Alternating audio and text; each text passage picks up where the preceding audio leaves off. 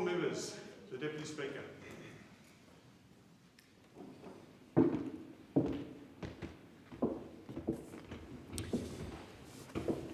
Are there any constituency statements by honourable members? I call the member for Banks. Well, thank you, Deputy Speaker. Deputy Speaker, on the 27th of September, I attended the annual awards presentation of the St George Basketball Association, and as always, it was a fantastic night. I really want to thank Ray Barbie, Val Stoddart, Anna Pazanen, and everyone who makes St George Basketball Association such a fundamental part of our community.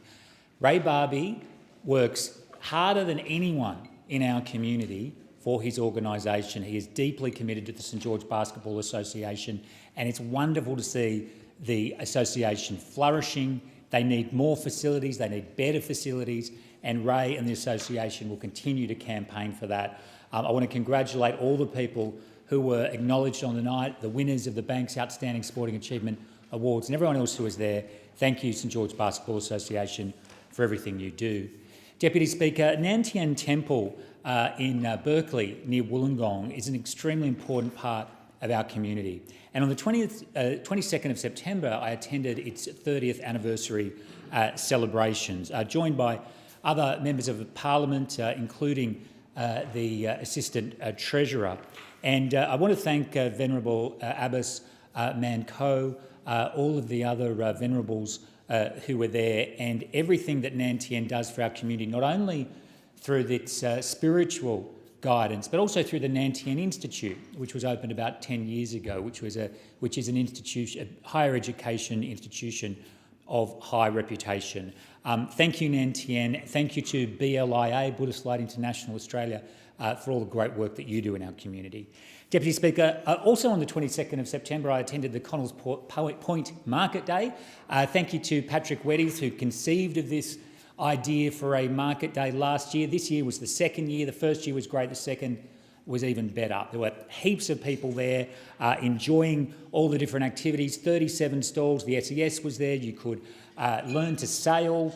There were lots of free events for children and lots of local small businesses there. It was a fantastic day, beautiful sunshine. Connells Point was seen to advantage on the day. And Patrick, thank you for having that idea. Thank you for making it happen. And thank you for bringing that to our local community. Deputy Speaker, Penshurst is a beautiful place, and it is fantastic that it now has Project Penshurst to stand up for it. Nikki Paris and everyone who's involved in Project Penshurst are passionate about making the suburb the best it can be. They have a wonderful idea about creating a park in the disused land next to the railway station. That's a great idea. The state government should support it. Lots of other important ideas about improving the streetscape of Penshurst, improving the roads and increasing community safety. So to Nikki and the whole team at Project Penshurst, it's great to be able to support you, and thank you for everything you do. I call the member for Holt. Thank you, Deputy Speaker.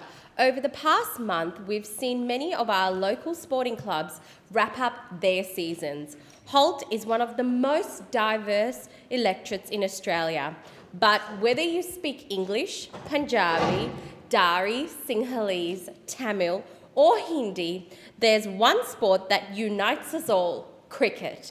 The KC Tuskers were formed in 2001 to bring the Sri Lankan community together through their passion for the game.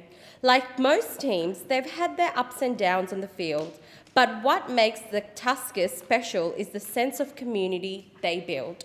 At the end of August, the Tuskers held their awards night to celebrate the players, volunteers and families who support the team each week. I can't mention all the winners, but I want to give a special shout out to the Team Champion Award recipients: Shana Geeth, Shana Maganatha, Heshan Silva for Grade 2. You have been outstanding examples of the team's values all year. A big thank you to the club president, Ramesh Abarasinghe, and the treasurer, Marlon Aberatna, for hosting such a wonderful event. Deputy Speaker, the Cranbourne Eagles also wrapped up their season with their presentation night on the eve of the grand final day. Footy in Australia is more than just a sport. It's a part of our DNA. It brings us together and teaches us some of life's greatest lessons. It's a place where young players grow into leaders, where every member, whether on the field or on the sidelines, contributes to the strength of this club. To the coaches, volunteers and family members who show up week after week, your dedication makes all the difference. You are the backbone of this team, and without you, the season would not be possible. I would like to give a special mention to the co-captains, Zach Roscoe and Dylan Cavalot, along with Coach Steve O'Brien and President Terry Glisson. Your hard work and dedication makes the club and our community stronger. Finally, congratulations to the award winners on the night. Zach Roscoe, Max Keenan, Liam Fogo, Liv Klug, Isabella Hetherington and Brendan Mentha. Your achievements continue to inspire the whole community and beyond. I call the member for Fadden. Thank you, Deputy Speaker. This year I committed to participate in the Raise Our Voice campaign, where young people from across my electorate have sent in speeches about issues that are important to them. Based on the submissions received, I have a lot of faith in the next generation of Australians.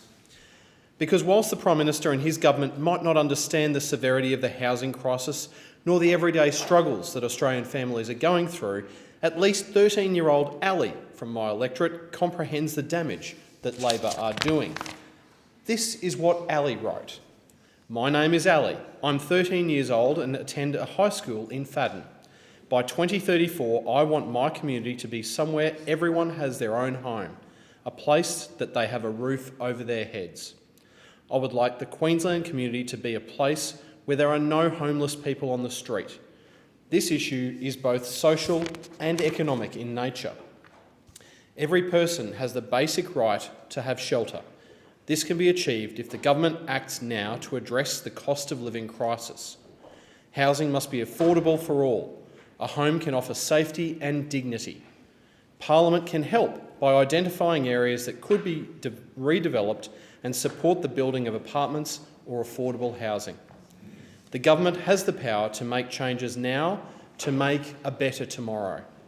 Without immediate action, we will keep seeing more and more homeless people on the streets. Everyone deserves a place to call home. Those were the words of Ali, and her closing sentence there could not be truer. Every Australian should have access to affordable housing. We shouldn't have Australians living in tents because they can't afford the rent. We shouldn't have young people giving up on the dream of home ownership because saving for a deposit is too far out of reach. And we shouldn't have Australian families selling up their homes because they can't keep up with their mortgages. The skyrocketing cost of housing over the past 2 years under Labor has been devastating for everyone, but particularly Middle Australia. This crisis affects more than just the renters and the buyers. It's an issue that affects the entire economy and the very fabric of our society. If the current rental crisis wasn't bad enough, Labor is now proposing looking at changes to negative gearing and capital gains tax concessions. These changes threaten to worsen the already dire situation and put even more pressure on an already fragile housing market.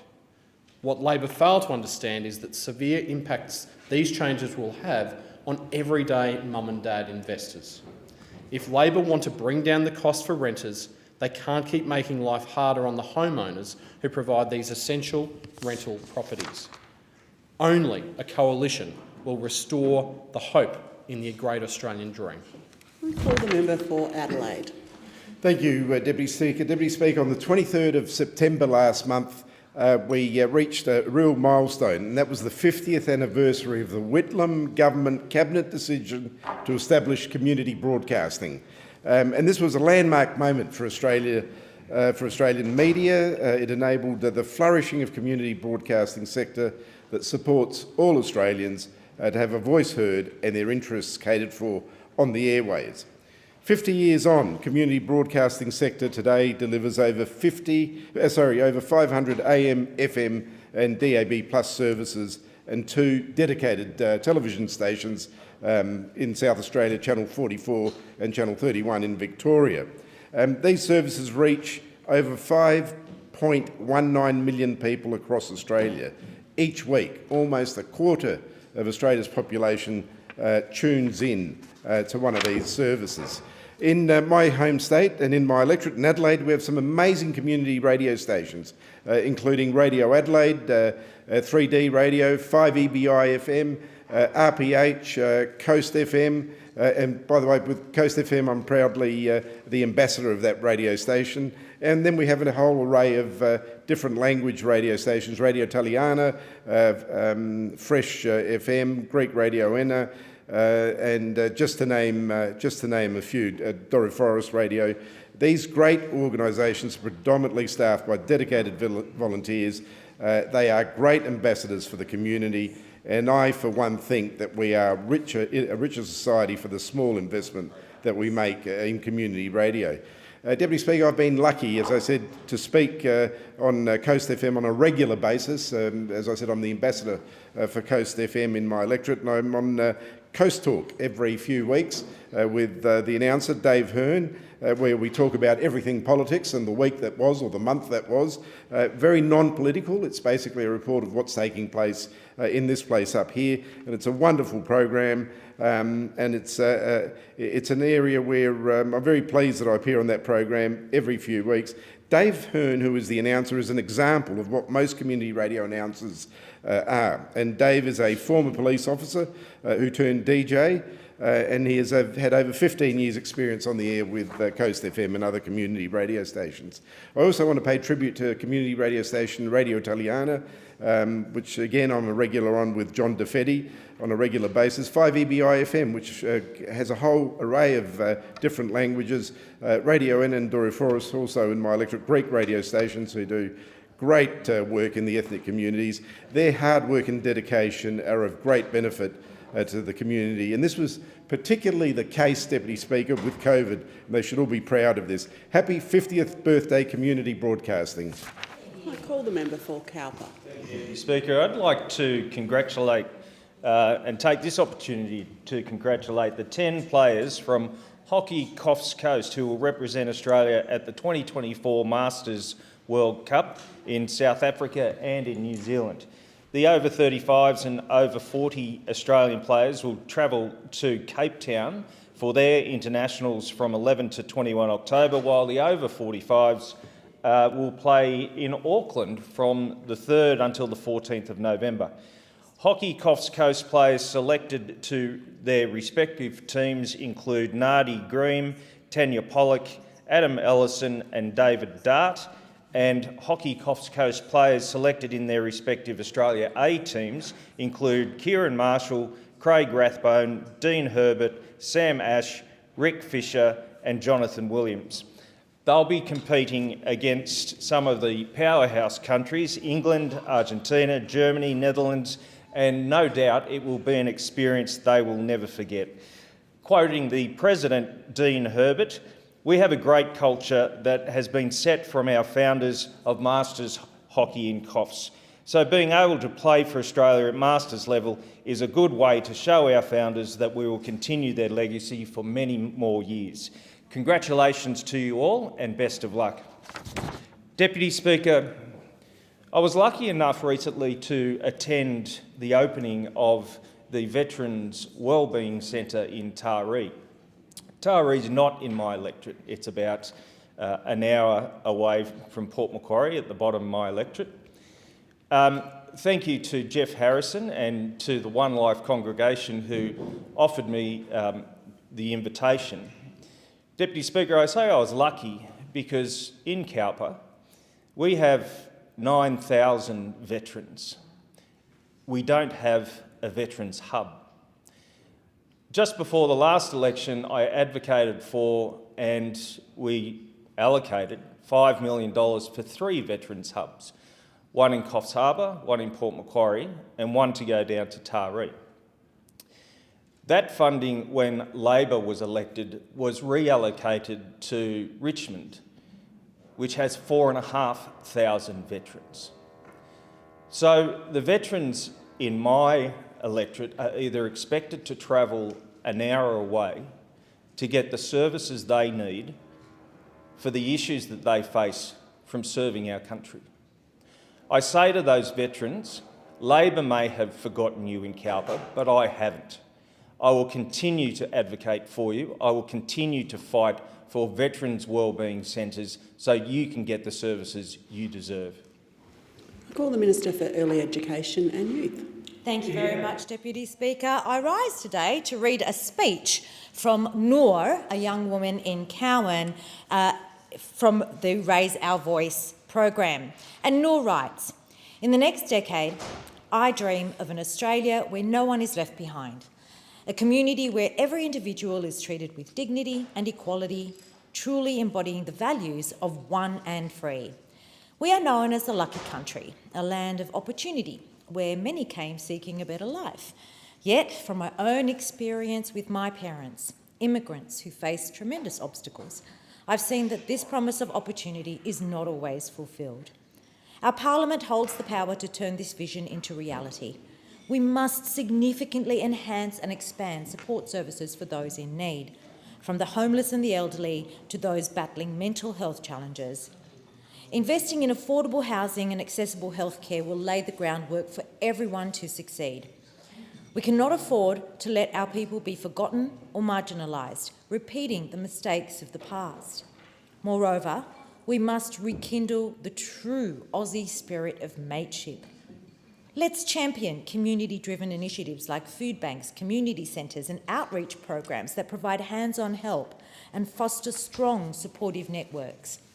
Parliament has the opportunity to ensure that every Australian, that every person, whether they've been here for generations or have just arrived, feels they are truly living the Australian dream.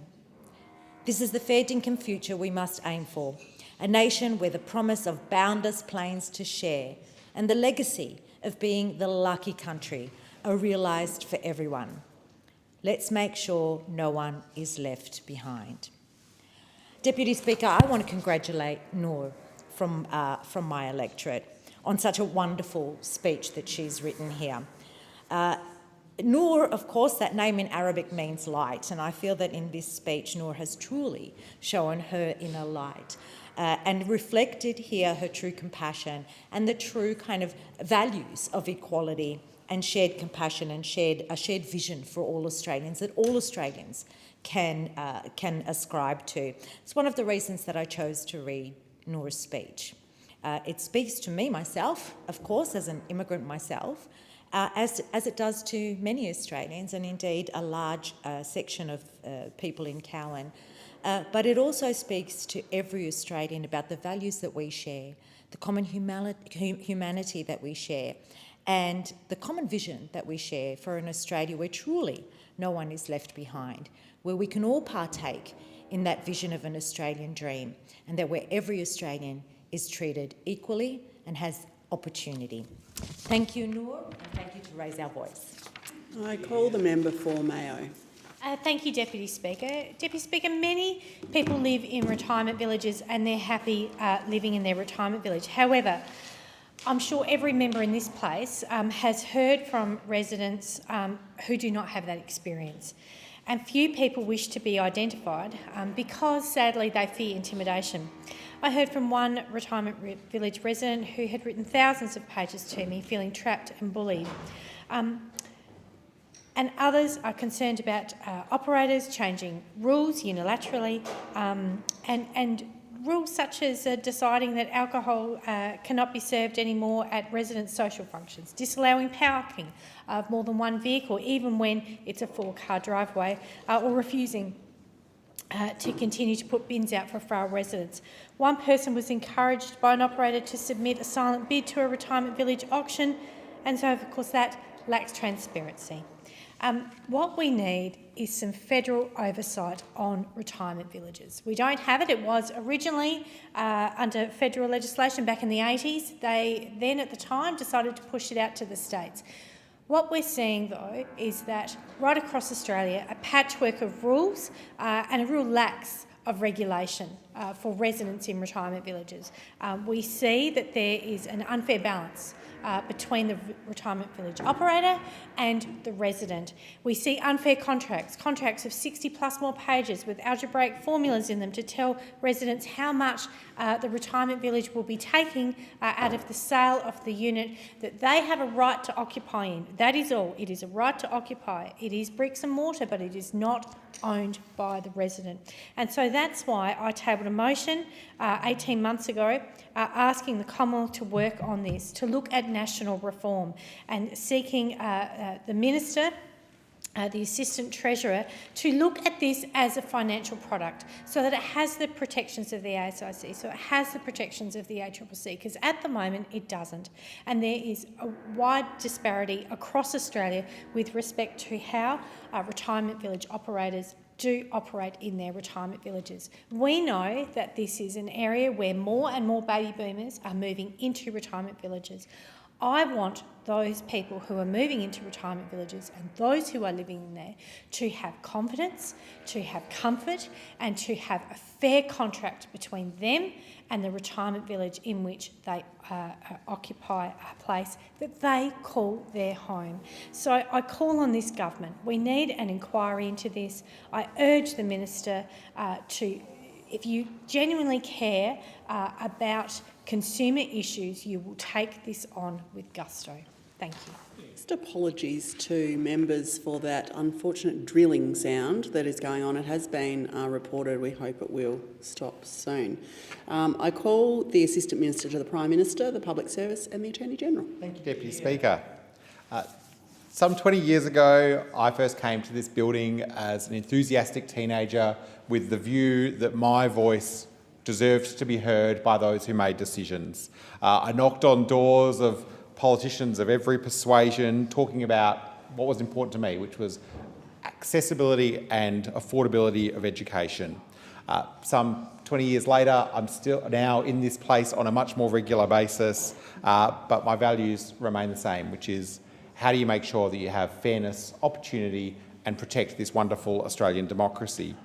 So it's no surprise that, like many of my colleagues, I'm now today joining the Raise Our Voices movement, I call it, to raise the voices of the young people of this generation, of this moment, of 2024, recognising that they have such an important role in building the society of tomorrow and in protecting democracy. And if they feel that they get heard in this place, that is a great investment that we can all make.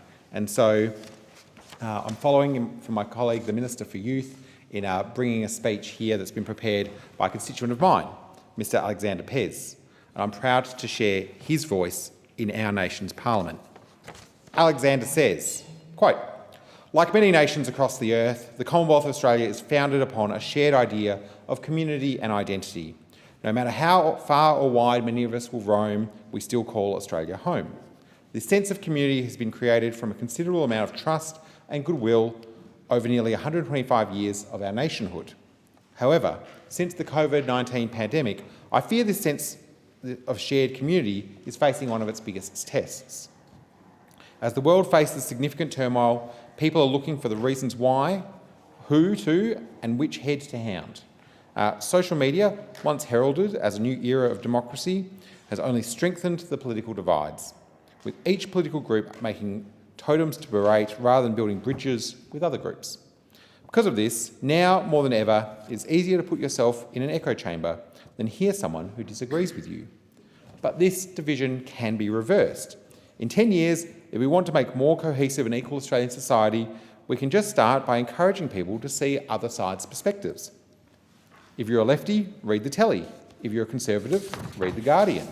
Small changes like that in our politics can make Australia a more cohesive and informed nation.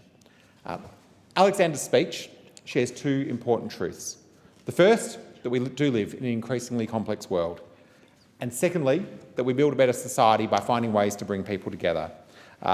I'm so pleased to have shared his words in this parliament, but I've also been really pleased to hear the words of so many other young Australians who have great faith in what we, as elected parliamentarians, can achieve here. Thank you.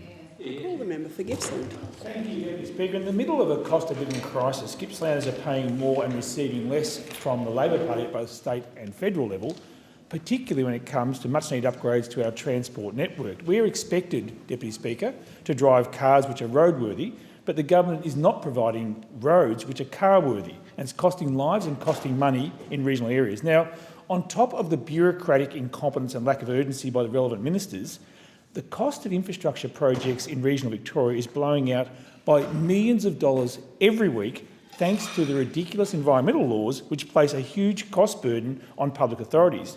The safety of my community is falling a distant second to the need to purchase native vegetation offsets and comply with stringent environmental regulations, even when roads or airport extensions are occurring within the footprint of the land specifically reserved for that purpose. Now, in some cases, Deputy Speaker, more than 30% of the cost of a project is being absorbed by compliance with state and federal environmental laws. Now, imagine how much better our transport network would be if a third of the budget wasn't being wasted to purchase vegetation offsets. It's even more extraordinary in Victoria, Deputy Speaker. Now, the Labor Party has banned the harvesting of native timber on public land. So, not satisfied with this illogical decision to ban a sustainable and 100% renewable industry, the state government is still requiring more land to be locked up in vegetation offsets if a road authority has to remove trees to widen a highway. Now, a planned extension and widening of the runway at the Bairnsdale Aerodrome is on hold today because native grass was detected alongside the existing pavement. It would cost the local ratepayers several millions of dollars that they don't have to buy a separate piece of land as a vegetation offset in order for this project to proceed. Now, this is bizarre, Deputy Speaker, because the airport extension is meant to actually save lives. During the Black Summer bushfires, the Bairnsdale Aerodrome was transformed into one of the busiest airports in Australia, hosting our Defence Force personnel and emergency services. Without the extended runway, the Bairnsdale Aerodrome won't be fit for purpose in the future. Natural and lives will be put at risk in our community thanks to some native grass you can find in a paddock next door. Now, this environmental madness, Deputy Speaker, is tying up projects across our state, and taxpayers are footing the bill for infrastructure which is costing more than necessary and running years late on the planned construction timeframes. And when you overlay this madness with a city-focused state and federal government not putting the time or effort into our roads, we are bearing the cost in our communities. Now, one transport operator told me just last week, Deputy Speaker, that the front left wheel shackle bushes on his trucks used to last 1 million kilometres. Now he's lucky if they last 300,000 kilometres. And that's because they're getting constantly pounded driving on the Princess Highway and Monero Highway through potholes which haven't been repaired by state and federal governments, which treat regional Australians and regional Victorians and Gippslanders as second-class citizens. I call the Minister for Skills and Training. Thank you, Deputy Speaker. Health is a critical focus for the Albanese government, and I'm so pleased that under the great work of Minister Butler, we are delivering improved health care for Australians around the country, and particularly in Melbourne's northern suburbs. And over the last few weeks, I've had the opportunity to speak with many Scullion constituents about the Medicare Urgent Care Clinic that's recently opened in Epping. I've heard firsthand so many stories about the great experiences locals are having at the clinic and how it was making it's so much easier for people to see a doctor when loved ones need urgent care. We're already seeing this service deliver benefits in Epping and the suburbs around it, and of course in Victoria more broadly. Over 40% of presentations to existing urgent care clinics in Victoria have been outside of standard business hours, which means that these clinics are filling a really important gap in service provision over extended evening hours and of course over the weekend too. 1 in 4 of these visits involves treating a person under 15. So I recognise, as so many families do, that this is critical for people seeking care for their children. This investment, this critical investment, together with others like the Endometriosis and Pelvic Pain Clinic that's also been recently opened in Epping, and the Victorian Aboriginal Health Services facility newly opened in South Morang, are showing a real commitment to the healthcare needs of the communities of Melbourne's north. And recently I had the great pleasure of introducing the Prime Minister to the great people of the Epping Tennis Club and to lose a round with him. The northern suburbs, of course, boasts really strong sporting communities, bringing together people and nurturing the next generation of talent. I want to particularly recognise the team at the Epping Tennis Club, who've got a real commitment to introducing the great sport of tennis to newly arrived communities, people with disability and others who might not have the chance to contribute. The highly passionate and dedicated members of the club make a real difference to the community. That's why I was so pleased to introduce them and their great work to our Prime Minister, along with my great friend Lily D'Ambrosio, State Member for Mill Park, and the people of Whittlesea Community Connections to celebrate a great contribution to community through community sport. And last month, Deputy Speaker, I had the opportunity to be part of a great celebration with Whittlesea Community Connections, the launch of their food collective cafe and catering social enterprise. It was a real pleasure to meet the first 20 trainees, many from refugee backgrounds, already making quality food. This is a collective that's located as a social enterprise at the Epping Melbourne Polytechnic campus, delivering training and employment pathways for young people and people from migrant and refugee backgrounds. It's making a big difference to their lives and also building a much stronger community. This is the difference government makes when it listens to communities as engaged with their needs. In accordance with the resolution agreed to on the 11th of September 2024 and varied earlier this sitting, the time for members' constituency statements has concluded, and I call the member for Pearce. Thank you, Deputy Speaker. I ask leave of the Federation Chamber to move that Order of the Day number 1, Government Business, be postponed until a later hour this day. Is leave granted?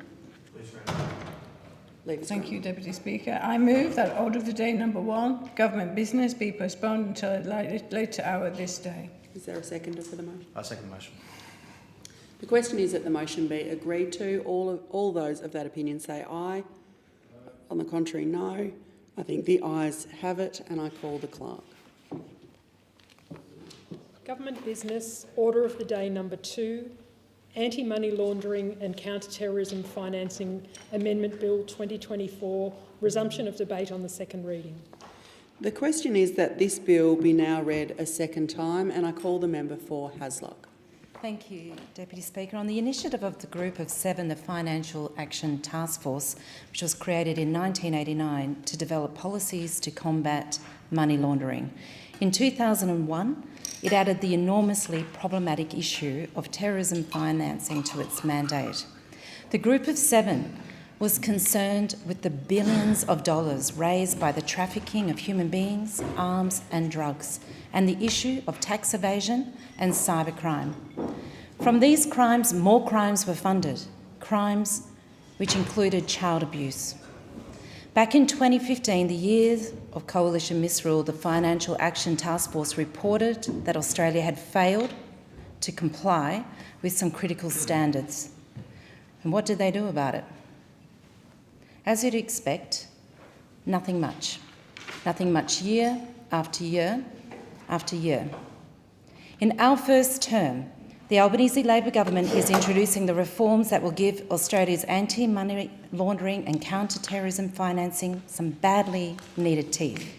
We're working on an important area of vulnerability in the relationship between such people as lawyers, accountants, real estate professionals, and dealers in precious stones and metals.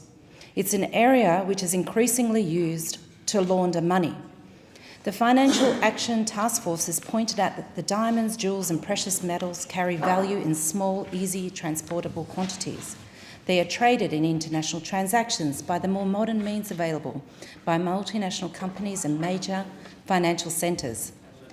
They are also traded in local markets by dealers who include, in the words of the Financial Actions Task Force, very poor individuals in some of the most remote and troubled places on the planet.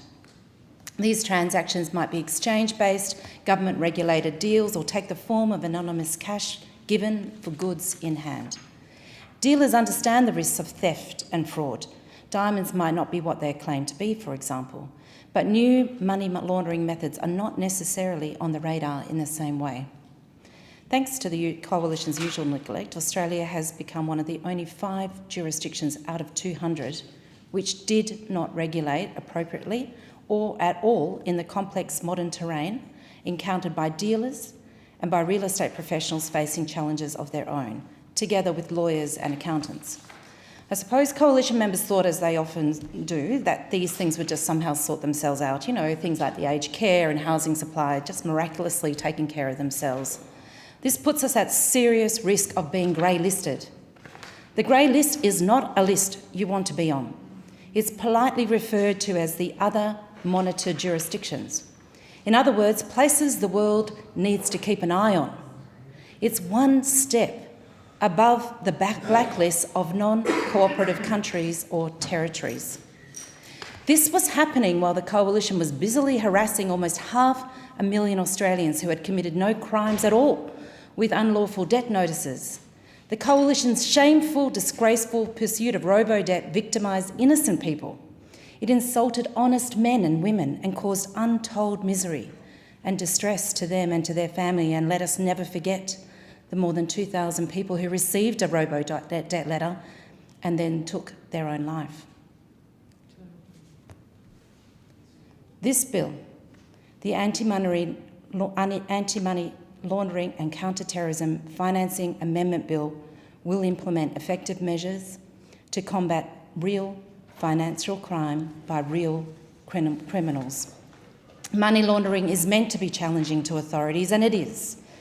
The Australian Institute of Criminology, created by the Whitlam Labor government, is Australia's national research and knowledge centre on crime and criminal justice. Its role was and remains that of promoting justice and reducing crime by undertaking and communicating evidence-based research to inform policy and practice. The AIC has recently conducted research which demonstrates the uses organised crime makes of money laundering. Money laundering is a means of getting away with crimes, a means by which criminals avoid detection and go on with whatever it is that they were doing without being disturbed. What they're doing is harming Australians and Australian society. The AIC has found that when an organised crime group was involved in money laundering, the amount of crime-related harm it caused increased by 49%, compared to the harm it would have caused if it had not laundered the money. Money laundering allowed these groups to reinvest in themselves. It's estimated that serious and organised crime has cost the Australian community up to $60 billion in just 1 year of 2020-21. Legitimate markets have been distorted.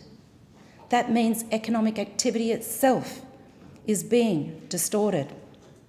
Getting away with anything emboldens people. Getting away with criminal activity encourages the repetition of crimes and the likelihood of greater crimes. Money laundering has contributed to the growth and commission of such crimes as the illicit drug trade, child abuse and terrorism. Something clearly needs to be done, and we're doing it. The bill is also directed at reducing the regulatory burden on businesses, making it easier for them to understand and implement effective measures against these crimes. The reforms will help produce better quality financial data so that businesses can better protect themselves. They're the product of extensive consultation with the affected sectors and with national security, law enforcement and regulatory agencies. Businesses providing one or more of the services currently being exploited by organised crime and money launderers will have to put in place measures to protect themselves. Those measures will include processes that allow for easy and early identification of criminality or potential criminal activity.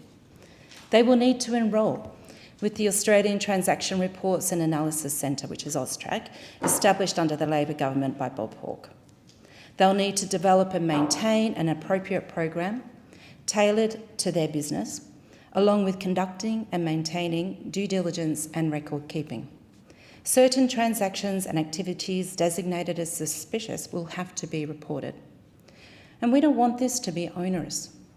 Regulations need to be kept to a necessary minimum. Simplified, no obtuse language, and relevant to our times and circumstances. The businesses involved will have flexibility in meeting their obligations. The costs and compliance will vary from business to business. They don't all face the same level of risk, and we're sensitive to that. AUSTRAC will work with industry to develop sector-specific guidance on the new regime. It's there to help inform, and its scaled-up call centre will address any questions that will arise from different businesses. AUSTRAC understands the increasingly sophisticated methods used to disguise the proceeds of crime and integrate those funds back into our financial systems. International trade is of particular interest to those wishing to move illicit money. They can attempt to hide their funds in the sheer volume of transactions. People conducting honest businesses may be either unaware or be confused by the complexities of trade financial products and import-export processes. Illegality is more difficult to detect because reporting entities will probably not have the oversight of the whole transaction chain. It is relatively easy to hide what you're doing in multiple supply chains with multiple processes in multiple jurisdictions. There are many involved parties with many transactions which take place at great speed. So the outcome we're seeking with this bill is improved and enhanced deterrence, detection and accurate reporting, protecting the Australian public and legitimate businesses. We'll be doing this by helping those who are at the front line, carrying out law-abiding businesses. We don't want those businesses abused. We understand that their situations are individual to them and that due diligence will be different in different places. The Anti-Money Laundering and Counter-Terrorism Financing Bill is also aimed at modernising the regulation of digital currency and virtual assets and payment technology. We want to ensure that the Anti-Money Laundering and Counter-Terrorism Financing Act keeps pace with the increasingly digital nature of our global financial system. And we're closing the gaps that professional criminals organisations seek to exploit. This bill is preparing us for the realities of today's world and the likely and possible directions of future development. We've demonstrated our commitment in this year's budget, allocating $166 million to implement the proposed reforms which are so well overdue. This is an investment which will enable AUSTRAC to implement a new regime that has been simplified at the same time that it's being expanded. As world trade grows, so does money laundering and its possibility of financing crimes such as terrorism. We have to understand that the risks and deal with them practically for the sake of well-being of the people of Australia. We need to do this efficiently and well, in a way that is appropriate for Australia, and that is what we are doing here and now, and I commend this bill to the House.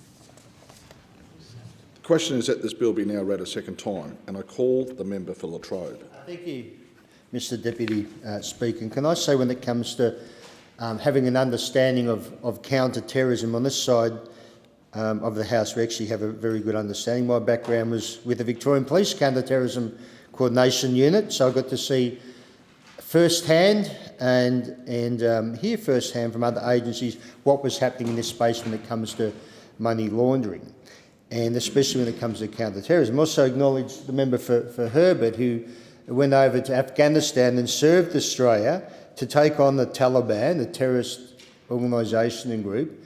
And again, on this side, we very much understand the importance of doing everything we possibly can to counter terrorism and make sure we don't have terrorist attacks committed in Australia. And again, I congratulate all our law enforcement agencies who over the years have done such an incredible job, having such an amazing success rate when it comes to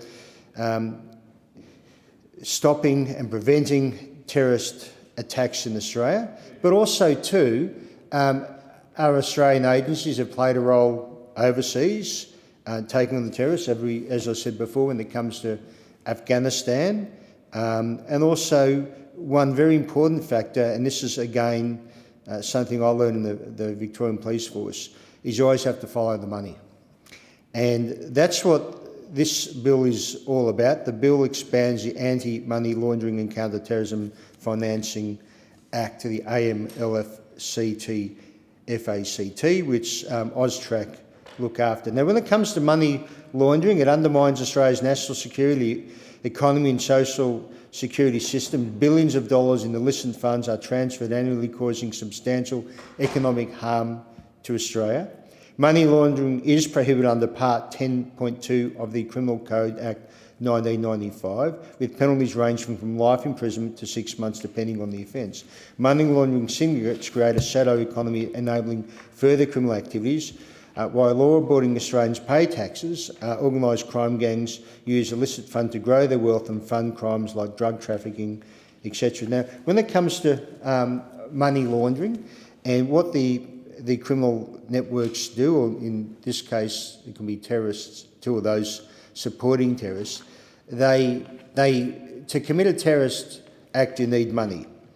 And money can be transferred to Australia overseas, and this is where the anti-money laundering counter-terrorism comes into effect when we have AUSTRAC, where amounts over $10,000 a track. So the first trench, and I'll go into this a bit later on, of the money laundering under the Howard government was very much focused on the banks, the financial institutions, to make sure they report those transactions. And I do note, for example, when it comes to fines being issued, Westpac had a massive fine, oversaw $1.3 billion in penalties when they were not complying with what was required, and also Crown Melbourne and Crown Perth, they also received $450 million penalties, and also the Commonwealth Bank $700 million.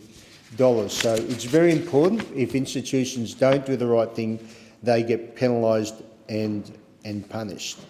This bill aims to create a regulatory environment of money laundering and terrorism finance. The Act currently applies to entities providing range from designated services, including banks, as I've said, credit unions, casinos and other high-risk sectors. This bill extends to go further, and can I say on this side, when it comes to lawyers and real estate agents, accountants, gemstone dealers and other designated financial businesses and professions, we're not opposed at this stage to the bill. What we want to make sure is when it's going to have an impost of $13 billion on those smaller, it could be real estate agent, that very much in place, we understand what is the measures in place a real estate agent needs to have, or another small business, because it is going to be a big financial burden, especially when we're saying over the next 10 years it's $13.9 billion, and this is through the government's own information. And also the Attorney-General was asked by the Shadow Attorney-General to release an exposure draft, and so everyone could have a look at it beforehand. Rather than do that, the bill was just put into Parliament, and now we're speaking about it today. So it must go off to a Senate inquiry to find out, in actual fact, how all this is going to work, what measures are going to be in place for a small business to ensure they actually meet all the requirements of this bill. The Coalition's history on this, with Howard's initiative, which has its roots in international cooperative efforts to combat terrorism after September 11. 2002, Coalition criminalised terrorism financing as part of the Criminal Code and moved money laundering into the Criminal Code. In 2006, Coalition introduced and passed the AML-CTF Act, conferring AUSTRAC with the significant powers that it has today. And I've mentioned before those massive penalties being given out. Now, this is a concern on our side. We just need to understand the $13.9 billion impost over businesses, and especially when it comes to the real estate sector, $5.9 billion, accountants $3.6 billion, legal services $2.8 billion, and the bullion traders $136, gambling service $99, not that that bothers me at all, and but still that's $13 billion over the next 10 years. So we just really want to get to the bottom of this. We know when it's been raised with the Real Estate Institute of Australia, it's been, and they are concerned that it will slug a business between $30,000 and $60,000.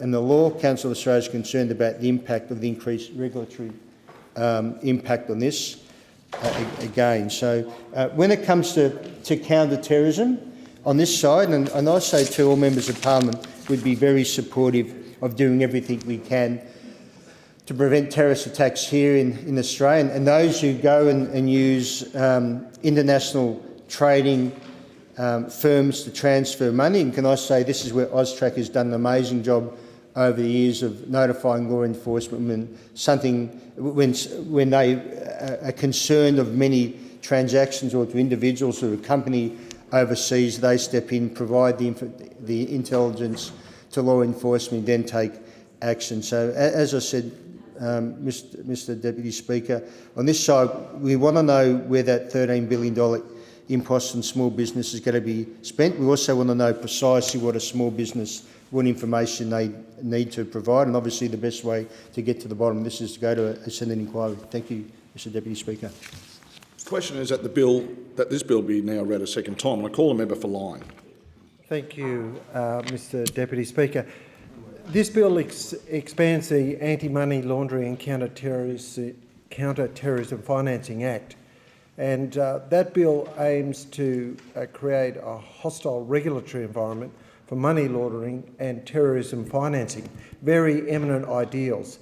I would just like to remind members of this House that the Coalition is concerned about some of the unintended consequences of this rushed-in bill.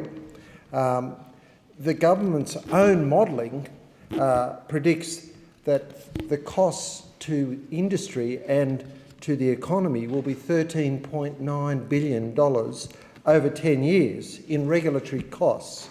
And for us in rural Australia, people like accountants, car dealers, real estate owners, people involved in advising trusts and companies are really concerned that they will be left holding these costs and will make small business in those particular field of professional work unviable, which will just put more work back into big corporate organisations.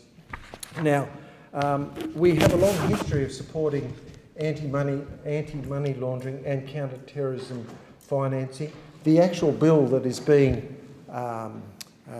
amended and deleted by this Act was created by the Howard government after the September 11 terrorism. We really got involved with stamping out counter-terrorism financing, and the bill has been very successful thus far. I'm concerned that we've got 165 pages for people to digest, lots of businesses that, as I said, this bill classifies as high-risk businesses because they have a perception that all this counter-terrorism is going through small legal firms and real estate deals in country Australia or regional Australia, or every crook is buying a Lamborghini and then cashing it out, or bringing money in from overseas and buying Australian property and then rinsing it out the other side. But these costs are going to be huge for people that deal in these industries. They call the regulation of designated non-financial businesses and professions, or the so-called tranche 2 entities, may be a big player in money laundering and terrorist financing. Well, I can tell you, in Laurelton and in Wingham and in Taree and in Foster Tuncurry, Warhope, we have hard-working lawyers, accountants, business people that sell land and houses, and trust me, they are not financing terrorism. So I think it's a long bow to put in a bill that's going to cost all these people $13.9 billion over 10 years, yet the government predicts that there might be a $2.4 billion return to the government and stopping dodgy terrorism financing using mum and dad businesses in regional Australia. Now, there is a concern that if we don't do this, we'll be given a black mark or a grey listing by the international finance industry, but I don't think that will happen, because we know by our tax records, by our listing of real estates, we have a very transparent property transfer system. It's there for anyone to look and see if there is concerns. Likewise, cars are all registered and sold, and cash transactions already have to be reported. You know, it's not just me that's thinking, slow down, we need to really work this through. The regulatory cost is one thing, but the mismatch between the allocation of costs and the benefits is huge. Now, the Real Estate Institute of Australia has come out against these proposed reforms. Even the Law Council has come out against this because they are concerned that small legal firms will have to employ people doing due diligence on just about every transaction that is bread and butter for a country legal firm. And I tell you, if the Law Council is concerned about it, they are not the only professional body. Accountants from CPA Australia, CA Australia and the Institute of Public Accountants are also concerned because they are just being buried in paperwork.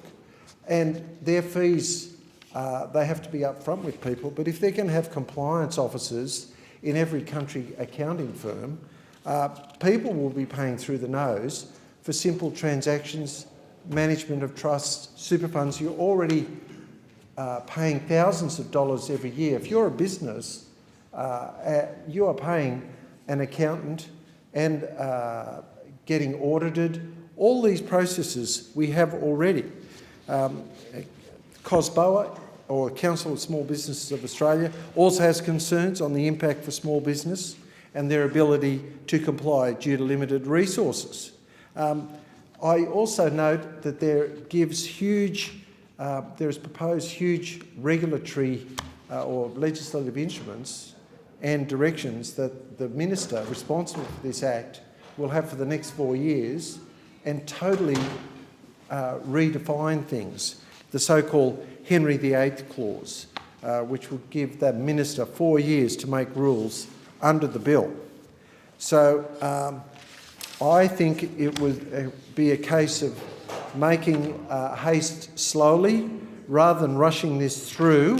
Wait till the Senate has finished, the legislative committee has finished their review, and we get realistic about how we can reduce the costs on all these industries that were badly affected, and all the consumers who will be paying through the nose for their legal advice on property purchasing, their tax matters, their trust and family business matters. It is a really significant change, and I would make haste slowly and listen to what the Senate committee comes up with, and look at the amount of heartache you will cause for what appears to be a marginal benefit over 10 years. Thank you, Mr Deputy Speaker. The question is that this bill be now read a second time. I call the member for Moreton. Thank you, Speaker. The Albanese government takes the job of protecting Australians very seriously, whether it comes to the economy, health, border, international security, and this includes safeguarding individuals' privacy in this increasingly digital world. There are many reasons why it's vital to keep our personal information safe. They include the prevention of identity theft and subsequent fraud, and the protection of our financial information. The growth of the digital economy and the change in the way we live has both created new ways for our privacy to be exploited. We have the world at our fingertips, in our pockets, in our handbags, but that does open us up to the challenges of the world. You only have to think back to the devastating data breaches a couple of years ago, which affected up to 10 million Australians. Sadly, the consequences of personal information being accessed without permission can be violent or life-threatening. Women fleeing family violence can be targeted, their personal information shared with their abuser, they can be tracked. The National Cabinet held in May focused on our national crisis of gendered violence, and at the time the Albanese Labor government committed to criminalise the practice of doxing. And I commend the Attorney-General for his work in making that happen. Deputy Speaker, you can see that it's critical that we amend the Privacy Act 1988 and the related sections of the Commonwealth Criminal Code. We need to make this outdated legislation, a pre-internet age legislation, fit for purpose, so we can ensure the increased privacy risks of the digital age are contained and that Australians are protected.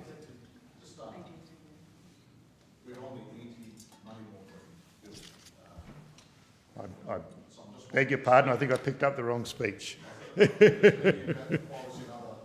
No, I'm sorry, I grabbed the wrong speech running up from the chamber. I do apologise. Well, finish there, thanks.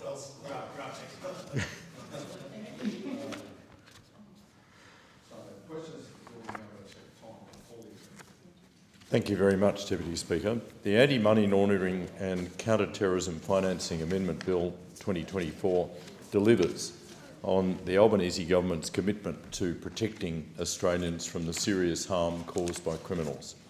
The bill will bolster Australia's anti-money laundering and counter-terrorism financing regime to prevent criminals from hiding their illicit profits and funding illegal activities.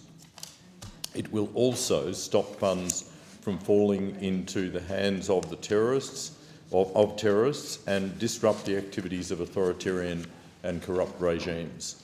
The reforms in this bill are long overdue. The former government's inaction has led to significant regulatory gaps and vulnerabilities. We are acting now to make sure Australia stops being an attractive destination for illicit financing.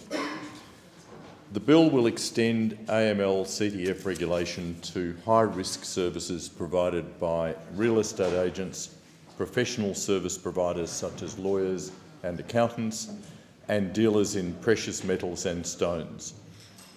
It will also expand the regulation of virtual asset-related services and modernise financial sector-specific regulation. These amendments bring Australia's framework in line with the international standards set by the Financial Action Task Force, FATF, which is the global financial watchdog, and will prevent Australia from being grey-listed. This bill will help ensure Australia is not deemed a high-risk jurisdiction, which would have significant economic impacts for businesses and all Australians. The bill also contains measures to modernise, clarify and simplify AML-CTF obligations to ensure the regime is easier to understand and easier to comply with. This includes making the AML-CTF programs and customer due diligence requirements more flexible, risk-based and outcomes-focused. The bill also repeals the Financial Transaction Reports Act 1988 to reduce complexity and duplication, and responds to a range of other issues raised by stakeholders while maintaining the overall integrity of the regime. And lastly, the bill makes timely updates to AUSTRAC's regulatory and information gathering powers subject to appropriate safeguards. This will ensure that AUSTRAC can continue to effectively monitor, investigate and enforce compliance with the AML-CTF regime. I have to say that we've had some very curious contributions from Liberal members who have spoken on this bill. They have all equivocated on their support for this legislation, and I heard the member for Lyons say just now that the government should hasten slowly on this legislation. Well, how slowly do you want to go? The Liberal members have also all claimed credit for the passage in 2006 of the bill, of the Act of Parliament, which this bill amends, which was the Howard government's implementation of anti-money laundering and counter-terrorism financing measures. At that time, in 2006, and I say this in the context of the member for Lyons' absurd suggestion that we should hasten slowly, at that time there were two sets of regulation which the minister at the time in 2006 chose to categorise as Tranche 1 and Tranche 2 reforms. By 2015, the then government had not implemented the Tranche 2 reforms, which were said to be coming in 2006, and at the time of the last mutual evaluation by FATF, the Financial Action Task Force, the then government, the Liberal government in power in 2015 said that it would implement the Tranche 2 reforms. 9 years later, after 7 more years of inaction from the Liberal government, we had nothing, and I am now bringing to the Parliament the Tranche 2 reforms that the Howard government said they were going to do, that the Abbott government said they were going to do, that the Turnbull government said they were going to do, the Morrison government said they were going to do. And I say to the Liberal members who have spoken on this bill, and I say to the opposition, time's up. Decide whether you are going to stand with criminals or not. But the time's up. So don't say hasten slowly in respect of a reform that you said you were going to do in 2006 and again told the Financial Action Task Force in 2015 that you were going to do when you were in government in 2015. We are a government that gets things done, and we are getting this done because we're not about to have Australia grey-listed with the dire financial consequences, and we're not about to have a continuing regime in which it's possible for black money from all over the world to compete with Australians who are bidding for houses. And I'd make the other point that as to the concern for businesses that are going to have to respond, which I hasten to say is not every business in Australia. It's businesses that have got interactions and have got potentially suspicious transactions that'll give them, this gives them some reporting requirements. We've got more than $160 million in the budget for a campaign that AUSTRAC is going to manage. AUSTRAC is very experienced at working with business. It's been working well with business, the businesses that are already regulated, which particularly include the banks, which have much more onerous reporting requirements than any of the businesses that are being brought in Tranche 2 will have. We have more than $160 million in the current year's budget for an education campaign to ensure that businesses who will henceforth, when this legislation passes, be subject to the regime will know what the requirements are. And I say again to the opposition, time's up. You need to decide whether you're going to continue to stand with criminals if you're going to oppose this legislation, as some, yes, I'll say continue to stand with criminals, which the member for Lyon's a bit upset about, but he should go and read the op-ed in the West Australian from the Shadow Attorney General last week, in which she announced that the Liberal Party is going to oppose this legislation. That is not an acceptable position. We cannot have Australia grey-listed by FATF at the next mutual evaluation, which is going to take place over the next year, and that would have dire economic consequences for Australia. At the moment, we're in a select group of 5 countries, which includes Haiti and Madagascar, in not having Tranche 2 entities regulated. So time's up. You cannot put a price on the need to fight against terrorism and child abuse, as Liberal members would seek to do. We have to do everything we can to protect Australia from the dangers of money laundering, and we are. These reforms will benefit all Australians by strengthening our businesses and economy against money laundering and against terrorism financing.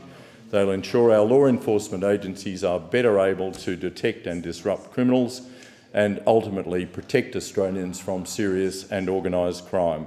We are taking up the fight against money laundering and terrorism financing in Australia, and it's about time. I'll put the question. All those in favour say aye. Aye. Against? No. Okay, the ayes have it, and I call the clerk.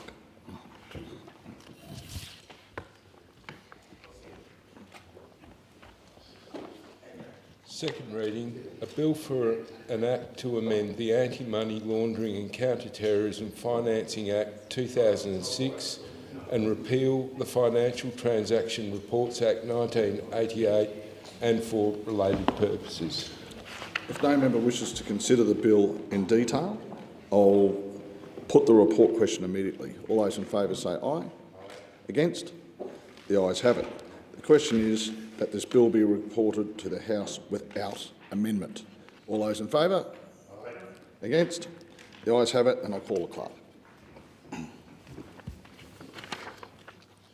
Government Business, Order of the Day number 3, Privacy and Other Legislation Amendment Bill 2024, Resumption of Debate on the second reading.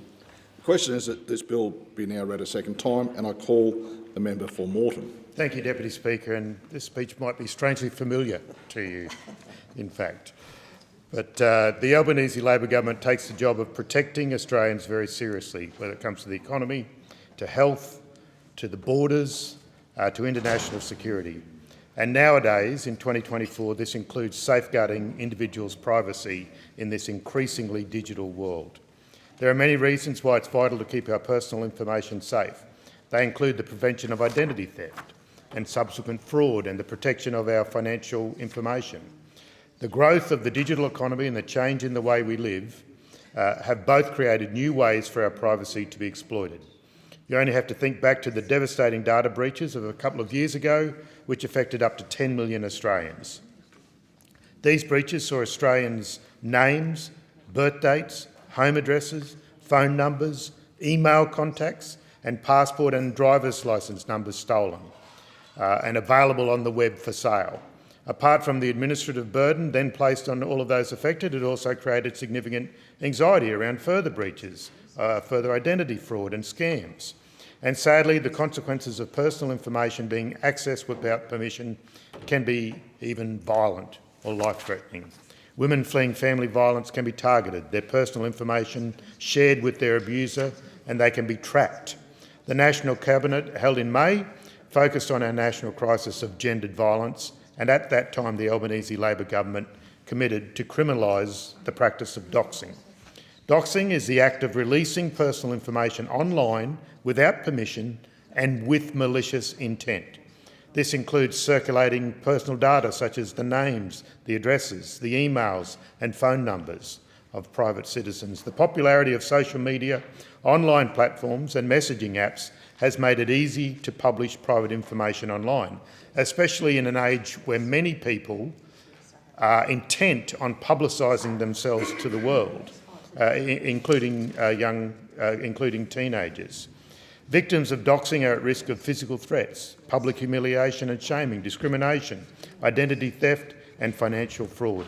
And this can be an enduring risk with the information floating around cyberspace indefinitely and able to be purchased.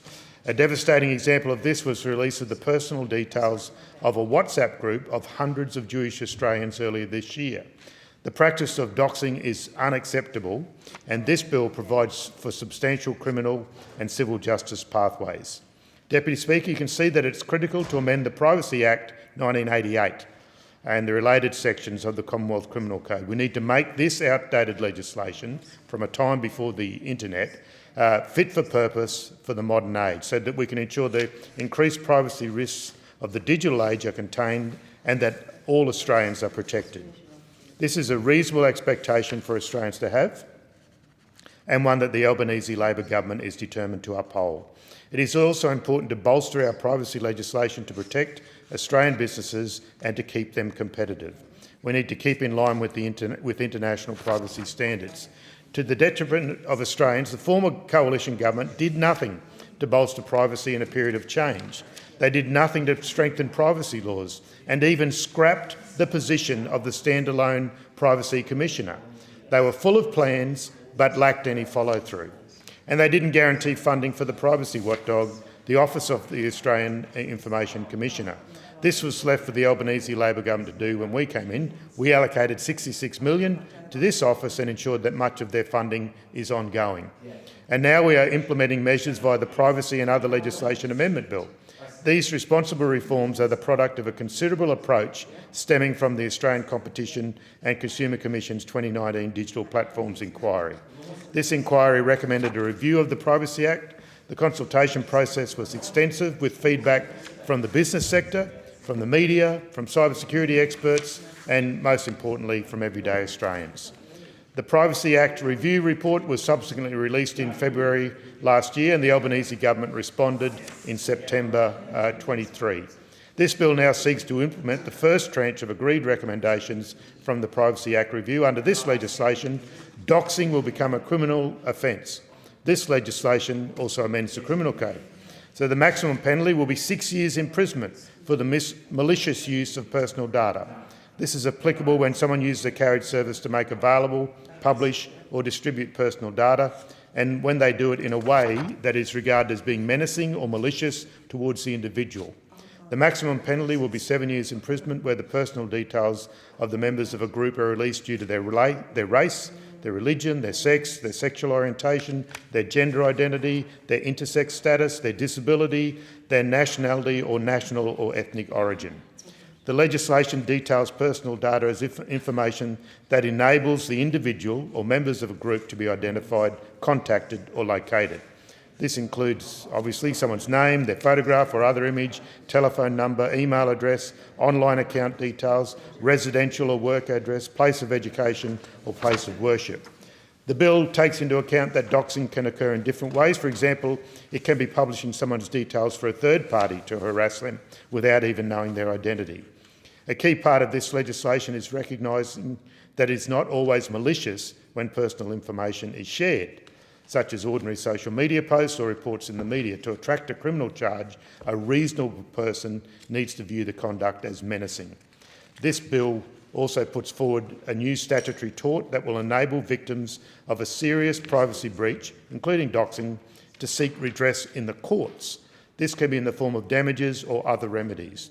This new tort will balance privacy rights with legitimate public interests, such as something crucial for a healthy democracy, the freedom of the media, public health and safety, freedom of expression, and the proper administration of government. These measures work for the individual and also ensure that our privacy legislation is keeping pace with technological changes. And importantly, they meet the expectations of Australians. It was first recommended by the Australian Law Reform Commission in its report a decade ago, titled Serious Invasions of Privacy in the Digital Era. The wide-ranging reforms in the bill before the Chamber include clarifying the purpose of the Privacy Act. That is, that entities are responsible for protecting people's personal information rather than just treating it as a commercial asset. It also gives the Information Commissioner the provision to develop codes to address certain technologies or industry practices. This provides flexibility to deal with emerging technologies. And the bill also focuses on boosting privacy protection for children who are particularly vulnerable online. A children's online privacy code will be developed, applying to internet services which are likely to be accessed by children. This code will outline how entities must comply with privacy requirements for children. We've directed $3 million over 3 years to the Office of the Australian Information Commissioner to develop this. It will be closely aligned to similar codes in countries such as the United Kingdom. Other measures include the reinstatement of the Privacy Commissioner and gives the Australian Information Commissioner enhanced powers to share information in a timely way about data breaches. The bill introduces notifiable data breach declarations. These enable entities such as banks to act quickly and decisively to prevent compromised personal information being misused. Under these amendments, the Information Commissioner will have strengthened powers to enforce the Act, including new civil penalties for a range of privacy breaches and an infringement notice system. The Information Commissioner will also be able to require a respondent to undertake any reasonable act to rectify or reduce a foreseeable loss. One amendment I'm particularly pleased to see included is increased transparency regarding automated decisions that require the use of personal information. We all know the devastating effect that automated systems can have. You just need to think about the ramifications of the former government's appalling robo-debt scheme. So this bill gives individuals transparency about the use of their personal information in automated decisions which affect them. Privacy policies will have to outline the personal information to be used, and individuals will be able to request information about that decision. Another benefit of the amendments include targeted responses in disasters or emergencies. The bill builds on previous reforms delivered by the Albanese Labor government. After those big data breaches in 22, we implemented the Privacy Legislation Amendment, Enforcement and Other Measures Act, and that increased the maximum penalties for serious or repeated privacy breaches from $2.2 million to whatever's the greater of $50 million, or 3 times the value of the benefit obtained through the misuse of the information. This bill addresses the views expressed by Australians. The Office of the Australian Information Commissioner's Community Attitudes to Privacy Survey found that 89% of Australians want stronger legislation to protect their privacy online. The overarching benefit of enhanced privacy regulation is the bolstering of confidence in a digital economy which supports innovation and its growth. This bill represents the first phase of Labor's intention to give Australians enhanced control over their personal information. It answers the need that the Attorney-General outlined, and I quote, since he's in the chamber, that it is essential that Australians are protected by a legal framework that is flexible and agile enough to adapt to changes in the world around them. And I commend the legislation to the House. The question is that this bill be now read a second time, and I call a member for Griffith. Thanks, Deputy Speaker. The Greens will support this bill in the House but reserve our position in the Senate. We do this because although this first tranche of reforms is generally positive, it fails to deliver what is needed to truly protect privacy in a way that meets the expectations of the community in this country. What this bill does include is a handful of reforms in response to the Privacy Act review, such as an increased protection for children's privacy and modest enhanced regulatory powers. It also includes a statutory tort of privacy, which is a right of action to seek damages for serious breaches of privacy, and the criminalisation of doxing, malicious release of personal information online. This tort will also allow individuals to sue for serious invasions of privacy in circumstances where the individual had a reasonable expectation of privacy, but subject to some limitations. That's a long overdue reform, though we do acknowledge concerns that it will be very hard for regular people to use this to actually protect their privacy due to the costs and legal complexity. The bill also provides for transparency for automated decision-making, requiring privacy policies having to disclose any use of personal information in automated decision-making, which significantly affects individuals' interests. This needs to happen within 2 years of the reforms coming into effect. This is a positive and sensible change. The bill will also give the OAIC increased oversight powers, but no new funding. The OAIC is already chronically over-allocated and underfunded, not least in FOI matters. This bill does nothing to remedy that. After more than 2 years in government and a decade of promises in opposition, this set of reforms from Labor is embarrassingly inadequate. It will not change the core fact that even with these changes, Australia will still have a privacy law basically written in 1988 to deal with privacy issues in 2024 that were not even conceived of last century. What is increasingly clear is that privacy reforms have not kept pace with the development of technology, and the result is that millions of Australians' data is at risk. We are lagging behind the world on making laws to protect privacy and limit corporate tracking of people. The government's failure to take this opportunity to act on that is deeply disappointing. Under these laws, people will continue to be tracked across the internet, their data sold through real-time bidding to advertisers, but also potentially to scammers and others. Under these laws, corporations will monetize data of individuals and be able to create profiles of them through data matching. Under these laws, poorly regulated data will continue to proliferate and everyone will be at risk as a result. It doesn't have to be this way. Jurisdictions around the world are drawing lines in the sand on privacy and standing up to the commercialisation of private data. In these places, governments have been willing to stand up against corporations exploiting personal and private information. It's time for that to happen here. There is plenty more that should be in this bill, and the government's only response is that it might come at some unspecified point in the future in some Tranche 2 privacy reforms. With the glacial pace of reform we have seen so far, no serious stakeholder, apart from the big social media platforms and online advertisers that are resisting privacy changes, has expressed any hope that the next round will be either timely or adequate. This is why we are reserving our position in the Senate and will be actively engaging in the Senate inquiry to make changes needed now to keep our privacy and that of our kids and friends safe. The question is that this bill be now read a second time, and I call... Oh, we got no members. Okay. Okay. As there are no further speakers, I'll put the question. All those in favour say aye. Against? No? I think the ayes have it. Okay. Sorry. And I'll call the clerk.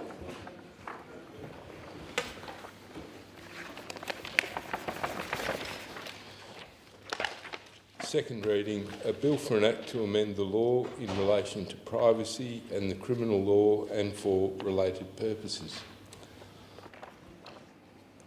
If no member wishes to consider the bill in detail, I will put the report question immediately. All those in favour say aye. Aye. And against? Okay, the ayes have it. The question is that this bill be reported to the House without amendment. All those in favour say aye. Aye. Against? The ayes have it, and I call the clerk.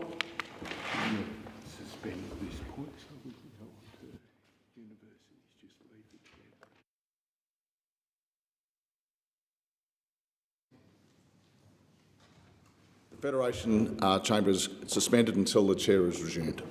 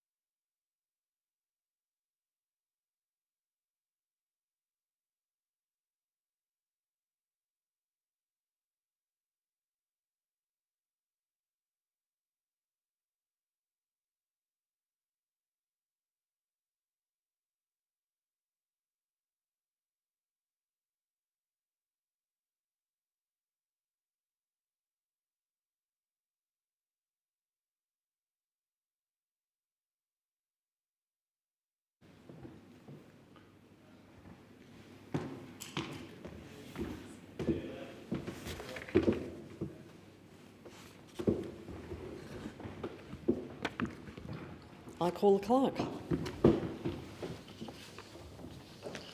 Government business, order of the day number 4, Universities Accord National Student Ombudsman Bill 2024, resumption of debate on the second reading and on the amendment moved by the member for Bradfield. The original question was that this bill be now read a second time. To this, the honourable member for Bradfield has moved as an amendment that all words after that be omitted with a view to substituting other words. The question is that the amendment be agreed to, and I call the Minister. Thank you, Deputy Speaker. Well, I'm very pleased to rise to speak on the Universities Accord National Student Ombudsman Bill 2024. For many young people, starting university marks a new beginning in their lives, an opportunity to focus on an area of study that they are passionate about, to make new experiences and forge new relationships. But it can also be a time where the reality of gender-based violence is pervasive and a long-standing issue that has been here in Australia. It becomes all too real when people attend university. The National Student Safety Survey found that 1 in 6 students had experienced sexual harassment since starting university, and 1 in 10 had experienced sexual assault. Overwhelmingly, this is an issue that affects more women than men and obviously affects transgender and non-binary people who are overrepresented. Sadly, but perhaps not surprisingly, only 1 in 30 students who were sexually harassed had made a formal complaint. Only half knew that there are formal reporting processes available to them or support services they could access. This bill is for everyone who has experienced gender-based violence at their university and who has been frustrated by the arduous, complicated processes they must go through to seek action. Action that can be crucial for students' ongoing engagement with studies and moving forward with life.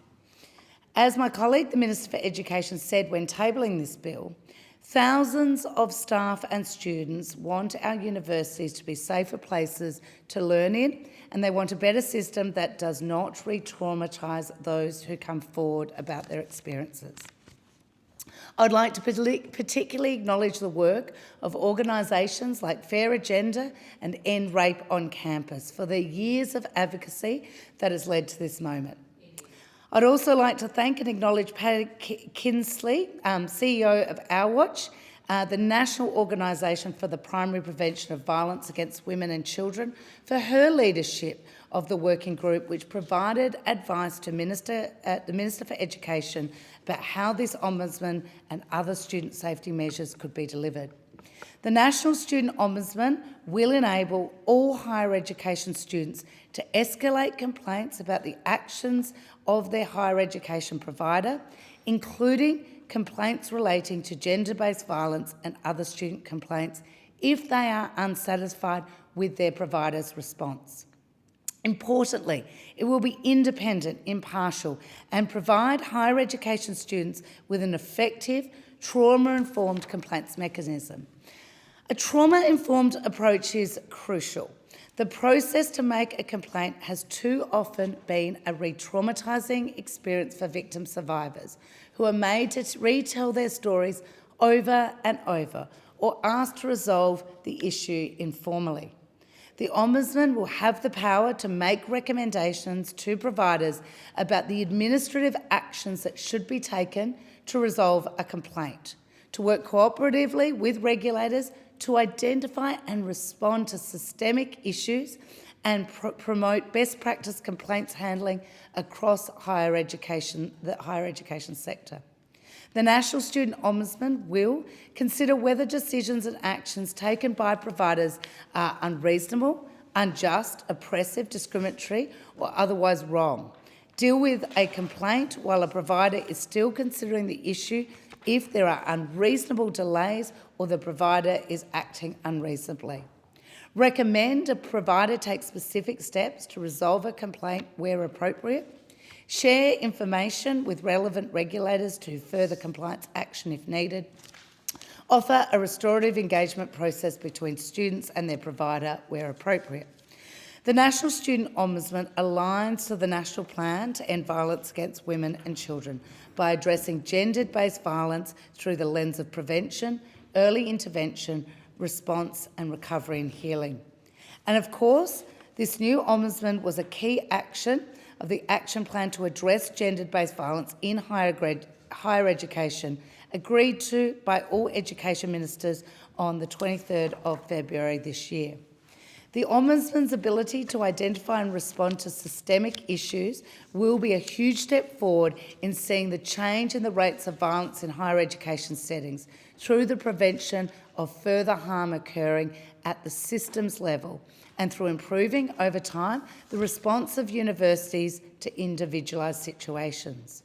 Trauma-informed, transparent and timely responses will also contribute to the recovery and healing of victim survivors who experience gender-based violence at universities, and we hope provides them with the support to continue their studies as they choose. These powers of the new Ombudsman will also go beyond assisting gender-based violence. The same powers apply to a broad range of issues which students may have in relation to the conduct of their universities. Students with a disability will be able to use these powers to raise concerns about their reasonable accommodations, because all students have the right to a safe and supportive learning environment. I acknowledge the Minister for Education's work to inform this bill by listening to the voice of victim survivors and for his engagement with the National Plan to End Violence Against Women and Children, which provides the national policy framework to guide the action of all Australian governments to end violence against women and children. The Albanese Labor government has made the safety of women and children experiencing family, domestic and sexual violence a national priority. This bill is just one of our government's concerted efforts to end gender-based violence in one generation. Efforts which have put the voices of victim survivors and their lived experience at the centre of our work. We will continue to listen to those victim survivors who share their experiences in the hopes of creating change in relation to this legislation and further work to come through our mandatory National Code for Universities to prevent and respond to gender-based violence. The National Code will set standards that universities must meet to make their students and staff safer. The National Code and this bill to establish a new Ombudsman are examples of the Albanese Labor government's work to end gender-based violence, and that these efforts are well underway. I commend the bill to the House. The question is that the amendment be agreed to, and I call the member for Goldstein. Thank you, Speaker. In August last year, I attended the I Deserve Safety campaign launch to discuss institutional failings in responding to sexual violence on campus. After listening to the student survivors and their advocates, I happened to be in a meeting with the Minister for Education where I asked him to meet these young women, to hear their stories of issues on university campuses and to prioritise the issue of student safety. To his credit, the Minister agreed to a meeting that afternoon, and we now see a National Student Ombudsman being appointed. This is a great outcome. Student survivors have been publicly bearing their wounds for 60 years. Damning evidence from the 2021 National Student Survey revealed systemic institutional neglect and consistent failures in addressing complaints of gender-based violence at Australian universities. Issues of safety on campus are regularly flagged by constituents in my electorate, particularly from within the Gen Zoe youth group, who share heartbreaking stories of systemic failures and institutional betrayal. Their grievances are not new or uncommon. The 2021 survey found 1 in 3 university students in Australia have experienced sexual assault. 50% did not know how to report sexual violence, and 74.5% of victim survivors did not seek help from their universities. These statistics are indicative of the severe institutional failures in addressing sexual violence at Australian universities, the gross lack of transparency, accountability and effective reporting mechanisms puts the onus on students who've been subjected to abuse and harm to attempt to pursue justice. However, this issue cannot be articulated and understood with just numbers.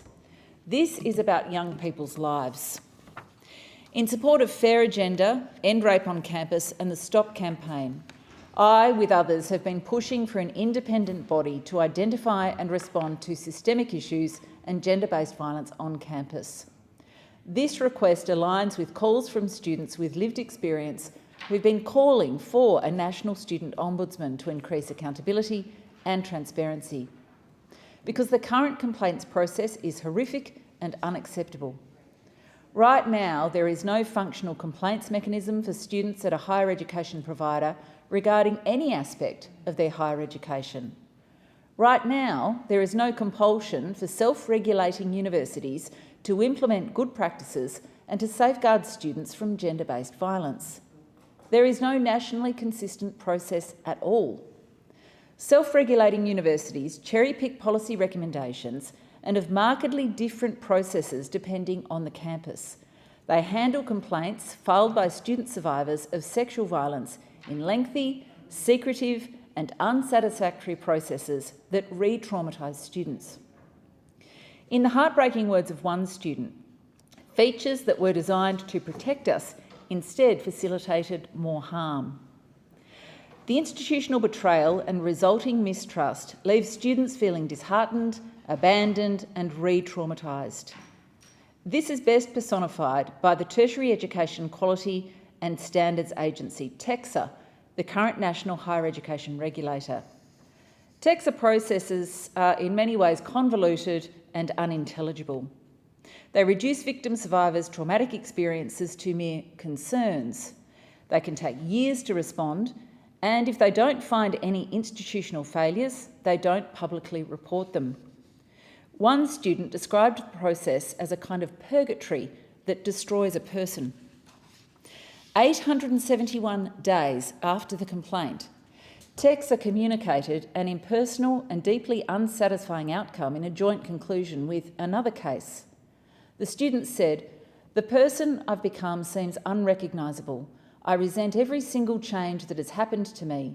Any growth is tainted by the damage it exists with, and there is so much damage." According to the Stop campaign, the experiences of LGBTQIA+ students and students with disability are appallingly overlooked and minimised.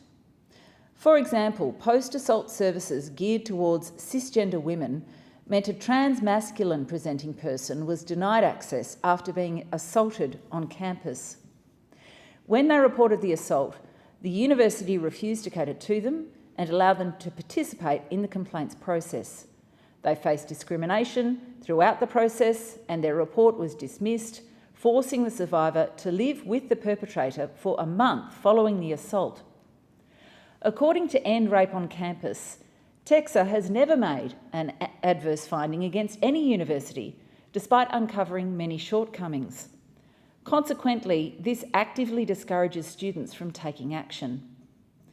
This distressing level of neglect is shocking. These institutions are meant to protect people. Universities are meant to foster learning and growth. Yet these stories paint a sinister picture of the reality of campus life and the untold trauma that too many students have suffered for decades. This bill is an attempt to change that. It's hoped that establishing a national student ombudsman will be transformative for survivors and will finally hold universities responsible for the well-being and the safety of their students. It will address student complaints throughout our higher education system, spanning campuses nationwide, ensuring robust reporting provisions, transparency and genuine accountability. The Ombudsman promises a vastly improved complaints mechanism, addressing not only gender-based violence but all aspects of student welfare, including discrimination, racism, varying academic needs and disability support. And universities will finally be penalised for ignoring their responsibilities. As End Rape on Campus says, students will now have an independent body on their side. However, we cannot be complacent. I acknowledge that the second piece of this legislation, the National Code, is well underway. Its implementation will help ensure there are clear and nationally consistent standards for responding to gender-based violence, empowering victim survivors to call out institutional breaches of safety. The Code will aim to determine the effectiveness of the Ombudsman by specifying procedures for providers and offering clear guidelines for students to measure their satisfaction. However, any meaningful change will require urgency and a commitment to its swift implementation. I'll continue to pressure the Parliament to ensure this remains a high priority. We must get this done. We must also interrogate the staffing of the Ombudsman's office and continue asking the right questions. For example, will the staff possess the necessary knowledge of higher education processes, as well as adequate understanding of trauma-informed care? How often will staff be expected to consult human rights, anti-discrimination, equal opportunity bodies and experts in the gender-based violence field? Will they accurately understand the sheer volume of complaints expected? And will student advocates be included in the complaints processes? The answers to these questions are integral to ensuring the intentions of this bill are realised. There is absolutely no excuse for students to feel unsafe on campus. It is time for the government and universities to be held responsible for the well-being and safety of Australian students. This is long overdue. I'll continue to advocate for increased integrity, accountability and transparency from higher education providers. We must continue with this momentum and pursue the implementation of the National Code by the end of the year with urgency. I commend Shana, Camille, Alison and Renee and the courage of all student survivors for their tireless efforts to pressure this Parliament to act. This is not just a higher education issue. This is an intergenerational problem of national concern, and we must recognise that. Gender-based violence on campus reflects the pervasiveness of negative attitudes towards women and gender-diverse people that are plaguing our country at large. 1 in 3 women have experienced physical violence. 1 in 5 have experienced sexual violence. We need to get this right. We need to change future attitudes and behaviour if we hope to protect the next generation of prospective minds from violence on campus. This is preventable. This is just a first step. And Speaker, I commend this bill to the House. The question is that the amendment be agreed to, and I call the member for Kooyong. Thank you, Deputy Speaker. For too long, our universities and our governments have failed to adequately address sexual harassment and sexual violence on our university campuses. The 2021 National Student Survey found that 1 in 20 Australian students was sexually assaulted after studying university. 1 in 6 had been sexually harassed. 1 in 2 had felt that they weren't being heard when they made a complaint. 14,300 students are sexually assaulted in university settings in this country every year. That's 275 every week. This is overwhelmingly a problem experienced by women and inflicted by men. Addressing sexual assault and sexual harassment in universities was a first-order recommendation of both the Australian Universities Accord interim and final reports. Those reports found that the nominal regulator, the Tertiary Education Quality and Standards Agency, or TEQSA, had failed to protect students. Further, the Senate Legal and Constitutional Affairs References Committee inquiry into current and proposed sexual consent laws in Australia found in 2023 that TEQSA has continually failed to exercise the full breadth of its powers to hold universities accountable for their woeful responses to sexual harassment and violence on campus. That Senate committee also found that universities commonly actively exacerbate the trauma of those subjected to sexual harassment under their remit by failing to provide them with readily accessible, timely and appropriate support. This legislation now before the House will create an independent National Student Ombudsman to investigate student complaints and resolve disputes with universities as a new statutory function of the Commonwealth Ombudsman. The Ombudsman will have strong investigative and dispute resolution powers to ensure that both domestic and international students can access an alternate, effective, trauma-informed complaints mechanism when they're not satisfied with their higher education provider's response. The Ombudsman remit will also include students undertaking enabling, micro-credentialing and professional development courses, but not vet students. It's hoped that the National Student Ombudsman could start to receive complaints from as soon as the 1st of February 2025. This Ombudsman will allow higher education students to escalate complaints about the actions of their provider. This will include not only complaints about sexual assault and sexual harassment, but also concerns regarding providers' handling of other matters, such as homophobia, anti-Semitism or Islamophobia, and other forms of racism and discrimination on campus. The Ombudsman may consider a complaint about any action other than excluded actions taken by higher education providers. Those excluded actions, which will not be the subject of the Ombudsman review, include areas relating to staff employment and appointments and the exercise of academic judgments. The Ombudsman's remit is therefore quite wide.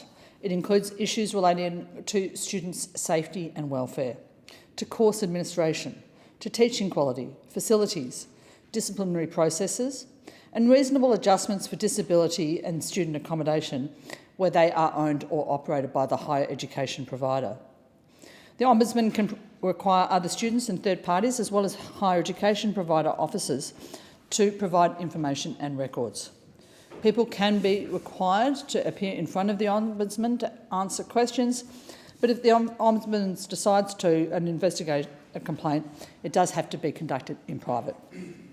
Students will be kept informed at all times around handling of their complaints. Importantly, the Ombudsman does have the option to elect not to deal with a complaint, where one is being dealt with by other authorities, if the complainant has not first raised the complaint with the provider, if the complaint is deemed to be frivolous or vexatious, or the Ombudsman decides that the complaint is not in good faith. The Ombudsman can also elect to try to settle complaints using alternative dispute resolution or restorative engagement processes, and this might well be appropriate in cases involving serious historical complaints or complaints about gender-based violence. The Ombudsman can investigate the action of a single or multiple higher education providers on its own initiative where it chooses to do so, and that might, for example, occur in response to concerns raised in the media or where several complainants have raised a similar issue. At the conclusion of investigations, the Ombudsman must report to the higher education provider if they form an opinion that the action taken by the provider seems to have been contrary to the law, if it was unreasonable, unjust, oppressive or improperly discriminatory, or was otherwise just wrong. And in that case, the Ombudsman might consider that a particular action could be or should be undertaken to rectify, mitigate or alter the effects of the action taken by the higher education provider.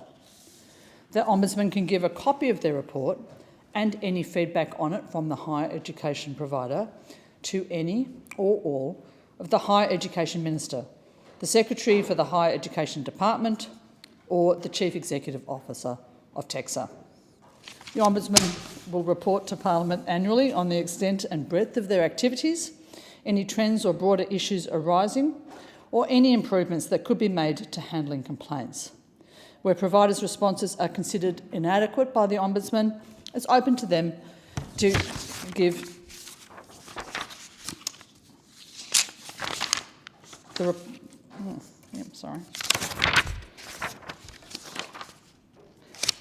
report to the Higher Education Minister and request them to table copies of that report and the accompanying comments in both Houses of Parliament. A higher education code to prevent and respond to gender-based violence will also be established down the track as separate legislation. This code will require all providers registered with TEXA and student accommodation providers to embed a whole-of-organisation approach to prevent and respond to gender-based violence. That approach has to include regular and transparent data collection and reporting. According to experts in the area, Dr Alison Henry, only 15 of Australia's universities are commonly publishing any consolidated information about the reports or disclosures of sexual violence that they receive, and of those 15, only 6 are transparently reporting on how they respond. Deputy Speaker, this bill has been broadly welcomed by students, universities, peak bodies and other interested groups. I note that there are some concerns from the university sector about the scope for subjectivity in the Ombudsman's operations, the potential for wider coverage of university employees and the potential for the Ombudsman to interfere with academic judgment. I hope that those concerns are appropriately covered by the stipulation in the legislation's explanatory memorandum that the bill does exclude decisions about the academic merit of grades awarded, about the content of curricula and about teaching and assessment methods. It is possible that students could try to use the Ombudsman to pressure academics for special consideration or to avoid discipline for misconduct. Systemic cheating is, unfortunately, an expensive and difficult challenge for our universities. It's important that the Ombudsman not get caught up in this issue. Much of the basis for this legislation is the findings of the 2021 National Student Safety Survey. The numbers in that survey, which I've already quoted, were horrifying, particularly considering that the survey was undertaken during COVID and that likely actually significantly underestimated the problem. That study was undertaken by Universities Australia, the peak body which represents Australia's tertiary institutions. 3 yearly national student safety surveys were a central recommendation of the landmark Change the Course report into sexual violence on campus, which was published in 2017. But despite the Australian Human Rights Commission recommending that it do so, Universities Australia has not yet committed to a follow-up study. As recently as February 2024, researchers from the University of New South Wales Australian Human Rights Institute found that 1/3 of Australian universities do not have task forces or committees that are set up to address sexual violence, and that many are not meeting the mark when it comes to transparency. On at least 14 instances since 2011, reports, reviews, charters and good practice guides have been published by regulators, advocates, researchers and the sector's own peak body, with detailed recommendations for change and reform to no end until this time. And so I am very pleased to see this legislation now before the Parliament. Women's safety on campus was first raised with me and with other crossbenchers in the first 18 months of this parliamentary term. We spoke then with a brave and fierce group of women from End Rape on campus. I also want to acknowledge the hard work and dedication of the team from the Stop campaign and from Dr Alison Henry and all of those who have fought for this important issue to be recognised and appropriately addressed by the Australian Government. Universities aren't just a place where people work and study. They're also a place where people live. Sexual assault on university campuses is not a new issue. Sadly, universities have abdicated their responsibility in this space for too long. It's time for women to be able to assert their right to be safe on campuses. It's time for universities and other education providers to respect and acknowledge that right. The government has had to take action on this occasion because the universities have not. So I thank the Minister for introducing this legislation, and I'm pleased to give it the very full support of the university's students and graduates of Kooyong. The question is that the amendment be agreed to, and I call the member for Chisholm. Thank you so much, Deputy Speaker. This is a really important piece of legislation before us today. And as a representative of an electorate with 2 universities, as someone who's both been a university student and an academic, I am very passionate about this reform. This has been a very long time in coming. There have been generations of people, particularly women, who have not felt safe on campus, who have discontinued their studies as a result of dangerous experiences on campuses, which is an absolute shame. And I want at the outset here to acknowledge the advocates for change in this area on campus who've been doing a lot of hard work for generations, attempting to change both the way universities themselves respond to complaints and also seeking further government intervention to ensure that all university campuses in Australia are safe places. This bill amends the Ombudsman Act to establish a National Student Ombudsman as a new statutory function of the Commonwealth Ombudsman, and it gives effect to recommendation 18B of the final report of the Universities Accord, which was a landmark piece of work from our Albanese Labor government. The Universities Accord was the biggest and broadest review of the higher education sector in 15 years, setting out a blueprint for higher education reform for the next decade and beyond. The establishment of a National Student Ombudsman is also the first action of the action plan addressing gender-based violence in higher education, agreed to by all education ministers earlier this year. And of course, we need to ensure that to meet our ambitions on the national plan to end violence against women and children within a generation, that we take action right across our communities, including in universities. A little while ago in my electorate, there was a roundtable hosted by Monash University which brought together representatives from almost every university in Victoria and members from the Federal Department of Education, as well as student and academic representatives, to talk about what meaningful action to ensure that there is safety on campus could look like. And I was really very privileged and honoured to be invited to that roundtable and to spend a day listening to experts in the field and from students and staff reflecting on their own lived experiences. And throughout my own academic life, both as a student and as a staff member in a university, I reflect on the lived experiences of myself and my peers from those times and recognise absolutely how important what we're doing today is in talking about introducing a new student ombudsman.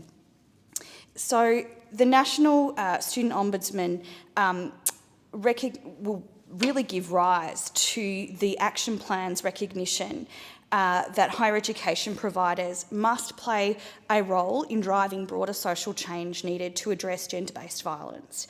And they have distinct responsibilities in relation to creating safe study, work, social and living environments.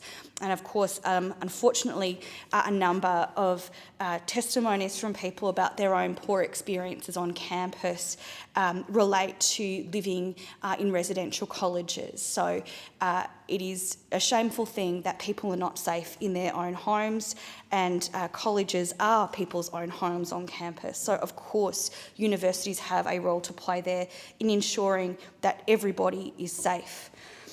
The National Student Ombudsman will provide a national complaints handling mechanism for all higher education students. It will be independent and impartial and will have a complaint making process that is effective and accessible for students. And really significantly, it will adopt a trauma-informed approach to complaint handling and bring parties together to resolve complaints through an alternative dispute resolution process as needed. In the last budget, our government provided $19.4 million over 2 years to establish the Student Ombudsman as an ongoing function of the Commonwealth Ombudsman. And this is a really important investment.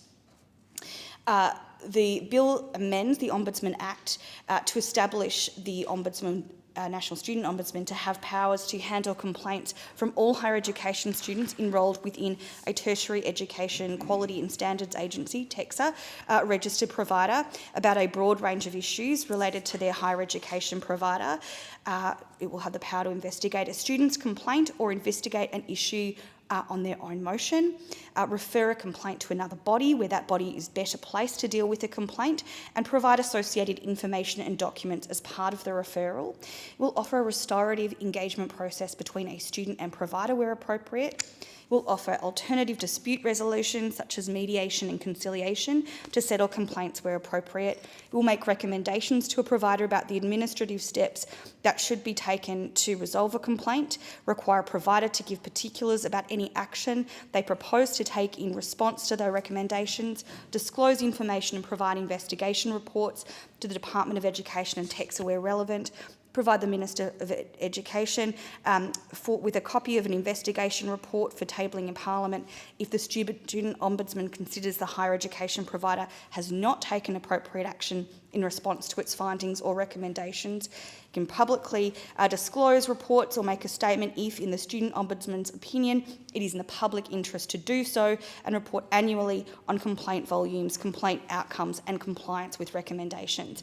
This is a really robust and thorough approach to ensuring that our government and universities are taking the appropriate action to make sure we're taking the role we need to address and eliminate gender-based violence on campus and right throughout our communities. Before finalising a report that includes criticism of a provider, the provider must also be given an opportunity to comment to allow for some fairness there. Other complaint bodies, such as state and territory ombudsmen, will be authorised to share information with and refer a complaint to the Student Ombudsman to facilitate the referral of sensitive matters. And there will be a protection of reprisals here too. It will be an offence for a person to threaten or subject another person to detriment because that other person may have made, proposes to make, or could make a complaint to the Student Ombudsman. This is a really significant step forward in the government's approach to eliminating gendered violence within a generation, which is, of course, the national ambition for all governments across the country. The fact that this will be an independent and trauma-informed complaints mechanism should provide a level of comfort to people who take a very difficult, often, step to raise a complaint. We know it's not easy for people to voice their complaints, and indeed in the past, if people have not felt that they would be listened to or their complaints would be taken seriously, they've simply disengaged from study, and that is a terrible outcome. So I hope that through the establishment of a National Student Ombudsman, people will feel confident in coming forward to their education providers, and that this step really sets a standard around the expectations our communities have around safety on campuses. This Student Ombudsman proposal was a really important part of the conversations I've had with students right across my electorate and with parents across my electorate. I undertook a survey around the issue of higher education in my electorate, and I had hundreds and hundreds of responses. And student safety was consistently raised as a very important issue, and it makes me feel really pleased to be part of a government that is taking action on an issue that matters so much to my local community. This is, of course, a key action of the action plan to address gender-based violence in higher education. All education ministers signed up to this. It will commence from the 1st of February next year. I hope that this finally shifts the dial on safety on campus. And when I speak to students in my electorate in coming years around how they are experiencing their university lives, that student safety and gender-based violence ceases to be such a significant issue. Thank you so much, Deputy Speaker. The question is that the amendment be agreed to, and I call the member for Wentworth. Thank you. Thank you, Deputy Speaker. Just over a year ago, a group of brave young women came to see me. Among them were Renee Carr from Fair Agenda, Shana Bremner from End Rate on Campus Australia, and Camille Scholfel from the Stop campaign. They shared their stories and those of other brave young women about the appalling levels of sexual harassment and assault at Australian universities. They told me about the devastating impact of this violence and about the trauma that they faced, as well as the institutional failures that compounded that trauma. Their failures affect student well-being, disrupt educational outcomes, and damage survivors' career prospects. The group shared with me a particularly sobering statistic, that there are approximately 14,000 sexual assaults on campus per year, or 275 sexual assaults each week, every week. Equally alarming was that only 6% of students who experienced sexual assault reported it to their university. And of those who did report, less than 1 in 3 were satisfied with how their university handled the process. These statistics reflect a deep and systemic failure in our higher educational institutions to support the survivors of sexual assault. The young women didn't come for sympathy, they came for action. And immediately after meeting them, myself and others raised this issue with the Education Minister, Jason Clare, and I appreciate that he took immediate action in meeting with these young women, and since then has taken this action, culminating in this bill today. And alongside, I want to acknowledge other members of the crossbench, including Senator Pocock, because I've been proud to stand with them to demand real, meaningful change, and the change that has been achieved by the passing of this bill. Because today, after months of tireless advocacy and the bravery of the students who came forward to tell their stories, I'm proud to see that their efforts are being reflected in the bill before the House. This bill gives effect to Recommendation 18B of the Universities Accord final report and implements the first action of the action plan addressing gender-based violence in higher education, agreed upon by all education ministers in February 2024. The bill establishes a National Student Ombudsman, NSO, an independent body to provide a national, impartial complaints handling mechanism for all higher education students. This makes a significant step forward in addressing long-standing criticism of how universities have responded to complaints of sexual assault, harassment and campus safety. The NSO will have broad powers to handle complaints from higher education students across a wide range of issues, offer restorative engagement processes and alternative dispute resolution, such as mediation and conciliation, make recommendations to universities or providers about steps to resolve complaints and monitor their implementation, refer complaints to other bodies when they're better placed to respond, and report annually on complaint volumes, outcomes and compliance with recommendations. The NSO will adopt a trauma-informed approach to complaint handling, ensuring survivors are supported throughout the process. And there are also provisions to protect complainants from reprisals. These are all important provisions. I also urge the government to ensure that the new Ombudsman is properly resourced for the significant work it will need to undertake, to ensure that it has access to appropriate expertise and training to handle complaints across a broad range of issues, and to make sure that the Ombudsman has sufficient powers such that recommendations are implemented by the universities in full. Deputy Speaker, in addition to the provisions in this bill, I urge the government to rapidly implement the other areas for action plan on addressing gender-based violence in higher education.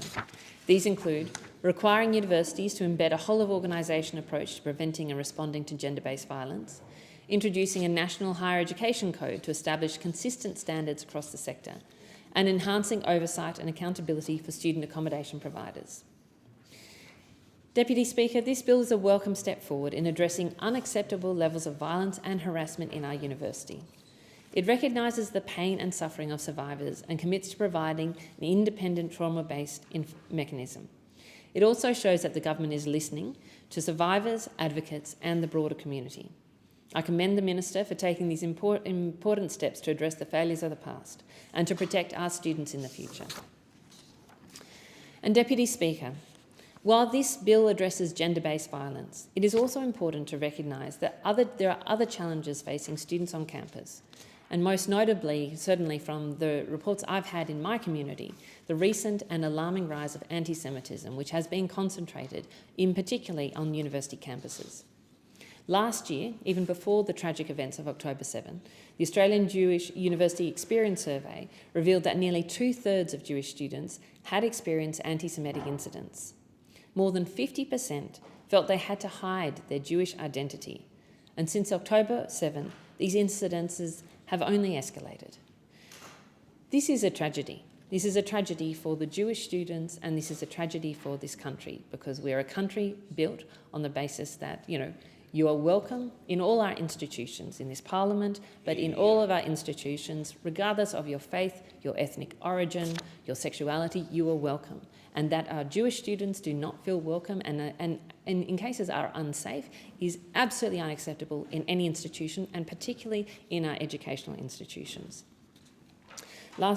In November last year, I conducted a survey with Jewish students to understand what had changed since October 7.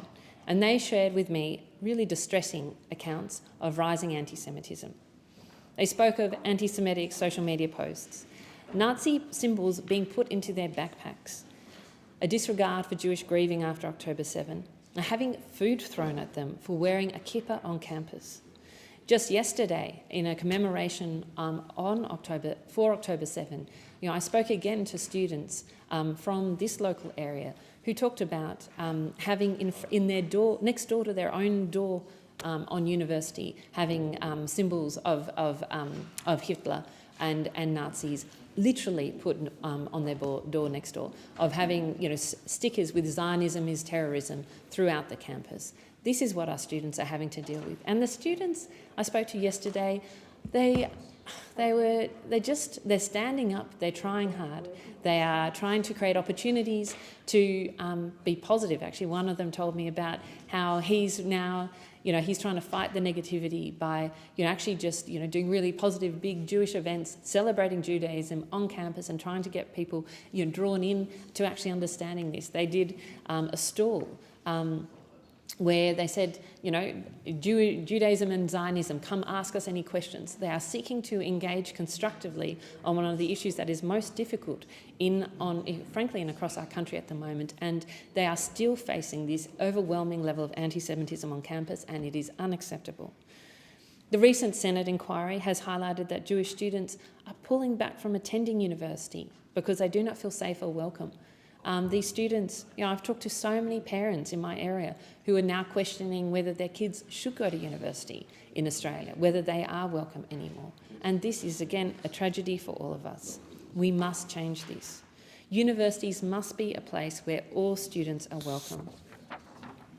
And whilst I continue to support a judicial inquiry into anti-Semitism on campus, the new Ombudsman is also an important tool for ensuring that students have a clear, independent avenue for raising complaints, including in relation to anti-Semitism.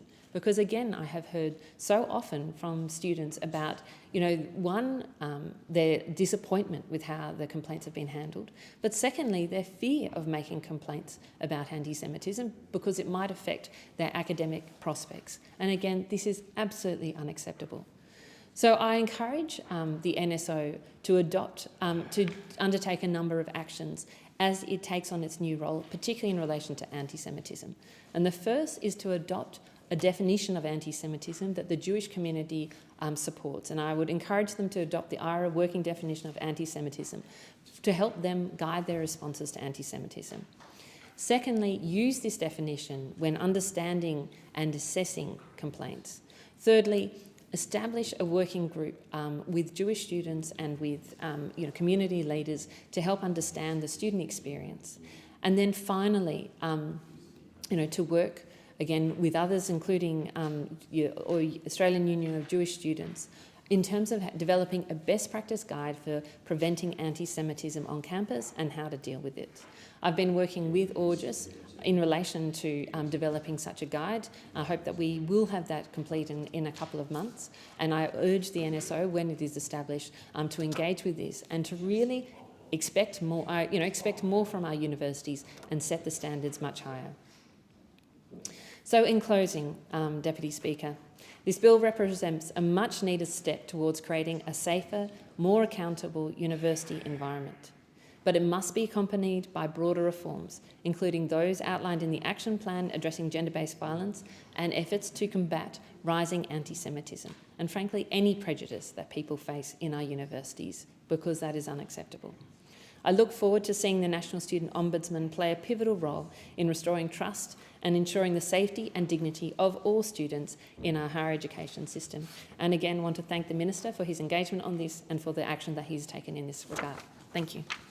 I call the member for Riverina. Thank you, Deputy Speaker. And at the outset, I acknowledge the Minister in the chamber. Also want to pay tribute to the member for Wentworth for her comments about anti-Semitism in our tertiary institutions.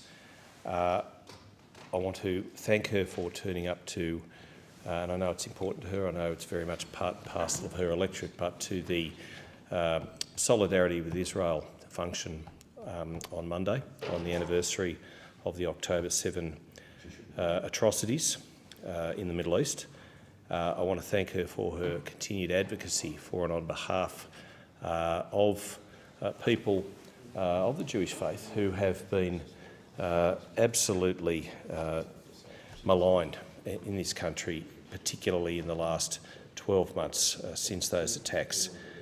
She, like me and like all members, are absolutely horrified by what has taken place and by the lack of cohesion, social cohesion in our country. And whatever we can do, particularly in our tertiary institutions, it is not right that students feel pressured simply because of their faith. It is not right that students should require security to go to their place of learning. And this must be stamped out, and it must be spoken up against. And if we can't do it in this place, then where can we do it? I appreciate that the Universities Accord National Student Ombudsman Bill 2024 for the government is an important initiative, but I do want to recommend and encourage the very important amendments put forward by the member for Bradfield, somebody who comes to this space and place with a long love of education and wanting to improve the lot of our students at our universities. And I know, having spoken to Renee Leon, the PSM, the Vice-Chancellor and of Charles Sturt University, which obviously has a campus at Wagga Wagga in my hometown. I know how important it is for regional students to feel safe, for regional students to get the very best education at that facility, established in 1989.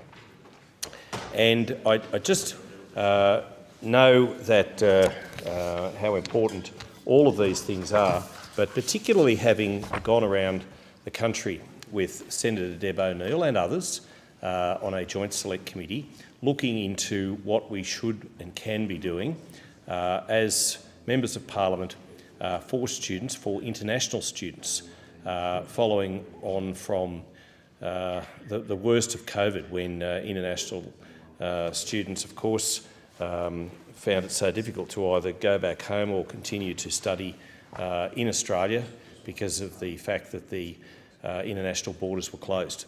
And I have just tabled a report which contains many good recommendations that the government would be well advised to adopt to improve international education. But this particular bill for the Student Ombudsman and the other measures contained in it will be far better if the amendments put forward by the Manager of Opposition Business are adopted. Thank you. Thank you. Minister in... Oh. Thank you very much, Deputy Speaker. This bill is long overdue. This bill amends the Ombudsman Act 1976 to establish a National Student Ombudsman. This is a first, a dedicated national body to handle student complaints within our higher education system. The National Student Ombudsman will have powers to investigate complaints about a broad range of issues, to bring parties together to resolve those issues, including offering restorative engagement processes and alternative dispute resolution where appropriate, to make findings and recommendations on what actions universities should take, and to monitor the implementation of those recommendations. It will also have strong investigative powers, similar to those of a Royal Commission. They include to require a person or university to provide information, documents or other records relevant to an investigation, to enter premises of a university as part of that investigation, and to require a person to attend and answer questions before the Ombudsman. The Ombudsman is another recommendation of the Universities Accord, which the government is turning into reality. As I said when I introduced this bill, the Ombudsman will be independent, impartial, and will provide a vastly improved complaints mechanism. and it will go further than addressing gender-based violence in universities. It will be able to consider and address a broad range of complaints made by students about the actions of their university. For example, complaints about a university's handling of a student's safety and welfare matter, where a student is subject to homophobia, anti-Semitism, Islamophobia, or other forms of racism or discrimination on campus.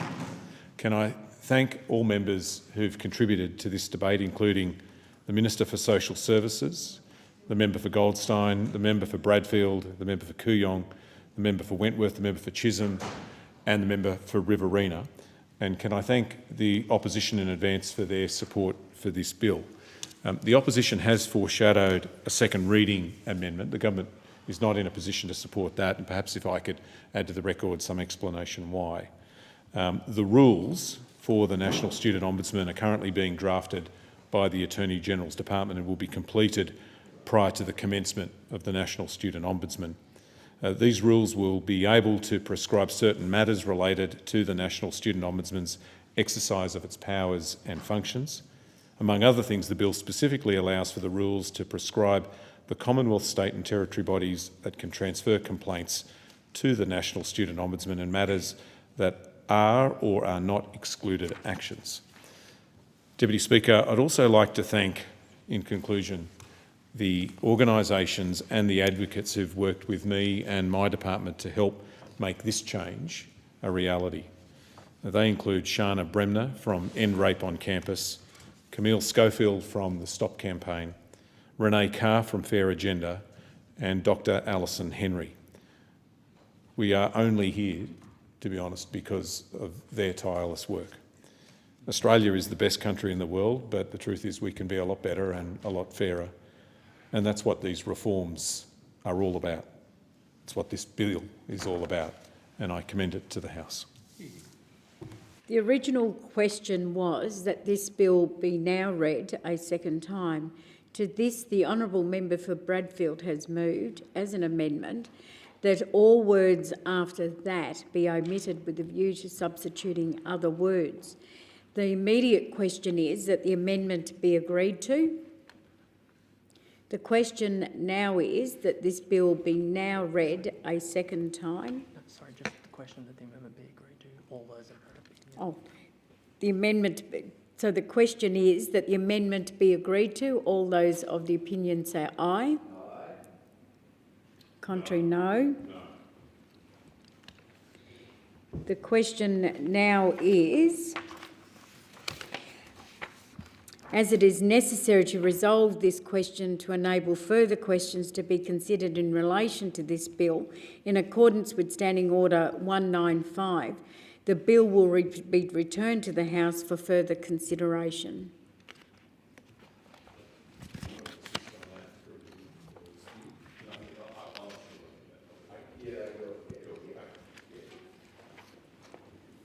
And I call the clerk.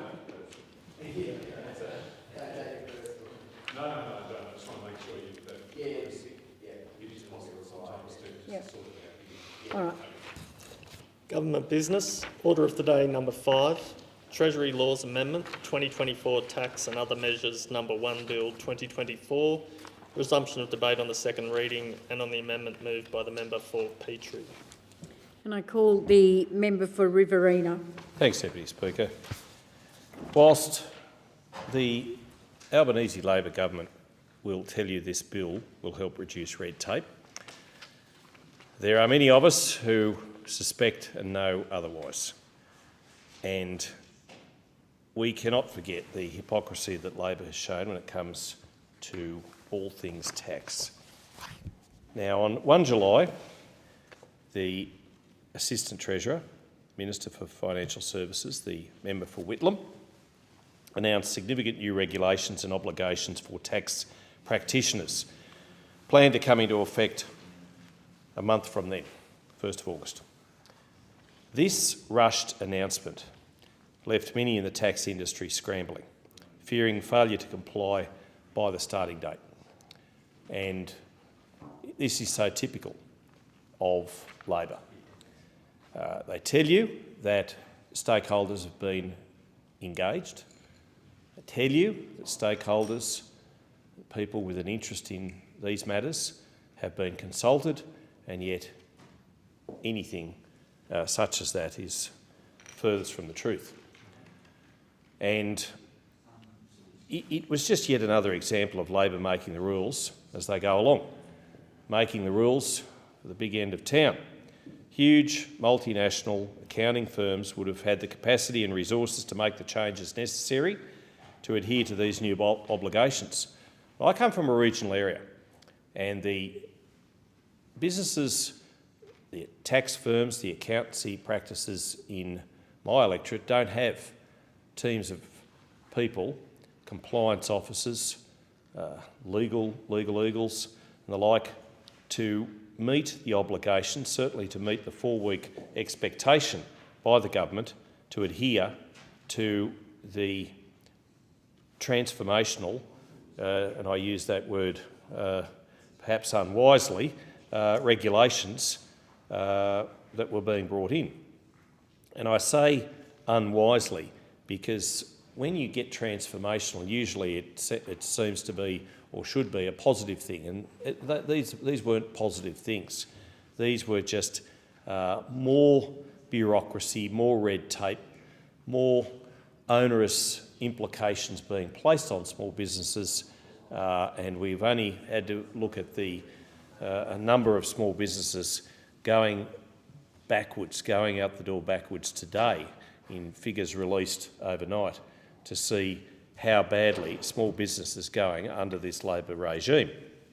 Small regional accounting firms have already been inundated during tax season, would have had to face an unrealistic timeframe to comply with the new regulations Labor was introducing. Now, numerous concerns were being raised about these changes. It was only halfway through July, midway through the month, that the Tax Practitioners Board came out with further clarification, coincidentally stating guidance materials to assist tax practitioners in upholding new obligations were yet to come and were expected to be released, wait for this, in September. After considerable uproar and calls by the Coalition to withdraw the changes and conduct further consultations, the Minister, the member for Whitlam, made a last-minute decision the day before the changes were due to go into effect, to extend start dates to 1 July 2025 for firms with 100 or fewer employees, and 1 January 2025 for firms with 101 or more employees. Now, this was a last-minute win for the industry and for common sense, but it was a stark reminder, a chilling reminder if you like, of just how poorly this government consults with industry and with stakeholders. And this government, in this respect, has form. The 72,000 tax practitioners across Australia deserve clarity, deserve better engagement from government when changes such as these are introduced. But you see right across the board with the tax changes that Labor has either made or threatened to put in place, and it's not just in financial services, it is, as I say, right across the board. It's in the such things as the biosecurity levy, call it a tax, call it what it is, that Labor was going to put on our farmers to pay for overseas goods to sit on the same shelves as our local homegrown products, and yet our farmers were going to be asked to pay for the biosecurity of their overseas competitors. I mean, what other country in the world would do that? What other country would expect its own farmers to pay for the biosecurity of their overseas competitors? It makes no sense. And then, of course, we had that real doozy where the government was going to put an impost on our farmers for the increased land valuation of their farms and be expected to pay, even though it was not for sale, the incremental increase in the value of their land, pay the tax office because their land value had increased. I mean, these sorts of things are just nuts, particularly for our farmers. And land prices, have been generally going up and up in recent years, and from, in some cases, a low base. But you take a farmer from the Murrumbidgee irrigation area whose holding has increased in price. Let's say it's doubled in value. Why should that farmer then have to pay an amount to the ATO simply because the value of his or her land has gone up, when they've just been hit with an unseasonable frost which has wiped out their grape crop, or if they're a grain grower, likewise. They've just had their annual income just stripped, just wiped, and yet they're then expected, because their land value has gone up, that they somehow owe the government something, somehow owe the tax office something, that because the price of their land has increased. I mean, these are policies that are not well thought through. These are not policies that are made by people who have a sense and an understanding of regional Australia, of agriculture. And let's just not forget that those opposite, they just simply can't be trusted when it comes to tax policy. They simply can't. Well done to Labor for two surplus budgets, but not well done for the fact that those budgets have been not on the back of any economic rationality or policies, but on the back of the fact that iron ore and coal in particular, the prices globally are peaking at the moment, are at record levels. And it's nothing to do with the Treasurer or the member for Rankin's policies. It was on the back of some very hard and diligent work done by the former Treasurer, the former member for Kooyong, setting in place the markers by which this government could then come in on the back of post-pandemic, once things settled in that regard, once the international borders were reopened, once the economy got back in shape, and of course record prices for those mining commodities. And then we, of course, have the Greens running around wanting to shut all mining down, full stop. And I see the member for Griffith just throw his head back and sigh loudly, but it's true. Our country, which once rode on the, and I'm sorry I've now sort of stirred him into action, but our country once rode on the sheep's back, and wool prices kept our economy going very nicely, thank you very much. And in more recent decades, it's on the back of the hard work and determination and the sweat on the brow of our miners. And to think that we have a government which is wanting to talk its credibility up in the tax space through the Treasury Laws Amendment and through other measures and other bills, and yet on the same hand, on the other hand, I should say, on the other hand, then stop live sheep exports and cruel that industry, which has been going for many, many decades, and particularly profitable for West Australian farmers, many of whom know nothing else. That's what they do for a living. And so what does the government do? It puts more than $100 million on the table in the last budget as the highest expenditure item for the Labor government in agriculture in the 24-25 budget was to shut down an industry, to stop doing something, to stop our farmers doing what they do best in the whole world. And of course, this Labor government, which in the not the last budget but the one before, when we had a Treasurer who for the very first time in 25 years couldn't bring himself to use the word infrastructure, but also talked about the things that we sell overseas.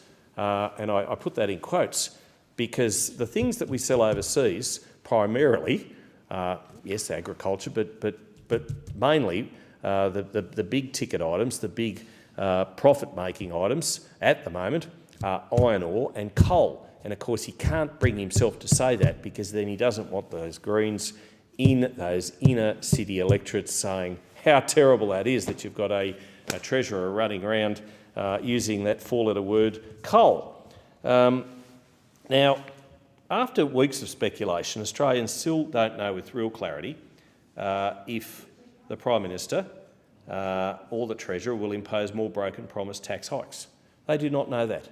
But I note with interest that there is a flurry of activity around the chamber, around the parliament in the past 24 hours, and one just suspects, one just gets this little inkling that there might be an election coming before we know it.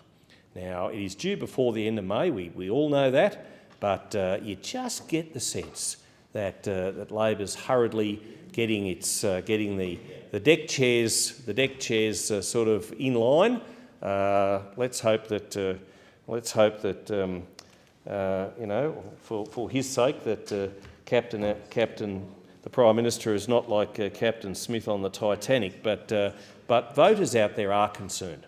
They are concerned because they think back to what it was like pre-May 2022, when a house was more affordable, when going to the supermarket didn't mean that you needed to almost extend the mortgage, when filling up at the petrol station, albeit petrol prices at Wagga Wagga at the moment are the cheapest in the state, but they are, it's good. But generally speaking, fuel prices have been way too high. The cost of living has gone through the roof, and people do not feel as though they are better off now than what they were, prior to this government coming in. This government has pushed prices up and up and up, and the inflation is on Labor's watch. It's on the member for Rankin's watch. Challenged in Parliament on the 8th of October, the Treasurer said, "We've made it really clear that our policy is not to knock off negative gearing or the capital gains discount." Well, we'll believe that when we see it. Does this mean no change? Does it mean some change? What does it actually mean? Does it mean that negative gearing stands to be gutted under Labor, remaining in name only? I hear. You know, and the member for Griffith might actually have a chat to some of his Greens colleagues who own more houses than the average Australian. He might just have a chat to his deputy leader, Senator Faruqi, who recently bulldozed some trees at I think it was her Port Macquarie property. Just to you know, I mean we talk about hypocrisy. There it is writ large. There it is absolutely writ large. But this is of concern to many Australians who've worked hard, who are property investors. And why shouldn't people be able to invest I know under your communist regime, you'd love everybody just wealth to be distributed. But you know, in a capitalist country like Australia, in a free and fair democracy, people are entitled to earn money and then to spend that money on what they like, rather than have to give it to somebody who doesn't want to work, who doesn't want to actually do anything for a living, and then who expects to hand out from the government. And let me tell you, the biggest concern over whether it's the Treasury Laws Amendment or whether it's any other tax policy is that the Greens never get any say on the Treasury benches of this country. Because if they do, then God help us all, and God help those property investors, God help anybody who has any investment or any money tucked away anywhere, because the Greens will come for it. And Labor could do very well and very nicely, thank you very much, if they put the Greens last on their ballot paper. Take a leaf out, I'm not finished yet, so don't stand, but take a leaf out of my book, have a look at it, any of my how to vote cards in any of the elections that I've ever run, the Greens have always been last, will always be last. Member for Griffith. Thanks, Deputy Speaker. We support this bill in the House but reserve our position for the bill in the Senate. But I'd like to speak to particular one schedule of the bill which ensures foreign residents selling property in Australia don't dodge their capital gains tax obligations.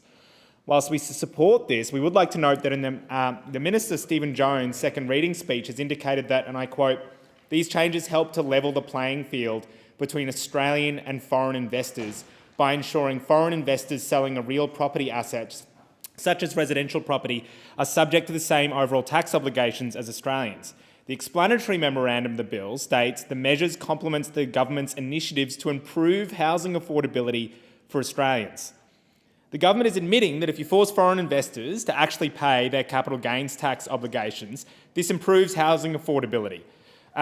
And yet the government blatantly refuses to acknowledge that the Greens' call to phase out negative gearing and CGT for Australian investors would improve housing affordability. In fact, it's sort of remarkable that this Labor government is intervening to level the playing field for Australian investors competing with foreign investors. Say nothing of all of the attempted first home buyers in this country who get screwed over every time they go to an auction and face a property investor with tax handouts in this pocket from this Labor government.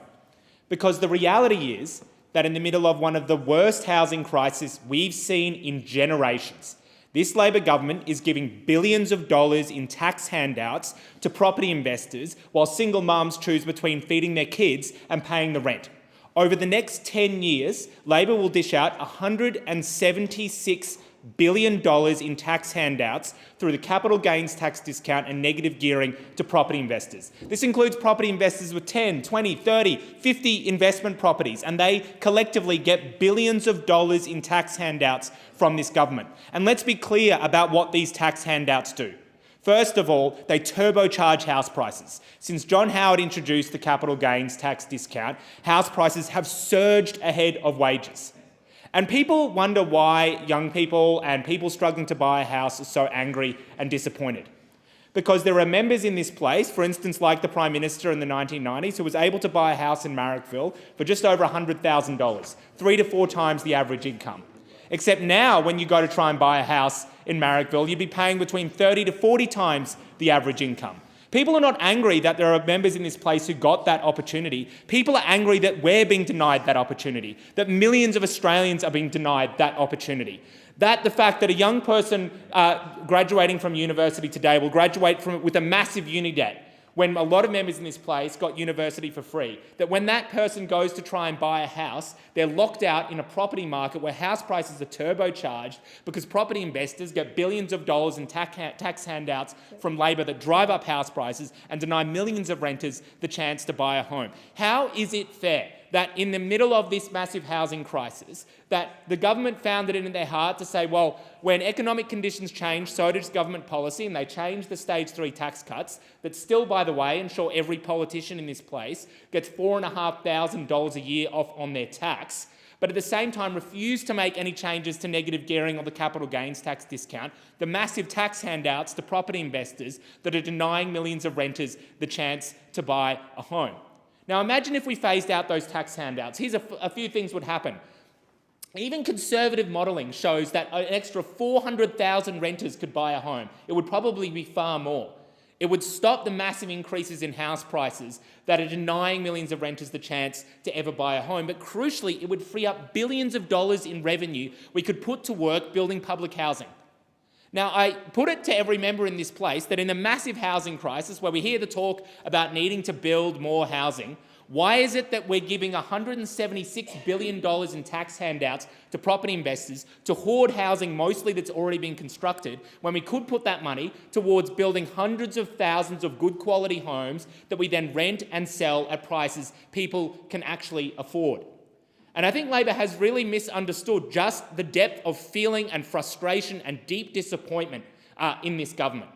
That they expect Labor governments to be the ones that go and reform things, that improve people's lives. And yet what we've got is a Liberal light government that has deeply disappointed millions of people. And I urge Labor members in this place, think back what Gough Whitlam was able to do. Free university education, establishing a federal department that helped coordinate the construction of hundreds of thousands of public homes, real substantial reforms that improve people's lives. And why is it now that the millions of Australians right now, suffering through one of the worst housing crises we've seen in generations, have to put up with worse than tinkering around the edges? Worse than tinkering around the edges. Because the bottom line is this.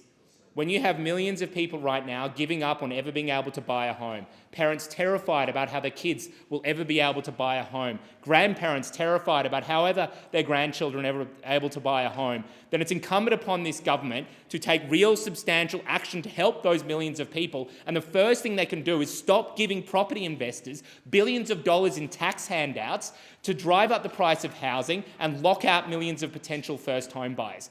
All we're asking for is the same opportunity people like the Prime Minister got. All we're asking for is the same opportunity people in the 1980s and 90s got in this country.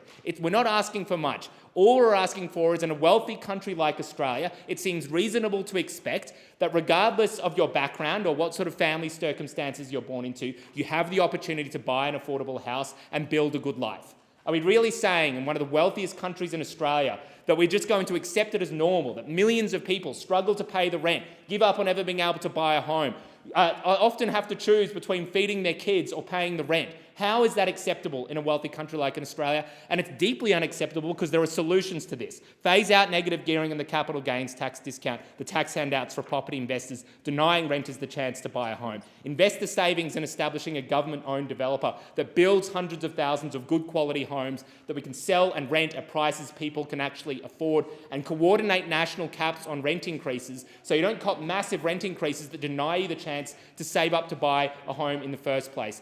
All we're proposing is solutions that have worked in Australia before, work around the world, and will help millions of people. And I urge Labor to stop picking the side of property investors with 10 or 20 investment properties, which, by the way, I would note that 75% of Labor caucus and Labor members in this place own investment properties. 65% of coalition MPs own investment properties.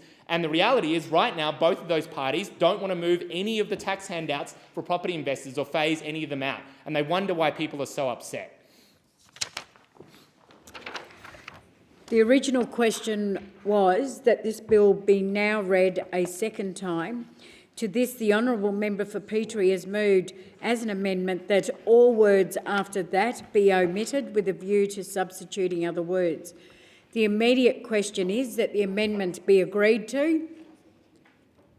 Yes. All those of the opinion? The question now is that the bill be now read a... Sorry, so it's all those of opinion. Aye, against, no. Aye. All those against? This is the amendment, so I'm putting the amendment that was moved. So all those opinions say... So the amendment that was moved by the member for Petrie, you're not going to agree to that amendment? Yeah.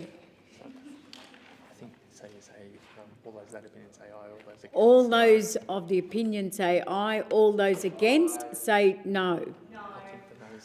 I think the noes have it. The aye. All right.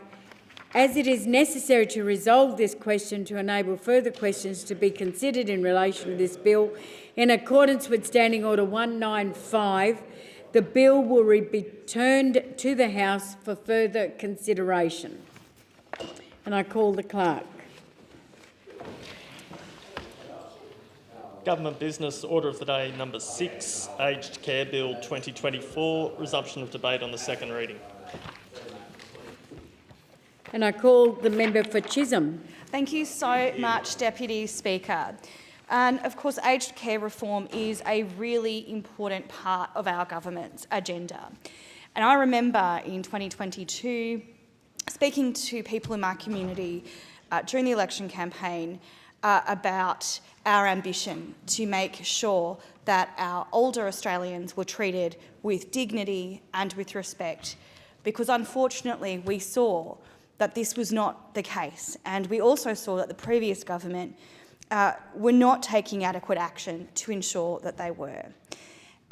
Aged care is really important to communities right across the country because this is something that almost everyone has been touched by in some way, whether it is already experiencing living in aged care themselves, whether it is through having a family member or loved one in aged care, or whether it is about thinking about their own future and what that might mean for their own care. This is something that every single person in this country has a stake in. And I'm really proud to be part of a government that is taking the necessary action to ensure that older people now and in the future will be treated with the dignity and respect that they absolutely deserve. And I commend the Minister for Health and the Minister for Aged Care for their diligent focus in being able to deliver these significant reforms. The Aged Care Bill 2024 will replace the Aged Care Act and Aged Care Quality and Safety Commission Act, and this is a landmark, once-in-a-generation reform that will shape the way we support people to live independently and with dignity as they age. This bill builds on the already significant work the Albanese Labor government has already done to improve the quality of aged care and increase the wages of aged care workers, who are incredibly hardworking, compassionate, skilled people who have always been dedicated to the people they look after. But I think we particularly saw their dedication and their love during the worst parts of the COVID pandemic. And I do really want to note the enormous contribution they made during that time, and of course every single day, both before and since that time. This bill responds directly to recommendations 1 to 3 of the Royal Commission into Aged Care Quality and Safety and addresses 58 recommendations in total. Since the tabling of the Royal Commission report in 2021, 136 recommendations have been addressed, and notably 94, so the vast majority of these recommendations, have been addressed by the Albanese Labor government. This legislation is going to deliver a rights-based aged care system, a new program to support older people to live independently in their own homes for as long as possible, a new regulatory framework and a stronger regulator, new quality standards and fair co-contributions to make the Australian aged care system sustainable into the future. This includes the reforms we legislated through the Aged Care and Other Legislation Amendment Act of 2022 and the Aged Care Amendment Implementing Care Reform Act of 2022, including the requirement to have a registered nurse on site 24 hours a day, 7 days a week. This bill will place high quality, safe and compassionate care and services for older people at the centre of the system. This bill includes a statement of rights for older people and a positive duty for providers to uphold those rights, a single entry point to the aged care system with clear eligibility requirements and a fair, culturally safe assessment process, the framework for delivery of a range of aged care services, including residential care and the new Support at Home program, fair co-contributions from those who can afford to contribute to the cost of their aged care, and this is to make sure that the aged care system is sustainable into the future. It includes mechanisms for the Commonwealth to fund aged care services, including aged care-related grant programs. It includes a new approach to regulating aged care, which will balance explicit incentives for continuous improvement and high-quality care, including through new quality standards, and stronger regulatory powers to protect people from harm. And it includes a new ministerially appointed Complaints Commissioner and whistleblower protections to make sure that older people, workers and others have clear pathways to raise concerns about the quality of aged care services.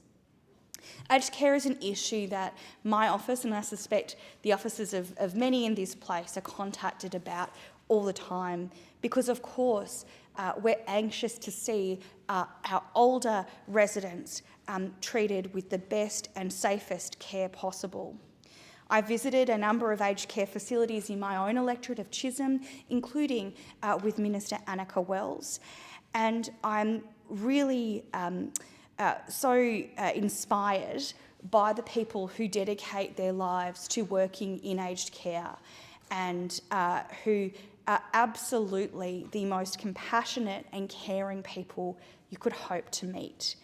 And so I'm glad that we're building a system that supports them to do their work, but of course also supports the people who live in aged care to live full and rich lives throughout their ageing process, and supports people to age at home as well, because we know increasingly people want to be able to age at home and enjoy the comforts of the life that they've built for themselves over many years in their communities.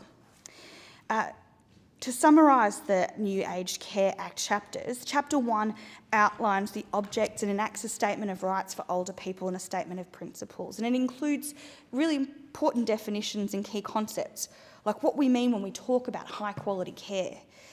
The aim of the bill is to ensure that in conjunction with other legislation, we give effect to Australia's obligations under international human rights treaties and provide a really forward-thinking, robust system of aged care. This chapter also sets out how supporters and representatives can assist people to navigate the aged care system. Chapter 2 steps through in detail when and how people can access the aged care system, bringing together the complex, multiple entry pathways that were criticised by the Royal Commission.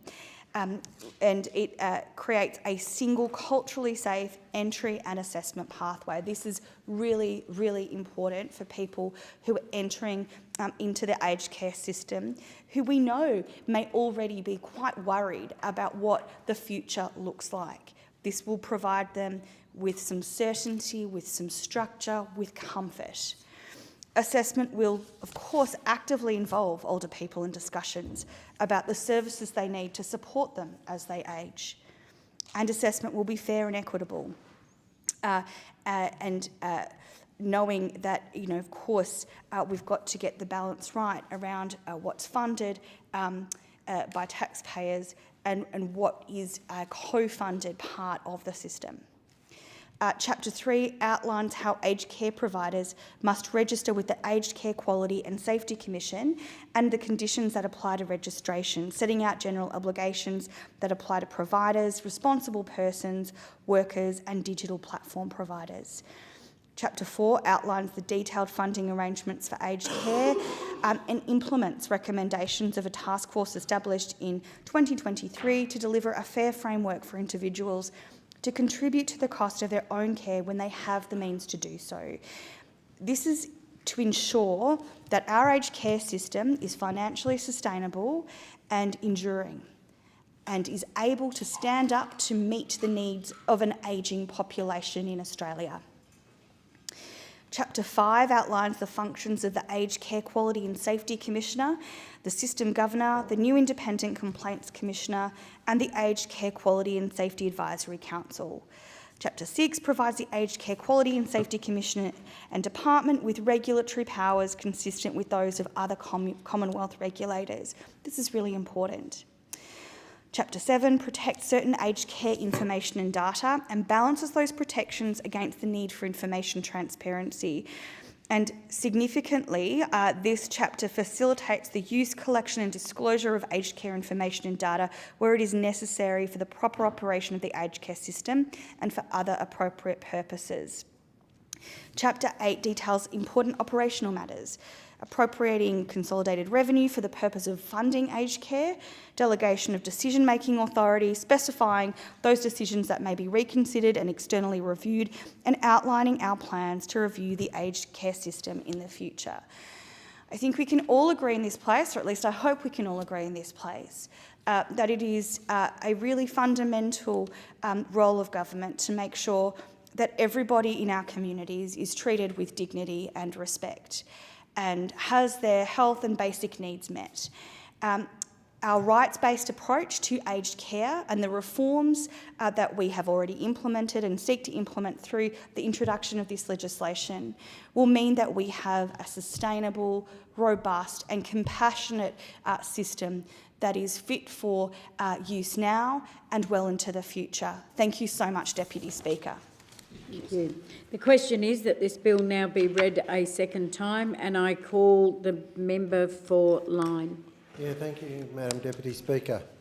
This is a very important bill. The aged care industry is a huge part of Australian life that has been through huge changes over the last 10 to 15 years. We've been through the Royal Commission and there's not much that's been said in the explanatory memo or in second reading speeches about all the things that we had already done. It's almost like this bill is meant to rewrite history. I just want to put on the record that most of the recommendations of the Royal Commission were enacted already by the last government, and there was an extra $18 billion added to the aged care budget by Senator Richard Colbeck and Minister Greg Hunt, who were the Minister for Aged Care and Health and the Minister for Senior Australians. And we already had an Aged Care Quality and Safety Commission and Commissioner. Although reading the documents, one would think this is a new position. And I just want to put that on the public record. Also, we created funding for thousands more home care places, which is part of the aged care spectrum of care.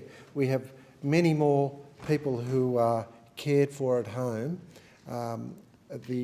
The plans to merge just the simple assistance at home with aged care packages and put it all in one homogenous system was a policy development of the last government.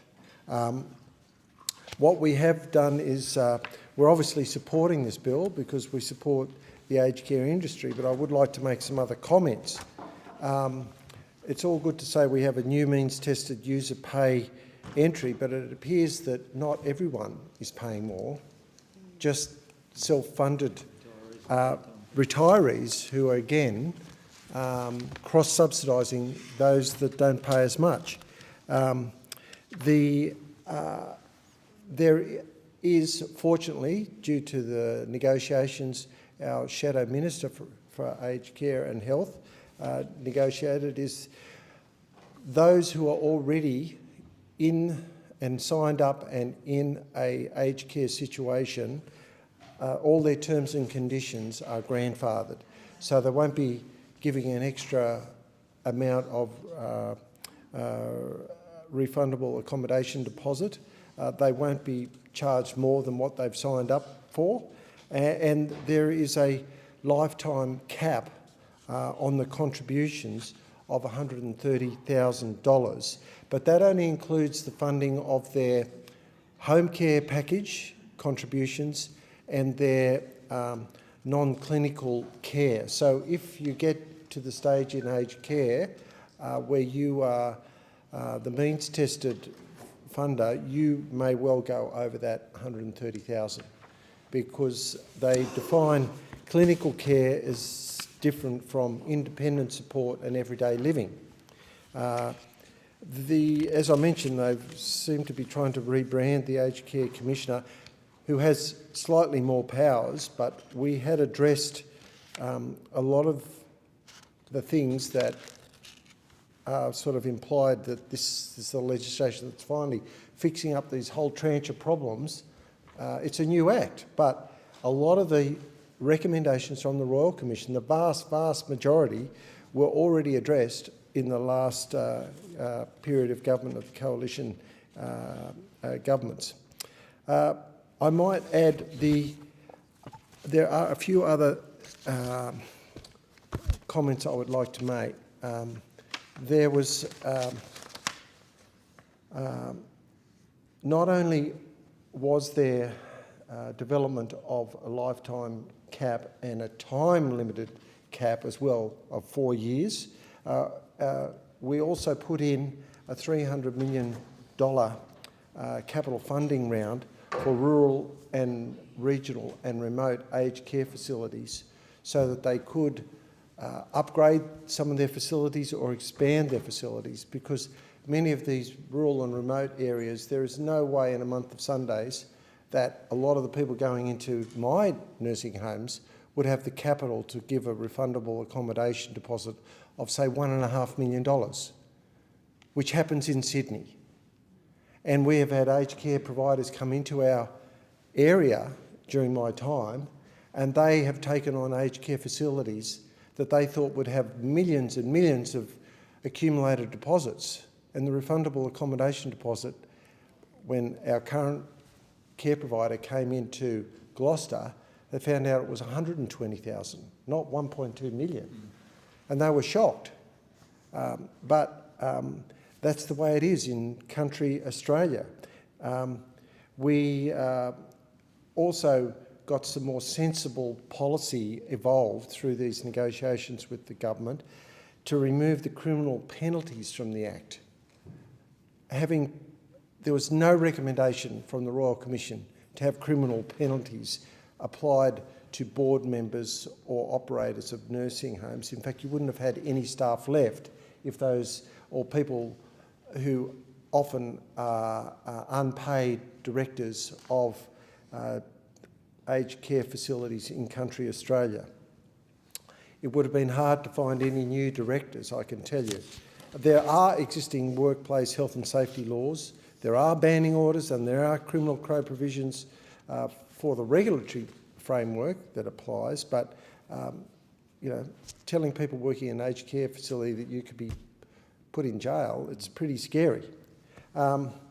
The upgrade of nursing homes is an ongoing pattern, but I do note during the time of this government, which is only a bit over 2.5 years, 49 aged care homes have closed around Australia. There was nothing like that happening when we were in government. We kept a few aged care facilities open.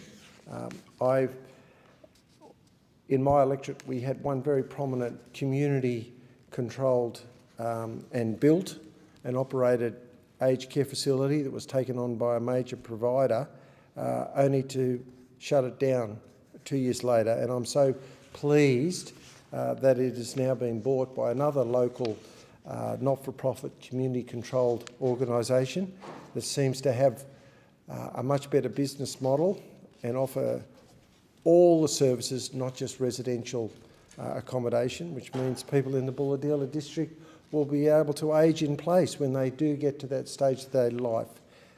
They will be servicing the aged care facility, upgrading the rooms at Cedar Wharf Lodge in downtown beautiful Bulahdelah. They'll be offering palliative care services, respite care services, as well as Meals on Wheels and other facilities in the aged care, home care packages, etc. Many of the people in the aged care industry are obviously happy for this legislation to occur, but what they are worried about, Madam Deputy Speaker, is that a lot of the details of the bill will come later in subsidiary legislation, and a lot of them want to know the fine details. So there is a frustration with all the delegated legislation. We also don't think that every nursing home needs to have an RN on duty around the clock. Most of my aged care facilities wouldn't be able to recruit that number of registered nurses. Even in metropolitan Australia, you would have trouble doing that because the payment system for RNs in an aged care facility is less than in a hospital system and in other areas like the NDIS. It is an important bill. We will be supporting it. We think the contribution caps needs much more detail, but it appears the self-funded retiree will be bankrolling a lot of the extra income rather than getting more from the federal government. We don't want aged care facilities to be turned into a purely medical model because it isn't meant to be a hospital. And that's the thing. Aged care, or use of the word nursing home, gives some people the impression that it should be like a hospital. It's not meant to be a hospital. It's meant to be a home for senior Australians so that they're in a comfortable, well-managed, well-cared-for environment, and by all means, don't try and turn it into a hospital. But otherwise, with those concerns, I otherwise commend the bill to the House, and we should look at getting a reduction in the costs of running them. And one of them is removing that mandate to have totally fixed numbers of hours per person. Like, it sounds good in practice, but in reality it means there's not much care happening, but there's lots of form filling out, and you've got a lot of overqualified people that are mandated, which puts huge costs on low-margin businesses. You know, there are many aged care facilities whose costs are going up, but their income's not going up to match it, and it would be better to reduce their cost burden, cheaper electricity, cheaper food, less rigid application of that nursing model rather than a care model. Thank you, Madam Deputy Speaker. Thank you. Minister. Thanks very much, Deputy Speaker. I'm just going to move some procedural things that allow a debate to happen a little bit later, because something happened in this chamber earlier that would have prevented consideration in detail, which I think some members of the opposition and crossbench wanted. Some people missed their second reading speeches as well. This will allow them to be able to make those speeches. So to be able to do all of that, the first thing I need to move is that the debate be adjourned. All those the opinion say aye. Aye. Minister. To the contrary, no. The ayes have it. Minister. And then if the clerk were able to bring on the privacy and other legislation. Yep. So I'll call on the clerk. Government business. Next order of the day, Privacy and Other Legislation Amendment Bill 2024. Minister. Thank you, Deputy Speaker. In accordance with the provisions of Standing Order 154, I move that the bill be reconsidered in detail. All those the opinion say aye. Aye. Contrary, no. The ayes have it. Minister. Thank you, Deputy Speaker. I move that further consideration of the bill be made an order of the day for a later hour.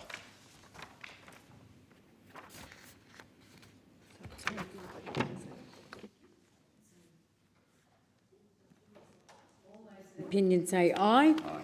All contrary, no. The ayes have it. Thank you. As you were. And I call the clerk.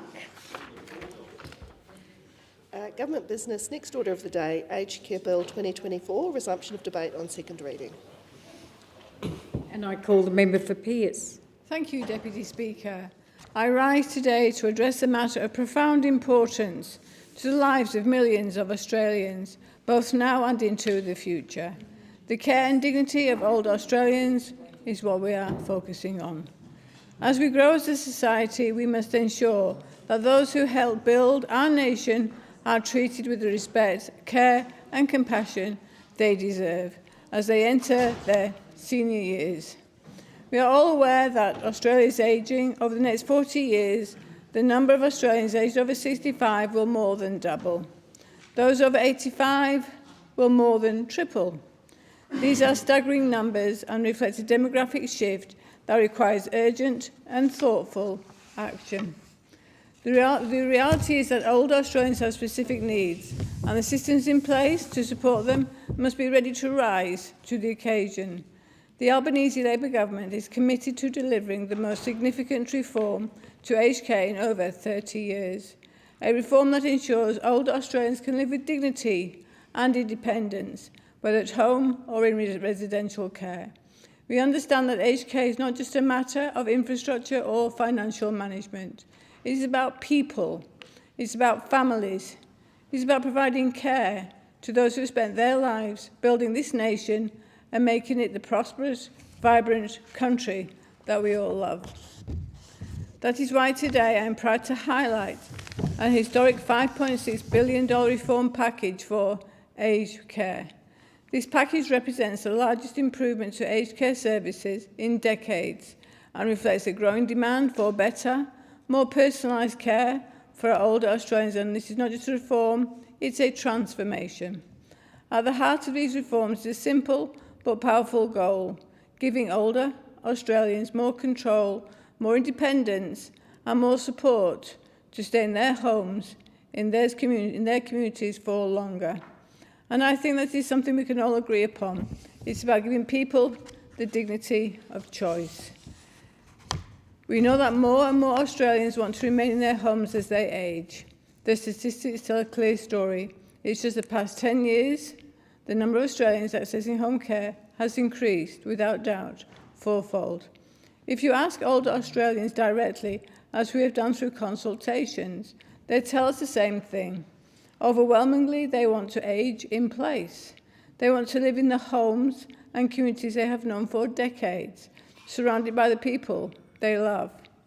To meet this growing demand, the Albanese Labor government is launching the Support at Home programme, a revolutionary new system of home care designed to cater to the needs of older Australians. By 2035, we anticipate that 1.4 million Australians will benefit from this programme, enabling them to remain in their homes, maintain their independence for as long as possible. Support at Home is a programme that will begin on July 1st, 2025, and it will provide support that ranges from clinical care, such as nursing or occupational therapy, to assist with daily living tasks like showering, dressing, and taking medications. It also includes help with everyday activities like cleaning, gardening, shopping, or preparing meals. This will allow people to stay in their homes for longer without feeling the pressure to move into residential care unless it is absolutely necessary. One of the standout aspects of Support at Home is that it is flexible and personalised. Older Australians will be able to access tailored support depending on their individual needs. Whether they need a little bit of help each week or more comprehensive care, the programme will adjust to meet their unique circumstances. This isn't a one-size-fits-all approach. It is about empowering people to make choices that work for them. And critically, the government will cover 100% of clinical care costs under the programme. For other support services such as help with showering, meal prep or cleaning, people will contribute based on their income and assets, much like the current system. But we have worked hard to ensure that these contributions are fair and means tested so that no one is unfairly burdened by costs they can't afford. A key innovation in this system is the lifetime contribution cap. No individual will ever contribute more than $130,000 to their non-clinical care costs over their lifetime, no matter their wealth or how long they need care. This provides financial certainty for families and ensures that no one is left struggling to pay for the care that they need. And the benefits don't stop there. Support at Home will also provide for home modifications with up to $15,000 available to make homes safer, whether that means installing ramps, grab rails, or other necessary adjustments. Older Australians will have the opportunity to adapt their home to suit their changing needs. For those recovering from illness or injury, there will be expanded access to restorative support with a 12-week programme designed to help older Australians get back on their feet. This programme will involve teams of allied health professionals and other specialists who can work with individuals to restore independence after a hospital stay or major illness. Perhaps one of the most compassionate elements of the Support at Home programme is the option for older Australians to receive up to $25,000 in additional support to spend their final months at home should they choose. We know that up to 70% of Australians would prefer to die in the comfort of their own homes, surrounded by loved ones, but fewer than 10% actually do. Support at Home will make it easier for people to spend their last precious moments where they feel most comfortable instead of in a hospital. Now, while this focus on home care is essential, we must not forget about the critical role that residential aged care continues to play. As the Aged Care Task Force has noted, our residential aged care system is under pressure. By 2050, we will need an estimated $56 billion in capital funding to upgrade existing facilities and build new ones to accommodate the growing demand. Current funding arrangements are simply not sufficient. In 2022-2023, 46% of aged care providers reported making a loss on accommodation. This is unsustainable, and without action, many facilities may not survive, leading to few options that poorer quality care for older Australians will occur. That is why our reforms, including a range of measures designed to improve the funding and quality of residential care, is important. New entrants will see means-tested contributions to their accommodation, while still ensuring fairness and affordability. In fact, half of new residents will not pay more under these changes. All fully supported residents and 7 out of 10 full pensioners will see no increase in contributions. For those who can afford to pay more, contributions will be scaled according to income and assets. Importantly, the treatment of the family home will not change, providing certainty for families worried about protecting their most significant asset. For every $1 an Australian contributes to their residential care, the government will contribute an average of $3.30. This ensures that residential aged care remains accessible and that providers have the resources they need to deliver high-quality care. To provide further security, we're introducing a no worse off principle. A division has been called for in the House. The proceedings are suspended to enable honourable members to attend their division. The proceedings will resume when the Chair of the Federation Chamber is resumed at the conclusion of the division or subsequent division.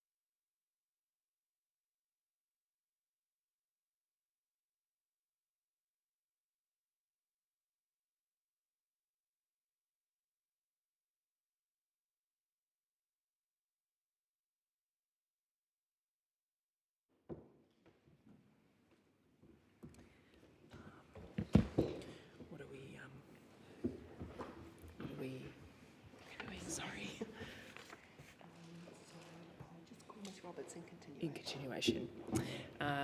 The member for Pearce in continuation. Thank you, Deputy Chair. This means that anyone already in aged care will not be affected by these changes. They will not be required to make any additional contributions, and for those receiving home care packages before the Support at Home programme begins in 2025, they will maintain their current level of funding and be able to retain any unspent funds. Our reforms are not just about improving care, they also represent responsible financial management. Aged care is one of the largest growing pressures on the federal budget. Without action, spending in this sector is expected to more than double over the next 40 years. But with our reforms, we have carefully designed a package that improves care while also being fiscally responsible. The net impact of these changes will be $930 million, spent over 40 years, but a $12.6 billion save over the next 11 years. This is about ensuring that the system remains sustainable for future generations. In fact, as a result of these reforms, annual growth in spending on aged care is expected to moderate from 5.7% to 5.2% over the next decade. Aged care spending as a share of GDP will also decrease slightly, even as we expand care and improve quality. This is a testament to the careful, considered approach the Albanese Labour government has taken to designing these reforms. Beyond the numbers, though, we must also address the fundamental rights of older Australians in care. That is why we're introducing new laws to protect the rights of older Australians. These laws will enshrine a statement of rights, placing a positive duty on providers to uphold these rights. We are strengthening regulatory powers, creating a new independent complaints commissioner, and introducing whistleblowing protections to ensure that any wrongdoing is swiftly identified and addressed. Deputy Speaker, at the heart of these reforms is a simple principle, putting the care back into aged care. Older Australians have spent their lives contributing to their country. They have raised families, built communities and helped shape the vibrant, diverse society we live in today. Our duty is to ensure they receive the care, respect and dignity they deserve in return. I would like to thank the Honourable Minister Wells and her team for preparing and presenting this bill for discussion. This reform is a once-in-a-generation change. It reflects the values that we hold dear: fairness, compassion and responsibility. And as Prime Minister Anthony Albanese has said, these are reforms we are proud to deliver, as we promised we would. Thank you, Deputy Speaker. Thank you. The question is that this bill be now read a second time, and I call the member for Hinkler. Well, thank you very much, Madam Deputy Speaker. I'm writing to advise that on Tuesday, the 21st of March, Blue Care commenced a planned, controlled and respectful closure of Millbank residential aged care due to a number of issues that make it difficult to continue to deliver a sustainable residential care service and ensure our long-term commitment to aged care in the Bundaberg region. This from correspondence to me on the 21st of March 2023 from Blue Care. And to paraphrase, it goes on to say, many regional towns have been forced to rely heavily on agency staff. As a not-for-profit organisation, Blue Care acknowledges ongoing workforce challenges have impacted the viability of our site. Millbank's age and current design, bringing it to current and future standards, is financially unviable. Financially unviable. On the 27th of March 2023, Madam Deputy Speaker, I wrote to the Minister for Aged Care and Sport, the Honourable Minister Wells, and asked what action the Albanese government would be taking to ensure that these desperately needed facilities are maintained. Now, we've checked every digital provider, every digital bookcase down the back of the digital couch. We've looked snail mail and every other possible manner that we could have been approached, and to date I can't find a response from Minister Wells, which is disappointing, and I understand that the Minister is busy. But the end result is that this facility closed. From memory, it was roughly 49 jobs and 49 beds. And it's not alone. In the last year, 49 aged care homes have closed in this country, desperately needed facilities. So whilst this bill is being praised highly by many, we need to face facts, and that is it is an increase in costs for those who are utilising the service. It is booked as a budget saving by the Albanese Labor government. And on top of that, no one has looked to address costs. Now, it is quite easy to go and find more funding from those who have to pay in a user-pay system. But addressing costs is more challenging. But one of the fundamental reasons that these facilities find themselves in trouble is the policies of this government. You have mandated particular items. Now, whether that is mandated nursing ratios, all of those things are not based on actual need. And in regional areas, this government made commitments to policies that couldn't actually be delivered. There was no workforce to deliver those services. And as a result, these facilities have closed. Add in interest rate changes, inflation, costs for food, costs for services, all of which have gone up. And I want to be very, very clear. This is an increase in contributions by those individuals who utilise the service, particularly if they are part pensioners and self-funded retirees. I have had this variously described to me, Madam Deputy Speaker, as a seniors tax, as death duties by stealth, because it will take wealth from older Australians. So we need to be clear about that. These services need to be provided, desperately. But never underestimate the impact that the government has on the policies that it sets to the costs of the facility. There has been a one-size-fits-all application, which may not work for a small facility in a regional town that might only have 10 residents who don't need advanced aged care because that is the facility that they put in place through community organisations, through not-for-profits. So whilst I'm disappointed not to get a response from Minister Wells, I'm even more disappointed in the loss of 49 aged care beds in my region, where we have one of the older demographics in the country, significantly older than other areas. Secondly, I would say that this is not the Coalition's bill. We did not develop it. We've obviously worked hard to try and get changes. But when you have facilities like Blue Care, a not-for-profit agency, closing their facility in Bundaberg off the back of policy settings that they simply cannot meet, then we need to identify and recognise that there is something wrong with the system. And I'll come back to an even more fundamental element, and that is just the application to get into aged care. Almost everyone I know and everyone that approaches me and my office either has to get their lawyer, their accountant or their financial planner to fill in the forms to be able to enable their loved ones to enter aged care or even to apply. It is that complex. It is that complex. In fact, Madam Deputy Speaker, I went to the Parliamentary Library and asked quite a straightforward question, I thought, which was what will be the increase in costs for the services under this bill? And unfortunately, the Library advised that they couldn't model it because of the complexity of the system and how it impacts different individuals different. Sounds obvious, but they simply couldn't model it. So some of the fundamentals of this, particularly if you're a self-funded retiree, someone who has clearly worked hard to save their money, who has worked incredibly hard to not be on the pension, who is quite happy to look after themselves, well, they're the ones that actually get the biggest increase in terms of their contribution. So they will now have up to a daily limit of $101.16. There is a lifetime cap, which I'm sure is a relief. Currently, on reaching $130 in total contributions or 4 years after making contributions, indexed twice a year and at a current inflation rate of between 4 to 5%, the maths is pretty straightforward. That's going to keep getting away from you every single year over the 4 years. It will cost more. Yes, the family home's not included, but my understanding is once there's no protected person still living in the home, it will become an asset for those who are in aged care. Now, as was outlined by the member for Lyne previously, Dr David Gillespie, if you live in Sydney and your house is worth a couple of $1 million, the impact on you is not quite as high.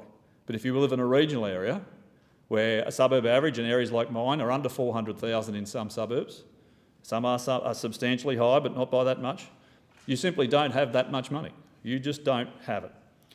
So the Parliamentary Library have said that the government estimates the new arrangement will result in around half of new residents paying more for residential aged care, and they've provided a series of case studies which I won't get too far into, but a self-funded retiree that owns their own home and has enough super they're not eligible for the age pension will contribute $62,800 up from $49,400 on current arrangements.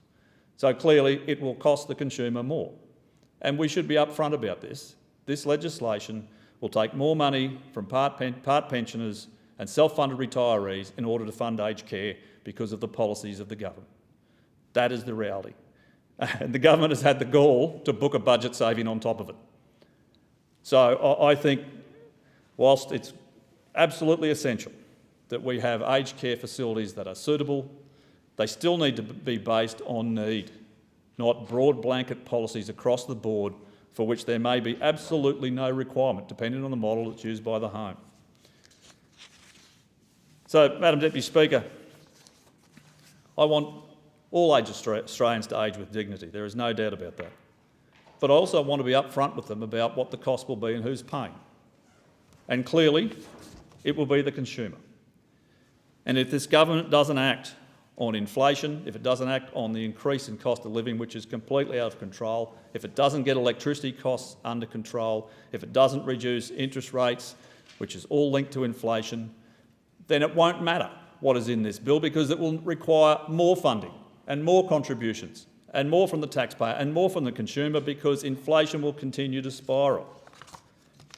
There are some quite fundamental elements in this legislation which I'm very pleased about. Firstly, the securing of the additional investment of $300 million in capital funding for regional, rural and remote aged care providers. But can I say it'd be unnecessary if we didn't lose 49 providers in the last 12 months, many of which are in regional areas, many of which are run by not-for-profit community organisations with community members on their boards, with small facilities who simply cannot meet the standards that are now being set, and particularly when they have a model which doesn't require it. Now, when it comes to health funding, I agree with Dr Gillespie, and I'll leave my comments there. Thank you very much, Deputy Chair. Thank you. A division has been called for in the House. The proceedings are suspended to enable honourable members to attend the division. The proceedings will resume when the Chair of the Federation Chamber is resumed at the conclusion of the division or subsequent divisions.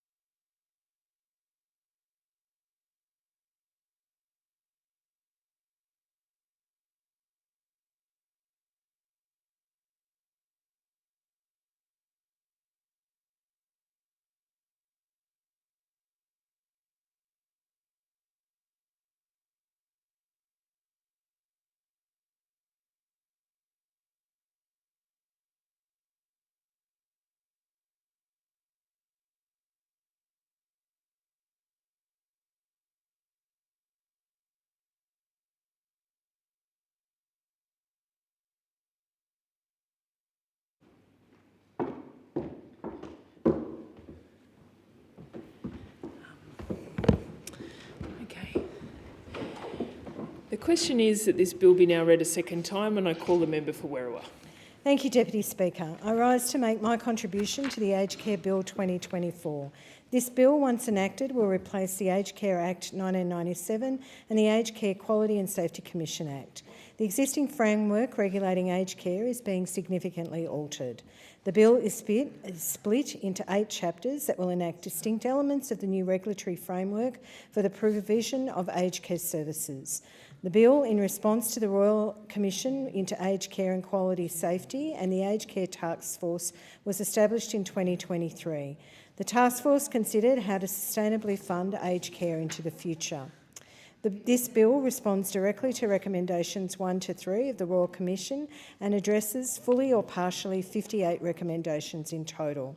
The Aged Care Bill is landmark, once-in-a-generation reform that will shape the way government supports people to live independently and with dignity as they age in years to come.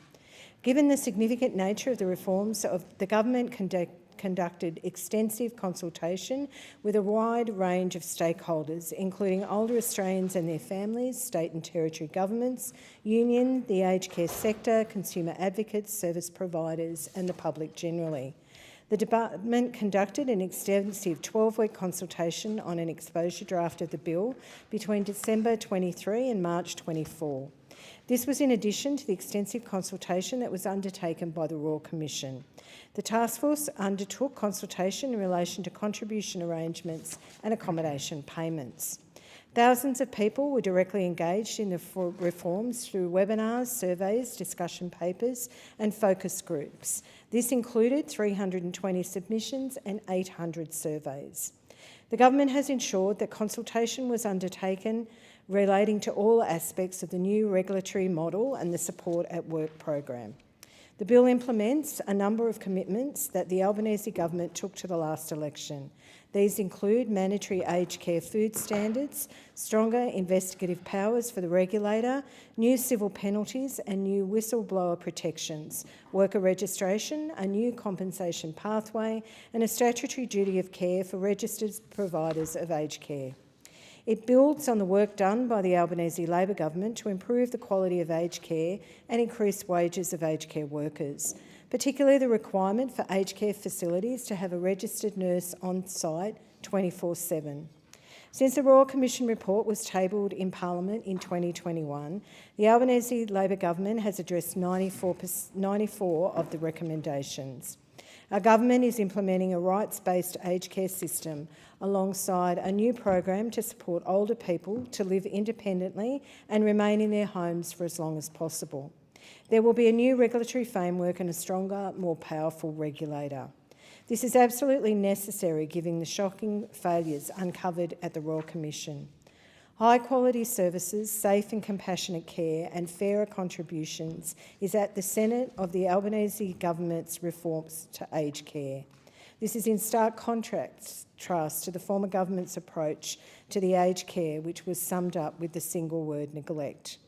To achieve this, the bill includes a statement of rights for older people, imposes a positive duty upon aged care services to uphold these rights.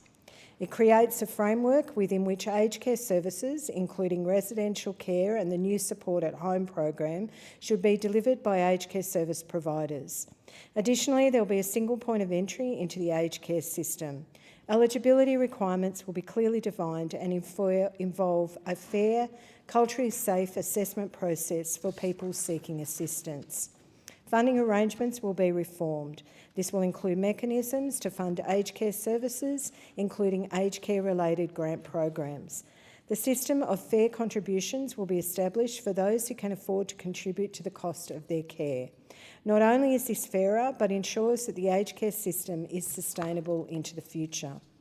The new funding arrangements set out in this bill will cost $900 million over the forward estimates, yet is projected to save $12.6 billion over the medium term. A new Complaints Commissioner will be established to make sure that older people, aged care workers, families and others have clear pathways to raise concerns about the quality of the care that is provided. This will also include strict whistleblower protections. After nearly a decade of neglect, funding cuts, general dysfunction under the former government Our government, through this bill, continues the reconstruction of aged care in Australia. These reforms, as I and many others have mentioned, are a landmark, a once-in-a-generation reform that will improve the quality of aged care services provided to older Australians. Builds on the work that has already been done by the Albanese Labor government in increasing the wages of aged care workers and implementing the requirement for aged care facilities to have a registered nurse on site. I commend the bill to the House. Thank you. The question is that the bill be now read a second time, and I call the member for Mallee. Thank you, Deputy Speaker. The opposition position on this bill was provided in the House on Tuesday, the 8th of October 2024. I would like to respond to the bill as Shadow Assistant Minister for Regional Health on the regional perspective through the prism of the Regional Aged Care Summit that I convened in July 2023. Before I do so, I want to commend the Shadow Minister for Health, Senator Anne Ruston, for her efforts negotiating with the government on this bill. She secured many significant changes from the government, one of which was negotiating what was going to be a 17.5% inclusion of assets for contribution toward care costs, which is down to 7.8% now. For older Australians who have paid their taxes, who have not had the benefit of superannuation, who have worked hard to ensure that they would not be a burden on society in their retirement, who made significant sacrifices and volunteering contributions to their country, it sticks in their craw that an arbitrary and immediate date threshold will now see some of them contributing so much of their assets to the cost of their care in later years, when in the home or a room beside other people who made far less effort for their country, who contribute nothing and get the same care for free. Given the chronic obstacles aged care providers tell me about in delivering quality and equitable care in regional areas, I hosted the National Regional Aged Care Summit in Mildura in 2023, bringing together frontline workers, providers and peak bodies from across Australia to consider policy solutions to the many problems that they face. Government ministers were invited but did not attend, nor did departmental or aged care quality and commission representatives, but they undertook to receive and respond to a copy of the summit communique. It took some time to get a response, and to say it was underwhelming is being kind. So to do justice to the 100 plus attendees at the summit, I will review this bill by stepping through that summit communique. Regional aged care services face similar difficulties to the broader healthcare system in rural and regional Australia. There is a significant shortfall in workforce, leading to understaffed and under-resourced services, which ultimately means older people in regional areas receive a lower standard of care than their metropolitan counterparts. And I will come back to workforce issues a little later. The first topic that we surmised on that day was regional residential aged care viability. There is a cost premium for delivery of regional, rural and remote aged care that needs to be recognised and addressed by government under the equity principle. This is reflected in travel costs for clinical staff and providers to deliver services to rural patients, capital and maintenance costs for regional aged care facilities, and increased expense of service delivery compared to urban areas. Solutions to this cost premium must be adopted to ensure viability of the sector in regional Australia. The summit proposed that funding must increase to recognise regional cost pressures. I'm pleased to say that Senator Ruston managed to negotiate a $300 million fund for regional service providers. Funding grants should be made available to assist providers to manage the disparity in economies of scale compared to urban counterparts, including affiliating with other providers and cooperative partnerships in local care economy that extends beyond aged care to other healthcare services. Government and providers should explore innovation, including technological solutions to improve efficiency and reduce costs, telehealth consults, AI support and digital health and medical records for residents to better manage healthcare delivery. Communities should work together to make aged care a community-level activity and, more broadly, conceptualise aged care not as an independent sector but rather part of the local care economy. This would overcome fragmentation of service delivery and poor economies of scale. Innovation should include co-location of health, aged care and childcare facilities and provide pathways to achieve economies of scale and staff retention. The Regional Aged Care Summit, held in Mildura in 2023, looked at the modified Monash model and considered it ineffective and not fit for purpose, with geographical, social and economic framing resulting in clear disadvantages for regional Australians, particularly those living in modified Monash model category 3 and 4, such as Mildura, my own hometown, and fails to acknowledge the cost of workforce attraction in those regions. Aged care facilities are paying 3 times the average nurse wage for agency nurses and, of course, for FIFO locums who come in and out. This creates an intolerable burden on their budget. Yesterday, there was a release of the Medicare reviews, including workforce, the modified Monash model, distribution priority areas and the distribution workforce shortage mechanisms. The government released the Working Better for Medicare review report and the review of general practice incentives expert advisory panel report on, with Minister Butler acknowledging to the Royal Australian College of General Practitioners that morning that he is constantly lobbied on the distribution priority areas and modified Monash model. From the moment Labor changed the DPA, I've been calling out the negative impacts it has been having on regional Australians. The Working Better for Medicare review found that the current method of determining DPA status via automatic application of modified Monash model 2 to 7 blankets means that of the 827 GP catchments across Australia, 85% now have DPA status. The almost universal view of submissions and consultations suggests DPA in its current form is no longer an effective distribution lever.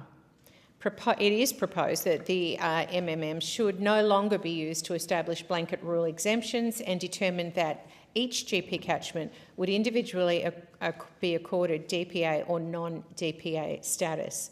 And thirdly, it held that a similar mechanism, the distribution of workforce shortage, was no longer fit for purpose, saying there are too many areas within cities and heavily populated centres outside those cities that are classified as DWS. In short, the review says what I've been saying for years and what the Regional Aged Care Summit said and communicated to the government a year ago, that the modified Monash model is no longer fit for purpose and Labor have wrecked the DPA workforce lever to shunt far too many international medical graduates into suburban areas of capital cities. Poor primary and preventative care services through a lack of doctors results in people developing poorer health and entering acute care services, which are far more expensive, and including residential aged care sooner. The Regional Aged Care Summit communique stated that regional aged care is a poor cousin to the urban care economy and a victim of sectoral competition, not just with acute care but now with the National Disability Insurance Scheme.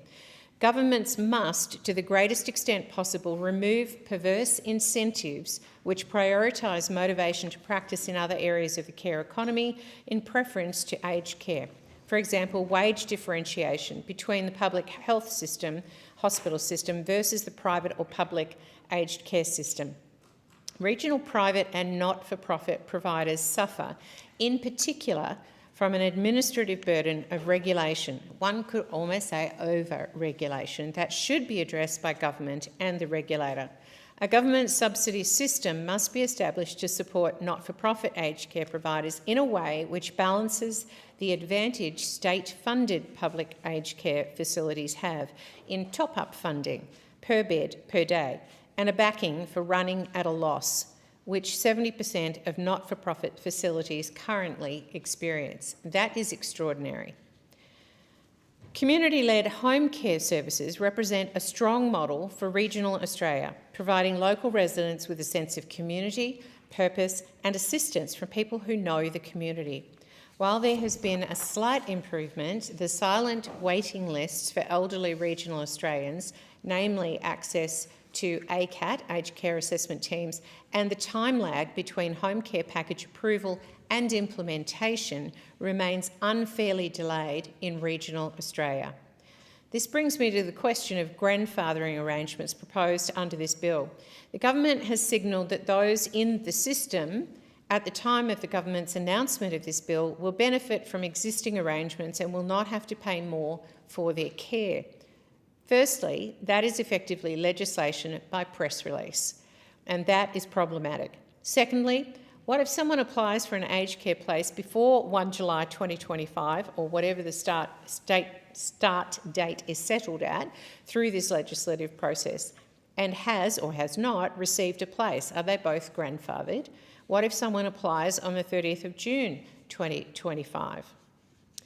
2022 data showed that more than 50,000 older Australians died while waiting for approved home care since July 2017. Access to home care packages for older Indigenous Australians is a particular issue, and face-to-face information regarding ACAT assessment provided by Indigenous health services and workers is a preferred model to the current information on the My Aged Care website and reading materials. The cost premium for regional services means that home care packages are not fully being met and not fully meeting the needs of recipients.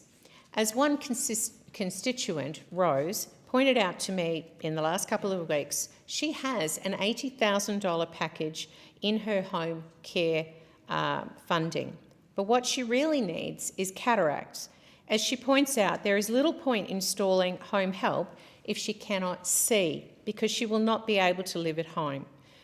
The wait times in Victoria's public health system are so bad there could be permanent damage to Rose's eyes by the time she receives cataract replacements. But her package money could be used and she could save her eyesight and continue to live at home.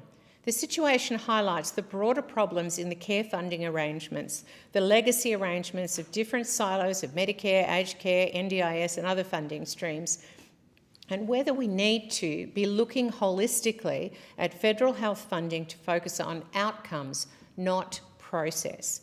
I even had one constituent in his early 60s asking if he could access his superannuation to address his need for cataracts, as he was getting little help from his fund. These are the lengths older Australians are trying to go to ensure quality of life in their latter decades or years in the absence of appropriate regional health care. In my view, this is an absolute priority. We know that preventative primary care saves a lot of money for the federal government by keeping people out of tertiary care. This is the same in aged care, and the government needs to focus on how to assist older Australians to stay at home. The Regional Aged Care Summit recommended a growth funding round for CHSP, or the Commonwealth Home Support Program, is required to enable more providers to enter the market in regional areas. Capital funding should be targeted at a needs-based approach, and government must acknowledge that smaller providers may not be able to invest the same time and funds in grant applications as larger providers, and take this into account when awarding grants. The market cannot always be relied on to provide aged care services in remote parts of Australia. Deputy Speaker, I don't have time to go through the rest of the Regional Aged Care Summit communique, but I just want to say that regional Australia needs to have a priority place in whatever funding and proposals and mechanisms are put in place by this government. And I urge the government to look at this more seriously. Thank you. Thank you. The question is that this bill be now read a second time, and I call the member for Fraser. Thank you, Deputy Speaker. This is an extremely important bill in relation to a key plank of Australia's safety net. This is a once-in-a-generation reform of an element of our social service supports for some of the most vulnerable people in our society, that has long been in need of reform. This bill is designed... A division has been called for in the House. The proceedings are suspended to enable honourable members to attend the division. The proceedings will resume when the Chair of the Federation Chamber is resumed at the conclusion of the division or subsequent divisions.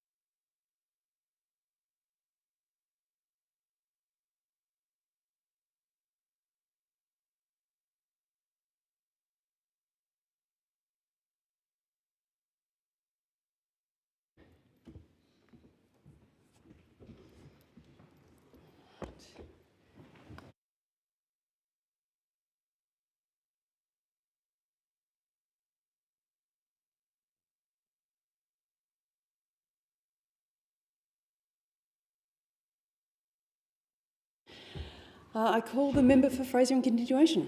Thank you very much, and I was just in the middle of saying that this bill relates to one of the core elements of our safety net. And if one thinks about our safety net, one of the first elements of the safety net going way back to the years just after Federation was the age pension. And indeed, this was one of the first elements of safety nets around the world, including Bismarck's Germany in 1890s and other countries. And then when one thinks about the healthcare system, much of that is directed towards providing assistance to the elderly in our society. And indeed, just yesterday, the member for Hughes and I were at a launch of a paper on preventative health measures for older Australians. And so there are many parts of our safety net which are directed, and rightly so, at older Australians. But our aged care system is an absolutely critical part of that. It's the part of the system which provides so many of our older people their accommodation and also the place in which they receive services. So this bill is a significant once-in-a-generation strengthening of the way in which those services, the provision of those services are funded, are regulated, are provided to older Australians. And what lies at the heart of this is to provide additional choice and agency, but also guarantees in relation to quality of care. So I won't step through absolutely every element of the bill because it contains many, many elements. It responds to many recommendations coming out of the inquiry. But what I would look at is a couple of areas that are worth focusing on. One is the rights of older people and those rights being put front and centre. A statement of rights is contained or is provided for in this legislation, which will outline what Australians can expect from aged care. In addition, the greater clarity and protection of rights will provide for more culturally sensitive and appropriate and trauma-aware services being provided to older Australians. And certainly as a member representing a very multicultural part of Melbourne, I'm very aware of how particularly important it is that culturally sensitive services are provided to our older Australians, given that that's an age at which they often particularly rely on those kinds of services. There's a considerable amount in this bill which provides for greater empowerment for people relying on aged care. For example, there's a minimum age requirement for 65 into aged care and a different age requirement for First Nations and homeless people. But those minimum age requirements will ensure that spots are not being taken from those who most need them. There's significant additional funding, $4.3 billion in additional investment in support services for those at home and also better tailored support for those at homes. That support will now be tailored with 8 levels of support rather than the existing 4. So there's additional funding and better targeted funding. And there's also going to be the no worse off principle, which will provide greater certainty to people already in or assessed as needing home care. And then there's key protections and guarantees in relation to quality of care. So there's a duty of care, both for employees and for clients, which is critically important because, of course, clients need to have that duty of care applied to them, but we also have become increasingly aware over recent years of the need to protect the workforce and to train the workforce and to provide the supports that the workforce needs. There's going to be greater powers for the regulator and the Independent Complaints Commissioner.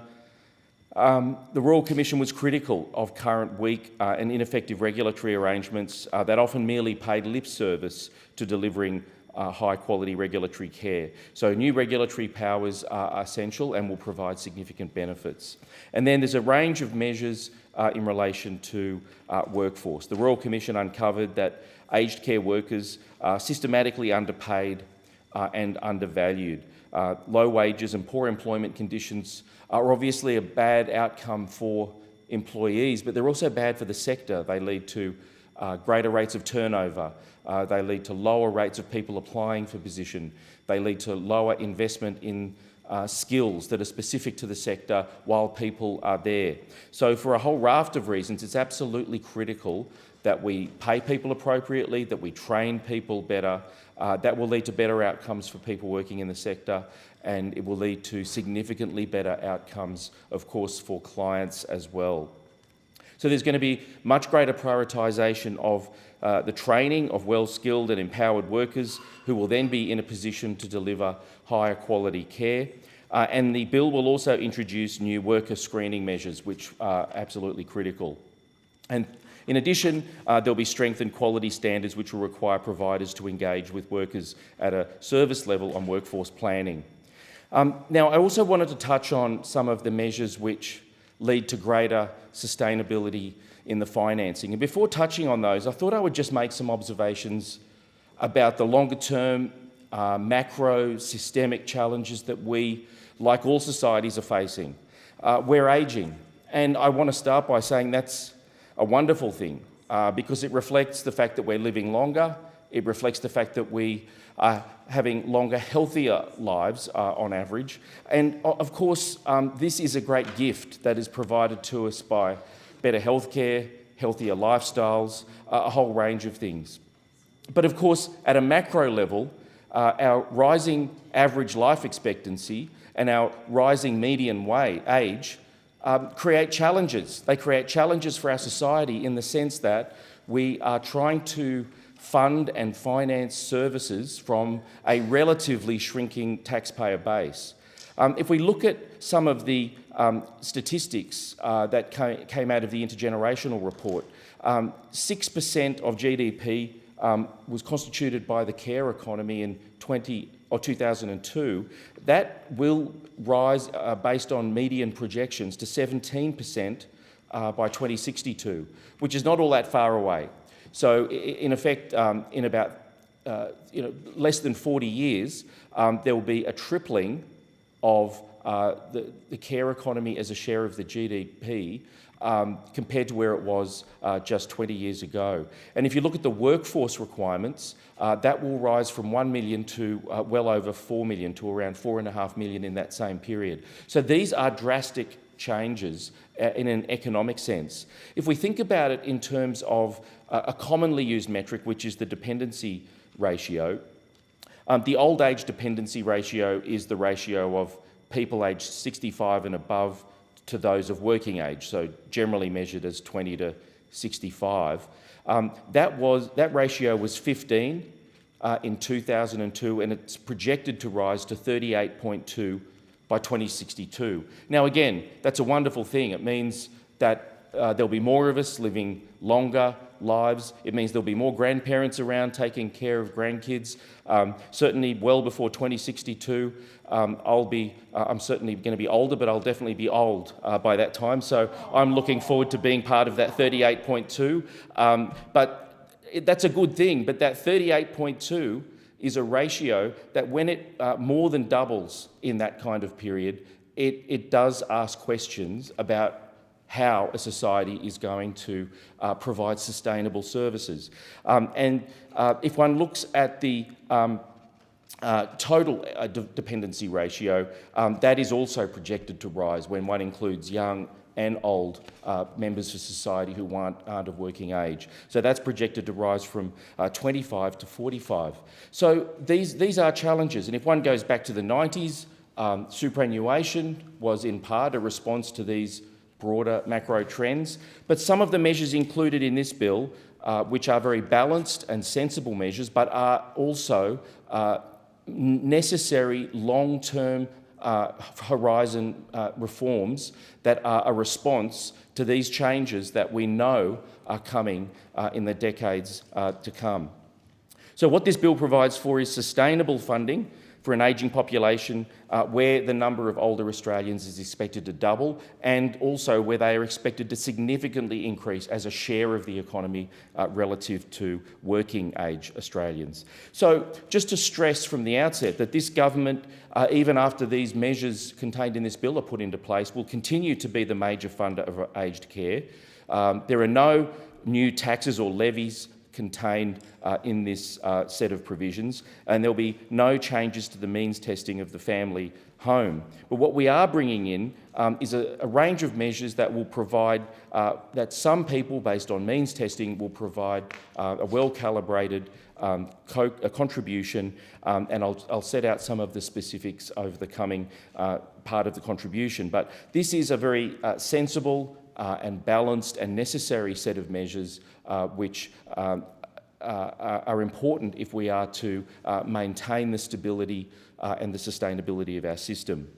So the measures that we are bringing in include the full funding for all clinical care, while older people make contributions towards services that they have paid for or been responsible for their entire lives, such as gardening, cleaning and personal care.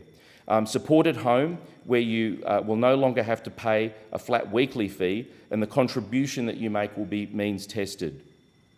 Residential care, where residents can afford it, will now involve some residents making a contribution towards the hotelling supplement and non-clinical care, but as I said before, this will be based on a means test, and there will be a change to accommodation pricing, to indexing daily accommodation payments so that their true value doesn't diminish. And people who pay with refundable accommodation deposits will pay a 2% retention from the principal deposit for a maximum of 5 years.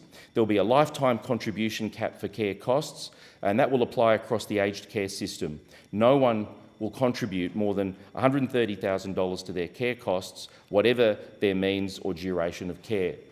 And so, as I said, these are really important measures. They form part of a package of measures that includes more rights for people who are living in aged care. That includes more protections, more agency and more choice.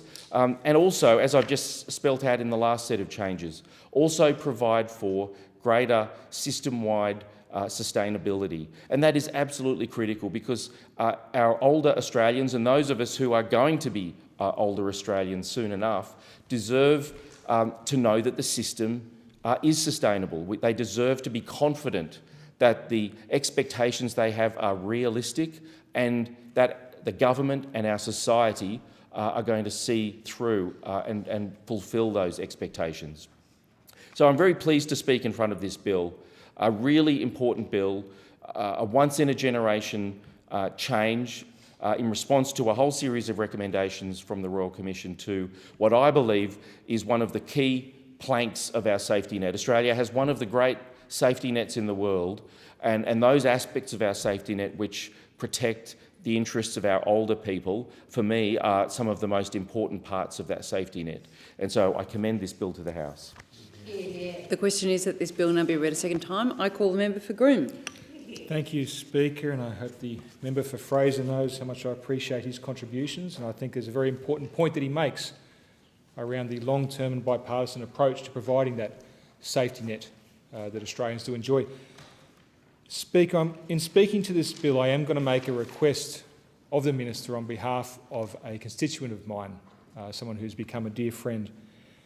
But before I do so, I want to be very, very clear. The opposition seeks to work in good faith and very closely with the government to ensure that our aged care system provides older Australians with the dignity that they deserve, particularly in those last years when dignity can be easily taken away from you as old age sets in.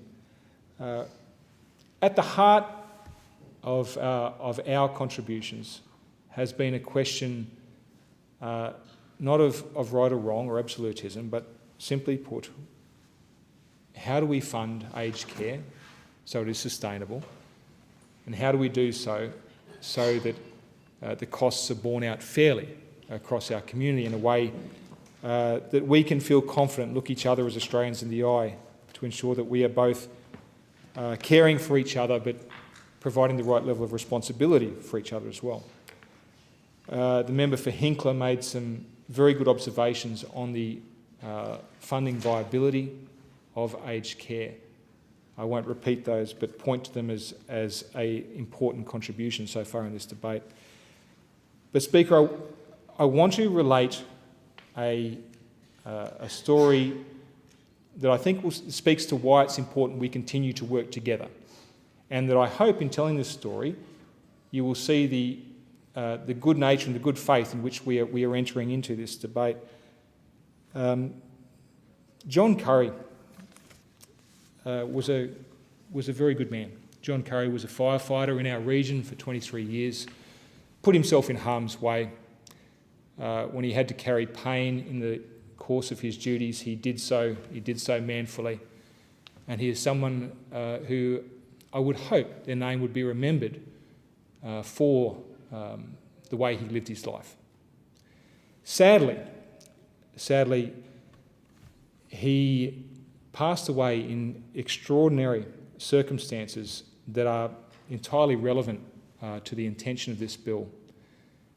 And I want to recount, because I think it's important, and it's been very important to his daughter, Kim, that John's story is heard and that lessons that can be learnt from his story are taken into account, particularly in this bill. When we talk about a statement of rights, this could not be more important. John was diagnosed at the age of 86 with pancreatic cancer. He spent 15 weeks in the Warwick Hospital. Pancreatic cancer,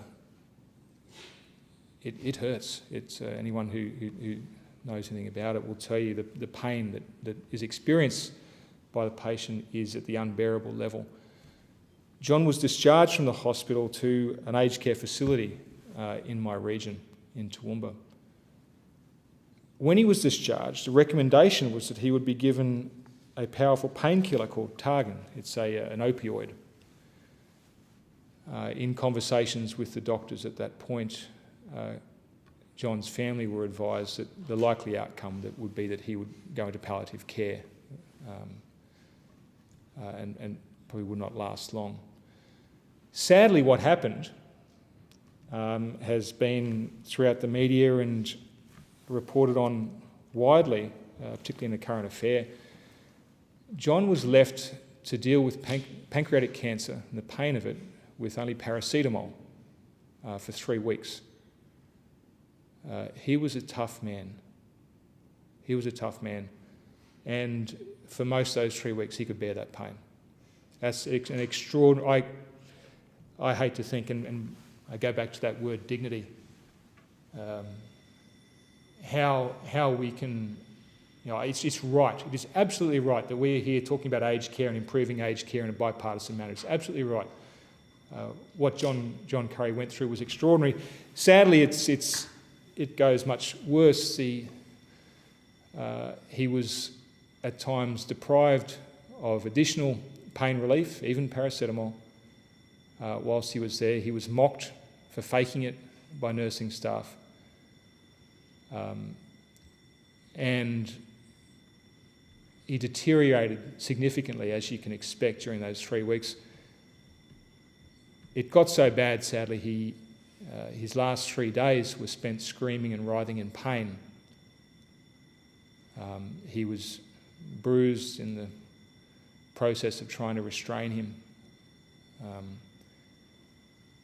Mercifully, upon being transferred to the Toowoomba Hospital, he was administered morphine and died in a very short period after.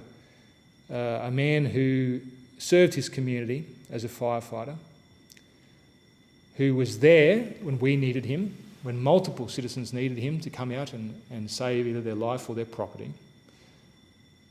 A man who was willing to put himself in harm's way for the greater good, died a death without dignity.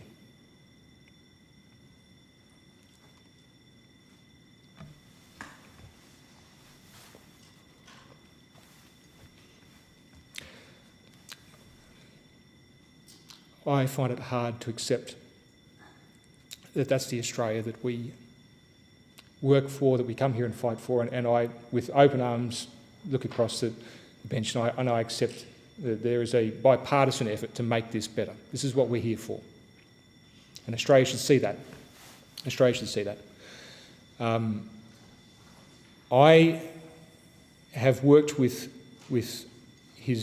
John's daughter, Kim, for a prolonged period of time, and it was very important to both Kim and I that this was not, we would never politicise the situation, we would never be opportunistic, we would never point the finger. We simply wanted the learnings from John's passing to be heard, to make sure, as Kim has said on multiple times, that no one should die a death like that in an Australian aged care facility ever again. This is beyond what we can accept as Australians, and this should never ever happen again. I've met with Kim many times. I am grateful, I'm blown away by her dignity. She could give this speech. She could give this speech without pausing, as I have. She has an incredible strength and a desire to make sure that her father is remembered for his contributions. I thank her for all of her efforts in raising these issues with me, and I'm committed to standing beside her to ensure that when I leave this place, I can look back and say that I did everything I could to make sure that no one ever suffered John's fate. I would ask humbly for the Minister to reconsider her decision not to meet with Kim. I think when we look at the intent of this bill, what it is hoping to achieve, the objectives of this bill, which are important, the objectives of this bill, which I think we all agree on. How we get there is the important discussion of politics, and that's a debate we must have. But we all agree in our hearts that things must improve, they must get better. And surely a case like John Curry's should be heard at the highest level to ensure that whatever we can find from that, whatever changes we can make legislatively or within regulation are made. I brought Kim down to Canberra, met with the Shadow Minister. We've never, as I pointed out, we've never sought to politicise this. We advised Kim to reach out to the Minister to make sure that the government was fully aware of the story as well and were as informed as they could be. Kim has met with an advisor to the Minister, was promised a meeting, and I think it would be in not just the benefit of Kim or not just for John Curry's memory, I think it would be in the national benefit for John's story to be heard by the Minister of the day. I really do. I really, really do. I would hate to think that John's passing, we can't offer him a dignity in death, but we can give some dignity to his memory and make sure that his story is heard. Minister, please meet with Kim Sutton. It's an important meeting. Do this and work together with us, please. The question is that this bill now be read a second time. I call the member for Corangamite. Thank you, Deputy Speaker. Our fathers, our mothers, our grandparents and our loved ones all deserve the best care in their old age. They've worked hard their entire lives, paid their taxes, volunteered in our communities and raised families. They deserve to live out their twilight years with dignity and respect. But instead, the final report of the Royal Commission into Aged Care Quality and Safety provided a damning assessment of how many older Australians have been treated in aged care. An assessment that summed up in one word: neglect. The report exposed a failing system where treating older people without dignity was normalised. And since the final report was tabled, 136 recommendations of the Royal Commission have been addressed under this Labor government, 58 of which are directly addressed in this bill that I stand to support today. This bill, the Aged Care Bill 2024, addresses Recommendation 1 of the Royal Commission. This new Act will put older Australians, not providers, at the centre of aged care. It promotes positive attitudes towards ageing and empowers people with choice and control in the planning and delivery of their care. It builds trust and confidence with strong complaints mechanisms that prevent mistreatment, neglect and harm from poor quality and unsafe care. And importantly, it addresses the pain and suffering that so many older Australians, their families and workers have experienced in aged care.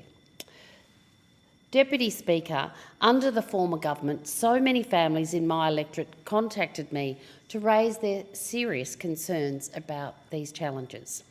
Donna, a personal care attendant in a local aged care facility, came and spoke passionately at a forum I held in Armstrong Creek.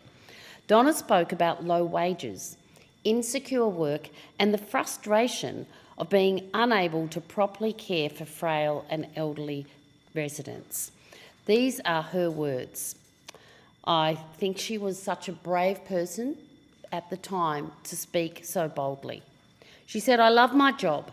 I wanted to make lives better, but we're facing a roadblock. We've got 6 minutes to put each resident to bed each night, 6 minutes. Deputy Speaker, that's why I'm so proud to stand and support this bill. This bill and the many reforms we've rolled out under this government are for people like Donna. So thank you, Donna. As a direct result of stories like yours, aged care is changing for the better under a Labor government.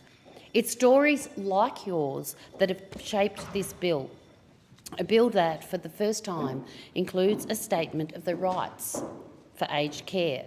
The Statement of Rights outlines what all Australians can and should expect from aged care.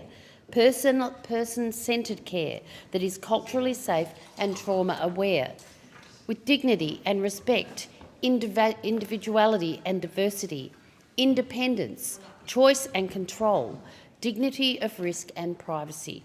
As a result, the rights of older people will be embedded in care delivery, in the way workers are trained and in the way people talk about the care they receive. Including a statement of rights in this bill is about empowering older people to have conversations about the dignified care they deserve. And if a provider breaches the rights in this bill, the Aged Care Quality and Safety Commission will have tough enforcement actions at its disposal. And on top of this, the bill brings together the complex multiple entry pathways criticised by the Royal Commission with a single, culturally safe entry and assessment pathway. Assessment will actively involve older people in discussions about the services they need. The bill continues our mission to take younger people out of aged care and into accommodation that meets their needs, because right now there is no statutory age minimum for aged care. The result is that aged care has become a system of last resort. We've seen younger people who aren't able to get the care they need relying on residential aged care as a safety net. This bill seeks to legislate for the first time a requirement that makes it clear that aged care is for people aged 65 years and older. It isn't just older people receiving aged care services or aged care providers that will be affected by this bill. It will also affect the aged care workforce. Among the many dark themes that emerged from the Royal Commission was that workers are systematically underpaid and undervalued. Low wages and poor employment conditions meant that the sector struggled to attract and retain well-skilled people. One of the hallmarks of the Albanese government's approach to aged care has been to recognise the value of all aged care workers. First, the bill prioritises the training of well-skilled and empowered workers to give them to deliver quality care, including specialised dementia care. Second, the bill introduces new worker screening measures, an important step towards professionalising the workforce through positive registration. And third, the strengthening quality standards, which requires providers to engage with workers at a service level on workforce planning and delivery of care. Fourth, the bill is mindful to ensure that the Statement of Rights is balanced with the rights of aged care workers to have a safe and respectful workplace.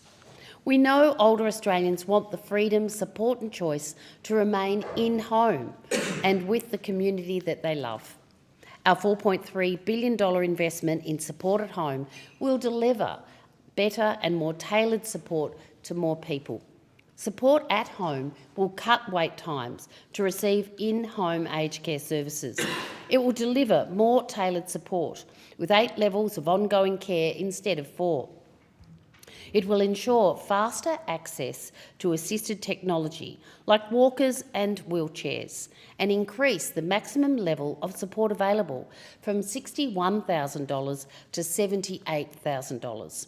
Support at home will offer a temporary boost in funding available to those who need restorative and allied health support to help them stay at home after an incident.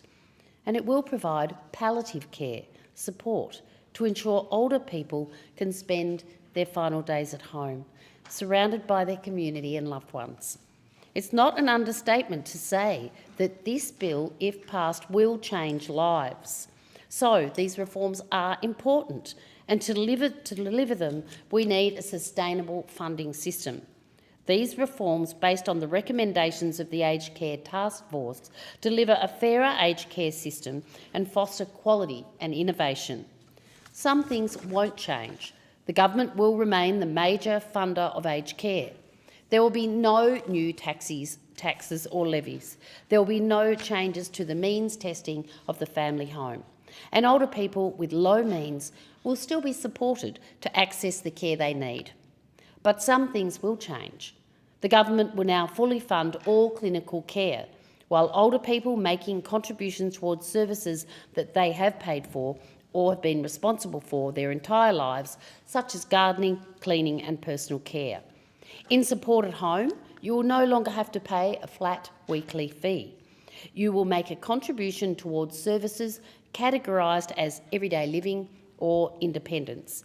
The amount you contribute will be based on the pension status and the means test, and you'll only contribute to what you use.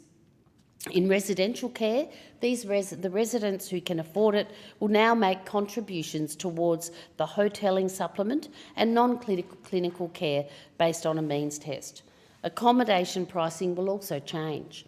This will ensure residential aged care providers can attract the investment they need to keep current facilities open, improve quality and build new homes.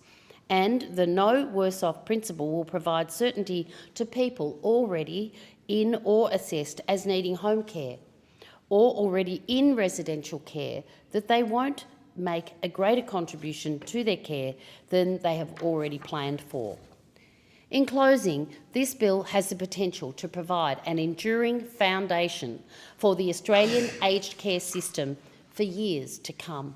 And of course, it builds on the many reforms the Albanese government has rolled out since coming to office. The very first act of the 47th Parliament was passing aged care legislation, responding to the Royal Commission.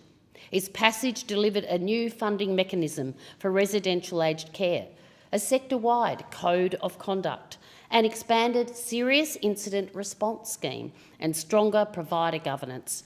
The implementing care reform amendment came shortly after, delivering greater transparency, capping home care fees and, most importantly, putting nurses back into nursing homes 24/7. The creation of an Inspector General of Aged Care reinforced the Albanese government's commitment to being open with the Australian public about how aged care is administered and how it is being reformed. It demonstrates that we are holding ourselves to the high state standard that we expect of the sector. We made aged care more transparent with star ratings for residential care, empowering older people and their families to make informed decisions. We're delivering an $11.3 billion investment in an historic pay rise for aged care workers. A registered nurse is now on site in aged care 99% of the time across Australia. Older Australians are receiving an additional 3.9 million minutes of care every single day, 1.7 million of which are delivered by a qualified registered nurse. This is incredible progress, but of course we know that there's more to do, and that's what this bill is all about. Deputy Speaker, this reform will put the rights of older people first. Thank you to all the older Australians and carers, including Donna, who I met all those years ago, to union providers, advocates and other experts who helped us get this incredibly important milestone to this point. And I hope that it will now be passed and it will become a reality. Thank you. I thank the member. The question is that the bill now be read a second time, and I call the member for North Sydney. Thank you, Deputy Speaker. The Royal Commission into Aged Care Quality and Safety revealed an industry rife with neglect and failing to deliver the services, safety and dignity Australians deserve. Australia's decades-old Aged Care Act has not been fit for purpose for many years and is long overdue for reform. In that context, I welcome the government's commitment to reform the aged care system, because Australia's population is ageing. According to the ABS, 17% of Australians are currently over the age of 65, and in 40 years that number is expected to double. Given these demographic projections, it's clear the sector needs to evolve, and we need to work towards a sustainable aged care system that delivers a dignified quality of care consistent with our aspirations to be a nation that looks after our own. In reviewing this bill, I can see the time and effort that's gone into it. It is as complex as the system it is aiming to reform, and there is a lot to like in it, including the rights-based paradigm, the simplification of the assessment pathways, the focus on ageing at home, improved standards of care and allocated funding to reduce wait times, and finally, a stronger regulatory framework. But there are also areas that my community wants to see strengthened. Firstly, while the legislation purports to be rights-based, I was surprised to find that the International Covenant on Civil and Political Rights is mentioned only in the explanatory memorandum and does not appear in the bill itself. The upholding of human rights is an issue that's really close to my heart and my community's heart, and I've long advocated for the establishment of a Human Rights Act that would enshrine our basic rights in law. Many of the abuses and injustices of the past in our aged care system may have been avoided if our most vulnerable had the fundamental protections of a Human Rights Act. Instead, the Statement of Rights appears to be a selection of rights afforded under international human rights law, with many key rights missing, such as the rights to life, liberty and security of person, freedom of movement, freedom of religion, freedom from restraint, the presumption of legal capacity and the prohibition against torture. While an improvement then, the Statement of Rights for Individuals and the Statement of Principles to guide service provision included in this bill are a continuation of Australia's piecemeal approach to protecting basic rights.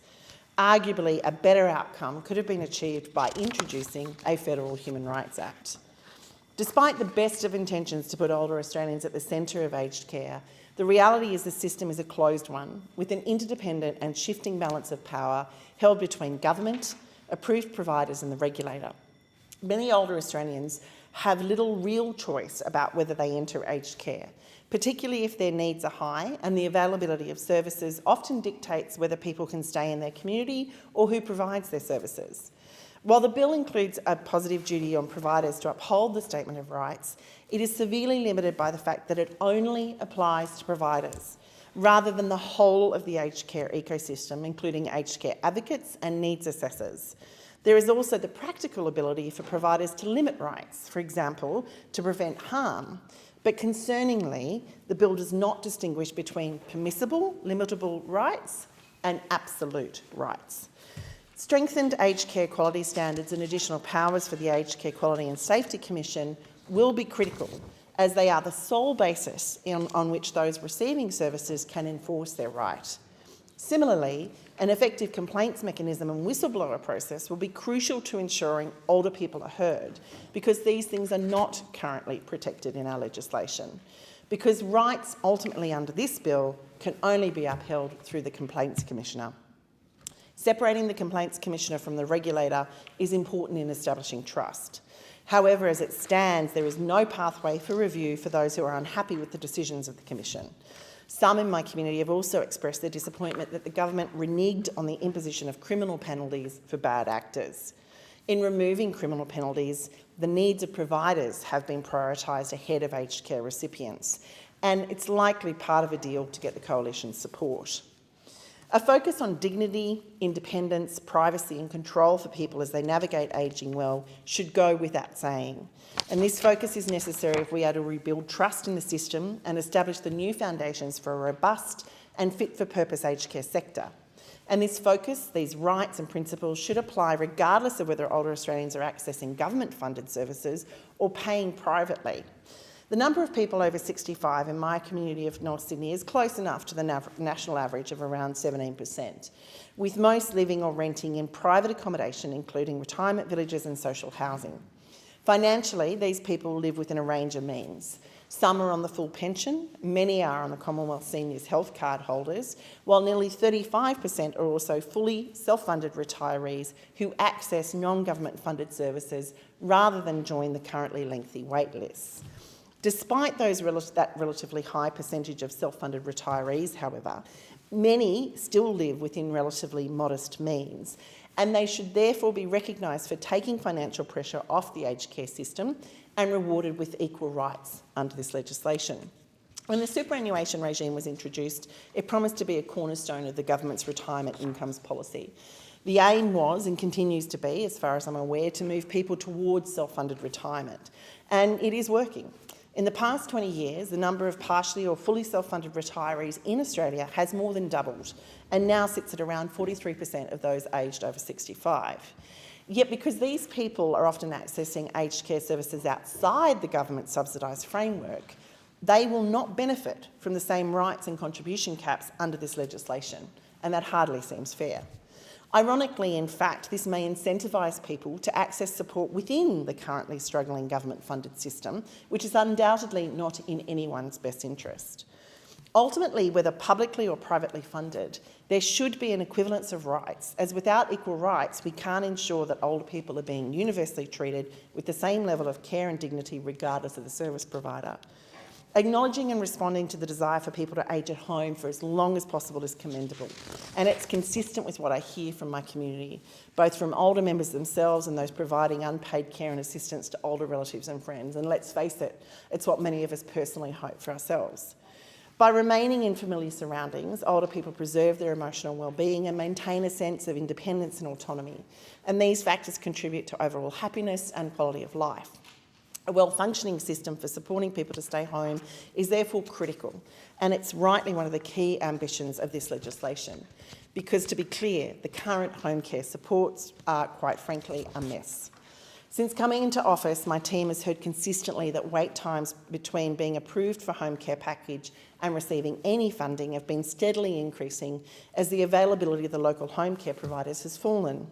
Wait times can be as long as 9 months, with no indication of when their funding will become available. Obviously, this presents a significant practical challenge for people who need immediate support to live independently at home. Often, the burden of this delay is borne by the family. Those with means are turning to privately paid care, not understanding the implications this can have for exacerbating wait times if, for example, they've turned down a lower level package in order to wait for the one they've been approved for. The additional funding to be provided to the new Support at Home program to address wait times, therefore, is welcome, but many are actually questioning whether it's going to be enough, with forecasts suggesting that the funding will only affect the desired improvement by July 2027.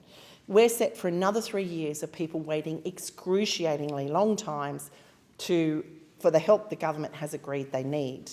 This doesn't even include the often lengthy time it can take to be assessed in the first place. It wouldn't be alarmist then to state that some people will literally die waiting for care. Along with wait times, another significant issue that's been brought to me by my community is the administrative complexity and difficulty in navigating the aged care system. This includes navigating the assessment process, understanding the options for residential and home care, meeting the associated costs and interactions of contribution caps and means testing, understanding how to access funding and choose a care provider, accessing the availability of appropriately qualified care providers, navigating wait times and the decision of whether to hold out for the package funding or obtain private service, and trying to stay close to family and community. And the list goes on and on and on. Now, this would be difficult for someone at the top of their game to navigate, let alone someone struggling with health concerns and general worries about ageing, finances and changing circumstances. Streamlining the assessment process is an important first step, and I look forward to seeing additional detail and timeframes for the implementation of a single assessment workforce. Given the importance of the assessment as a necessary first step for the process in accessing funding services, it's surprising that the assessment workforce will operate outside the Act with no obligation to have regard to the statements of rights. Any outcome from the assessment process should have reference to the rights. Similarly, streamlining various contribution caps and ensuring they are a total cap across both supported home and residential costs is a welcome improvement. However, some members of my community have expressed concern that the need for them to contribute more will push them into poverty. And without seeing the modelling, it's impossible to reassure them that they will be left with a living income. One older woman I spoke to queried what happens to Commonwealth Home Support Program recipients beyond 2027. She literally said to me, "Does the government assume I will be dead?" The financial sustainability of the aged care sector is rightfully a key issue given our ageing population. This has implications both for the federal budget and because the government relies on services being provided by private and non-profit institutions, the financial viability of these providers. However, the shift to a user pays aged care model represents a significant change in how aged care is funded in Australia.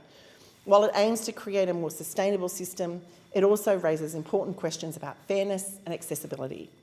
The no worse off principle and the introduction of additional means-tested contributions from July 2025 has generally been well accepted by my community, notwithstanding the fact that it's likely that this will lead to most paying more for aged care services than otherwise.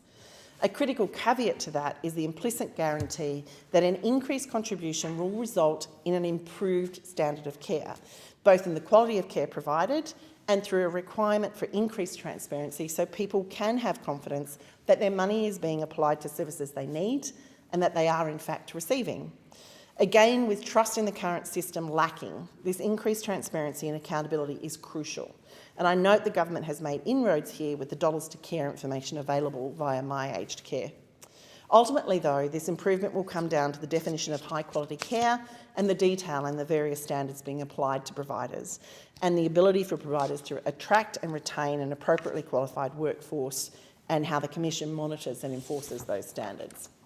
It's important the government gets these standards and definitions right in the rules, as it is a critical expression of the standards older Australians can expect and rely on under their Statement of Rights. It will also determine what is funded as clinical care and what services require a contribution. Like others, I'm concerned where the lines may be drawn, particularly in relation to services that maintain independence. Does someone who has a clinical condition that means they cannot feed themselves have feeding included as part of their clinical care? Or is it considered a service to assist in independence? Similarly, if someone cannot physically shower themselves, does their right to personal hygiene come down to affordability? The detail in the associated rules is paramount, and I'll continue to listen to my community and other key stakeholders to ensure these rules meet community expectations. Of course, quality care can only be delivered by well-qualified and experienced workforce. The heartbreaking stories of neglect, pain and distress unveiled by the Royal Commission identified poor staff ratios, underqualified staff and inadequate training as key contributors to the systemic breakdown of the sector. The government's response to date has included some positive initiatives by way of the aged care worker pay increases and fee-free TAFE courses. However, there is community concern that this does not go far enough and that the standards must specify carer ratios and qualification standards. I support the recommendations of Dementia Australia in mandating dementia care training. Similar to workers in the NDIS, the aged care workforce should be registered with the Aged Care Quality and Safety Commission to ensure oversight and minimum skills. Look, none of this is easy. The government has inherited a silo system of aged care on one hand with complex practical independencies on the other. On balance then, myself and my community welcome this bill. But like others, I will be monitoring the rollout to ensure the community's expectations are met and that the promise of increased fairness, transparency and sustainability is being achieved across the board, for those who are most vulnerable to those who we are increasingly relying on to fund themselves. Thank you. I thank the member. The question is the bill now be read a second time. I call the member for Macquarie. Thank you, Deputy Speaker. In my early years as the member for Macquarie in opposition, I witnessed our aged care system descend into a crisis of neglect. We saw it happening. Since Labor came to government, we've made it a priority to reform the sector so ageing Australians receive the dignity and the quality of care that they deserve.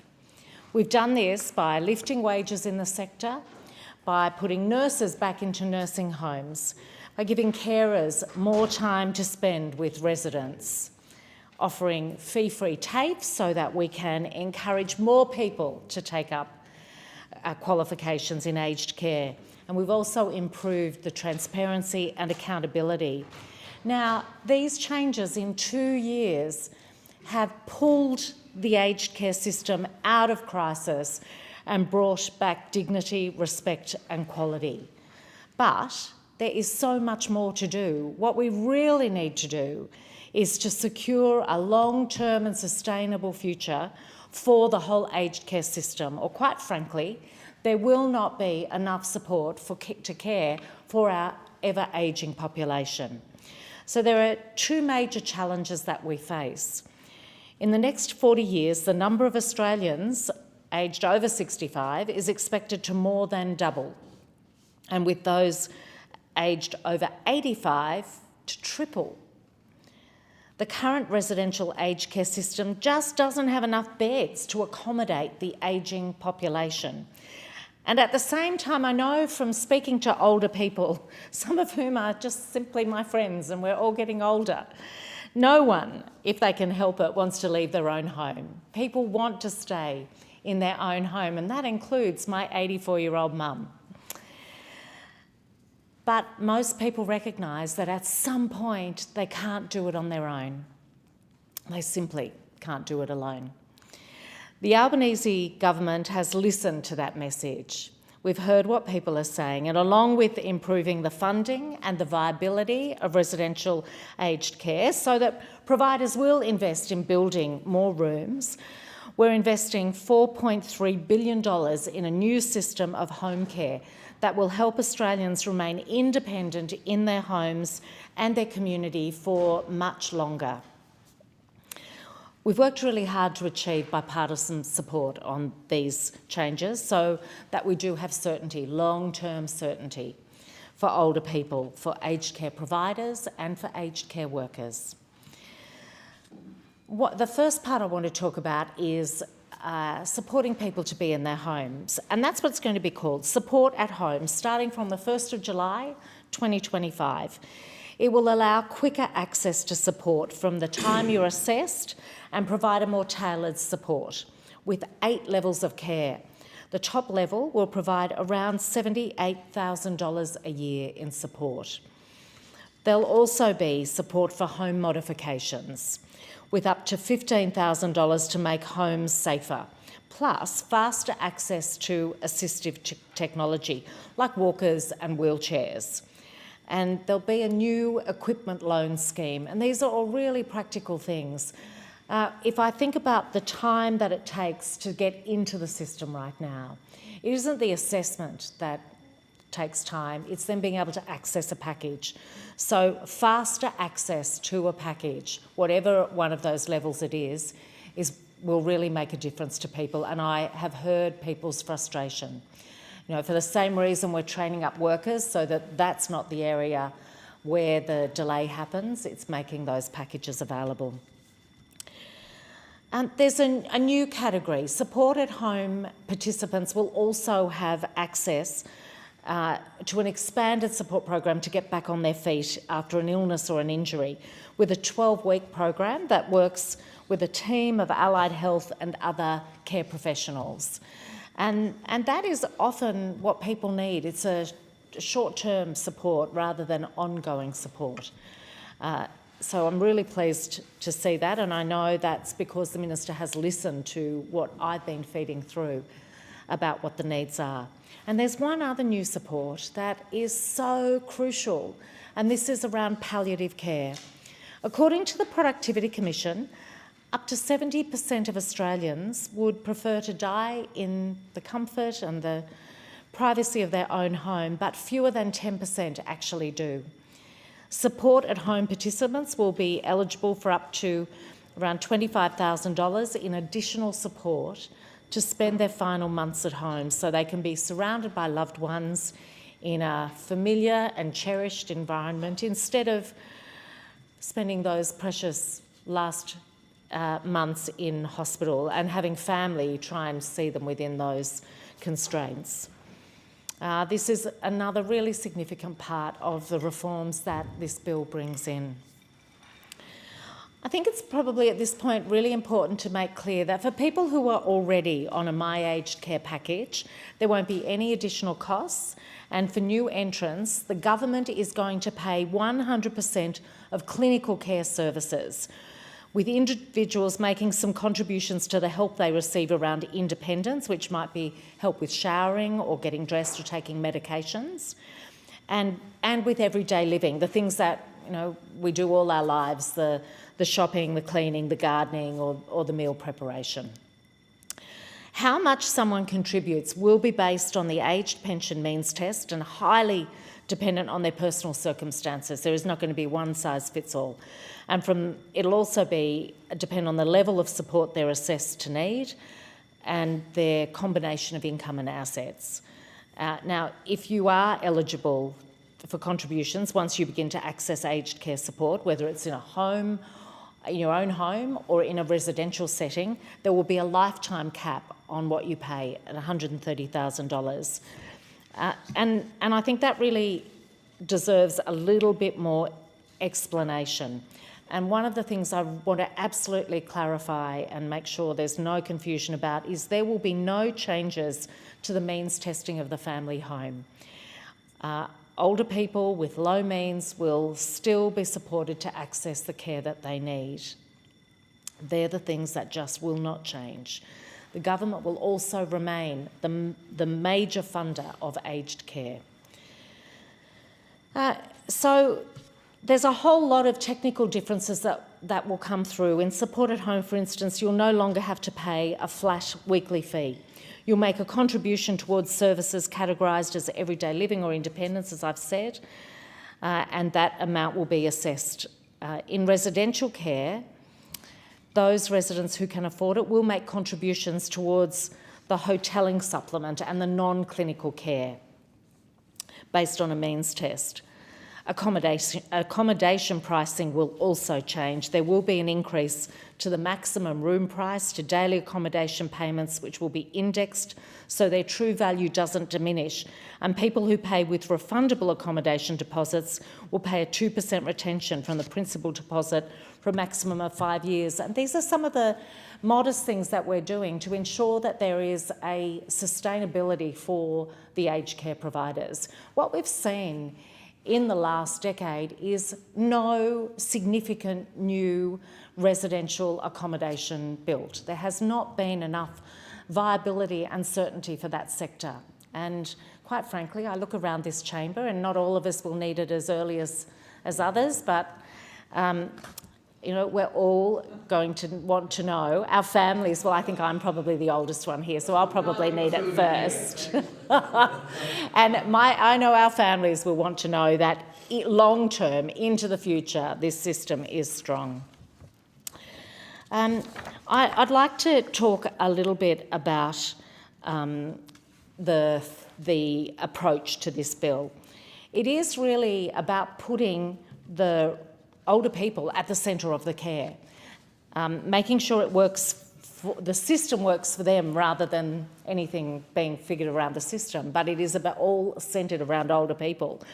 And it's about high quality, safe and compassionate care and services for older people.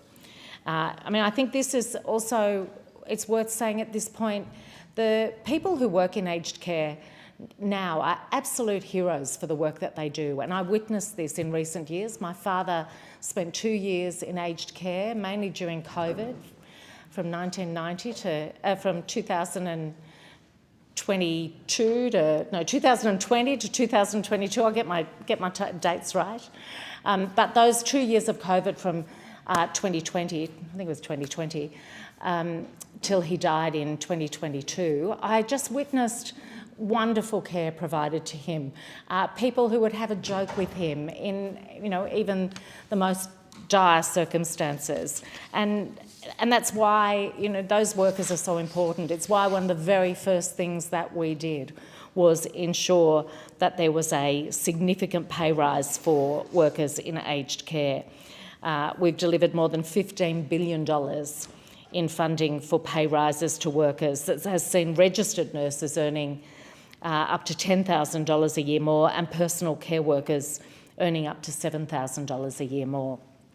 And that's because we want those care workers to have be also treated with respect and dignity. We've made sure that there is now a registered nurse on site in aged care 99% of the time across Australia. That's so that our residents get the care that they deserve. Older Australians are now receiving an additional 3.9 million minutes of care every day thanks to our changes. And that has resulted in changes to the wellbeing of residents. There's been a statistically significant decrease in the proportion of residents experiencing polypharmacy, antipsychotic medication use, falls that result in major injury, use of physical restraints, significant unplanned weight loss and consecutive unplanned weight loss. And we're also seeing improvements in the star ratings data with fewer 1- and 2-star rated homes and more 4- and 5-star rated homes. And that's about making sure that the quality of care meets what we would all expect for our family members, our older family members or neighbours to receive, and for ourselves one day in the future. So along with this legislation around the reforms, the financial reforms and changes, the new support at home program, are things like a statement of rights for older people and a positive duty for providers to uphold those rights. There's also statutory duties for registered providers of aged care, and there are civil penalties and a compensation pathway attached to those. There's a new approach to regulating aged care, which really balances the incentives for continuous improvement and high quality care and the stronger regulatory powers and the civil penalties to protect people from harm. Also, significantly, there is a new ministerially appointed Complaints Commissioner and whistleblower protections to make sure that older people, that workers and other people have clear pathways to raise concerns about the quality of aged care services.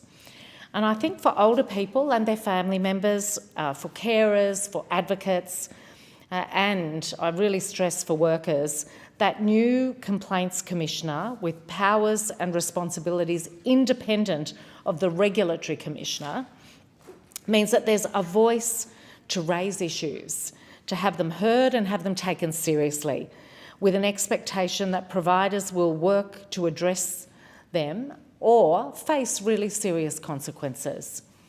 So this is the package of work that I'm really pleased to be supporting, Deputy Speaker. I think that these reforms are really significant because they're the next step in implementing the recommendations of the Royal Commission into aged care. And that report of that Royal Commission was called Neglect, but many of us could see that neglect happening long before it was the title of a Royal Commission report. It's what drove us to want that investigation, to look into the practices, the systems, the flaws, and to try and identify where it was working and how could we replicate that across the board. I'm very confident that the changes that we're bringing in will lead to a different way of thinking about aged care, about being supported at home. The changes will mean Australians have respect and dignity as they age. They get to stay in their home for longer, as long as they can be supported there, and we hope that that will be longer. I hope it also means that families will feel less of a challenge in supporting their older relatives, and I really commend this bill to the House. I thank the member. The question is that the bill now be read a second time. I call the member for Kooyong. Thank you, Deputy Speaker. Aged care is one of the most important parts of the federal government's responsibilities to its citizens. This legislation results from the most significant recommendation of the Royal Commission into Aged Care Quality and Safety in 2020, and it has been long coming and the subject of much consultation. But there are, unfortunately, significant residual concerns with respect to the limitations of its rights-based approach and to its complaint mechanisms, to its provision of supports for older Australians with a disability and those from a culturally and linguistically diverse background, and with its definitions of quality care. This new Aged Care Act emphasises a rights-based approach. It outlines a statement of rights for older people. However, those rights are not enforceable in any meaningful way. Parenthetically, this speaks to a bigger issue, which is the lack of a Human Rights Act in this country. The Act relies on the Aged Care Quality and Safety Commission and the Complaints Commissioner to uphold the rights of older Australians, but there is no positive duty for providers to ensure that those rights are met. This lack of enforceability means that the rights it identifies are, in reality, unfortunately, more aspirational than practical. This positioning of the Statement of Rights in aged care is at odds with the rights to access healthcare. The Australian Charter of Healthcare Rights specifically sets out the right to access healthcare services and treatment which meets individuals' needs. It's incongruous that we guarantee the right to healthcare services in this country to receive treatment in a medical fashion when you need it, but we don't guarantee the same thing. We don't reciprocate this basic right for older people. This seems curious, particularly given, as the previous speaker has pointed out, that our population is ageing and that escalating aged care needs will be in tandem with escalating healthcare needs for the Australian population. Moreover, the rights delineated in this bill do not guarantee Australians quality aged care delivered when and where they need it. Rather, all the Act guarantees is the right to be assessed for eligibility for funded aged care services. We all know that an assessment is pointless if the services that are required are not available. It's also worth considering that the Statement of Rights concludes that nothing in this division creates rights or duties which are enforceable by proceedings in a court or tribunal. This means that the rights enshrined in this aged care bill are enforceable only as far as the strengthened quality and safety standards extend. It means that the impact of a rights-based approach is reliant on the effectiveness of the roles of the regulators, the System Governor, Aged Care Quality and Safety Commissioner and the Complaints Commissioner. Unlike healthcare and the NDIS, the Aged Care Act retains a rationed approach to healthcare. Access to care is not a universal entitlement based on the needs that are assessed. This approach can lead to lengthy waiting periods and to inadequate support for people who need help. For people with a medium priority, the expected wait time for an approved home care package is Level 1, 1 to 3 months, Level 2, 3 to 6 months, Level 3, 9 to 12 months. I'm sure I'm not alone as an MP in having heard from many frustrated, anxious constituents and their families who have been waiting for months on end to access the care that they need. Just last month, I heard from the daughter of a man who'd been waiting nearly 12 months for a Level 4 package. On my escalating the inquiry, the only immediate solution offered by My Aged Care was to go back to the existing Level 2 provider to see whether any additional services could be offered under the gentleman's current package. It's not good enough. Waiting for aged care packages can have a significant impact on families. It leads to emotional, physical and financial strain. There are also productivity costs. I hear from family members who have had to reduce their own working hours or leave their jobs to provide care for elderly loved ones. It's not good enough for those family members and it's not good enough for those elder Australians. As this legislation does not address the need for a universal entitlement to care based on the assessed need, supported by adequate funding mechanisms, there is no guarantee that these waiting periods will be improved. Secondly, although the new Aged Care Act aims to improve the quality and accessibility of aged care services, there are widespread concerns in the disability community that it falls short in supporting older people with disabilities. Firstly, it fails to provide a clear definition of disability within the Act, which could lead to inconsistencies in how services are provided and accessed by older persons with a disability. Secondly, the Act maintains a separation between aged care and other services such as healthcare, including allied health and the NDIS. This siloed approach could well lead to fragmented care and support, making it difficult for people with a disability to navigate the system. The separation creates a gap where older people with a disability may well not receive the comprehensive support that they need. For instance, individuals diagnosed with dementia at age 65 receive limited home support, pushes them towards residential care. In contrast, those diagnosed at age 64 receive much greater support under the NDIS and can often remain at home for longer. Another example is that of several constituents of mine who have post-polio syndrome. Many were too old to access the NDIS when it was introduced, and they are now appropriately concerned that there may be no pathway to their adequate support via the aged care system. The EM for this Act has to clearly explain the Act's intention and its purpose in relation to older people requiring disability supports. It should explicitly state that the Aged Care Act will facilitate provision of disability supports to older people who would otherwise qualify for the NDIS were it not for its age limitations. Further, the Act should facilitate the development of a shared specialist disability assessment pathway, which should be co-designed by and with people with a disability and their representative organisations. I have other concerns with respect to the legislation of eligibility for aged care services for some people with a disability aged less than 65. For the very first time in Australian history, this aged care bill provides eligibility for aged care services for people with a disability who are aged between 50 and 64, who are from First Nations backgrounds, who are homeless or at risk of homelessness.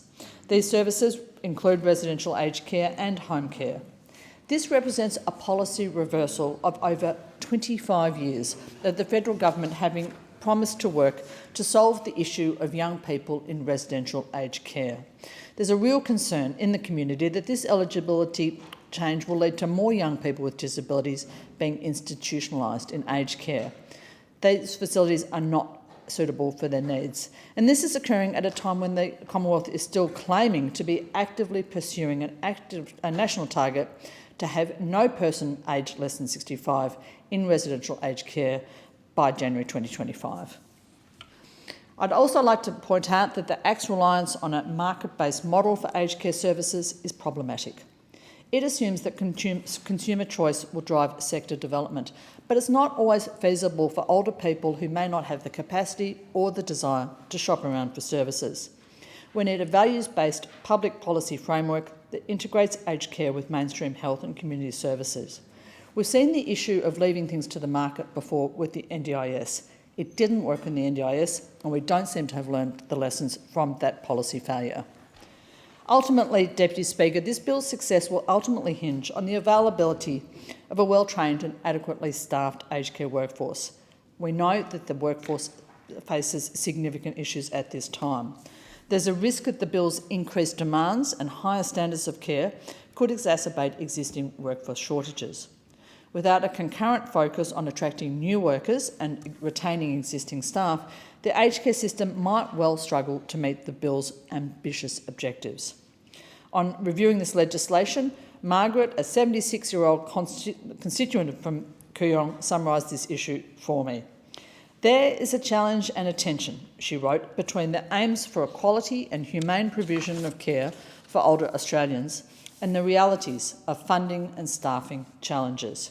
She also noted this could push smaller, not-for-profit providers out of business, while larger providers' priorities for profit are counter to better quality care. Couldn't agree more, Margaret. This bill introduces new practices, such as the focus for supported decision-making and revised incident management framework. These will necessitate substantial investment by home aged care providers in upskilling and training programs for their workforces to ensure that they can effectively implement the bill's provisions. The Act does not implement robust training requirements, however, for aged care workers, as was recommended by the Royal Commission. Those workers in all aged care centres around Australia need to receive explicit training, as recommended by the Royal Commission, on cultural safety, trauma-informed care, dementia care and palliative care to ensure high-quality care for all aged care recipients. Further, the Act lacks direct provision for services tailored to culturally and linguistically diverse groups. This oversight can lead to inequitable access to care for older people from diverse backgrounds, many of whom will have unique needs and preferences. In my electorate of Kooyong, nearly 20% of the community are Chinese Australian. There is no dedicated Chinese residential aged care facility nearby, and only 2 in Melbourne. Now, the bill does enshrine the right to services in recipients' preferred language, and we know that older people, particularly people with cognitive loss, but all older people, tend to revert to their language of childhood in late adult life.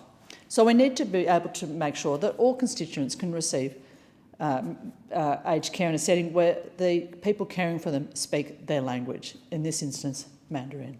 But there's no guarantee for my Chinese Australian constituents that appropriate aged care facilities will be available to them when they need that. The fact is that best practice care really necessitates future planning and taking into consideration all aspects of the patient population, but there is no facility in this Act for that. Finally, the use of automated assessment tools for determining care needs is another area of concern, and many members of my community have expressed concern about this. These tools, many of which are AI-based, may not adequately consider the complexities of individuals' disabilities and comorbidities. If they don't capture all of the needs of the constituent, of the patient, how can they possibly provide all of the care required?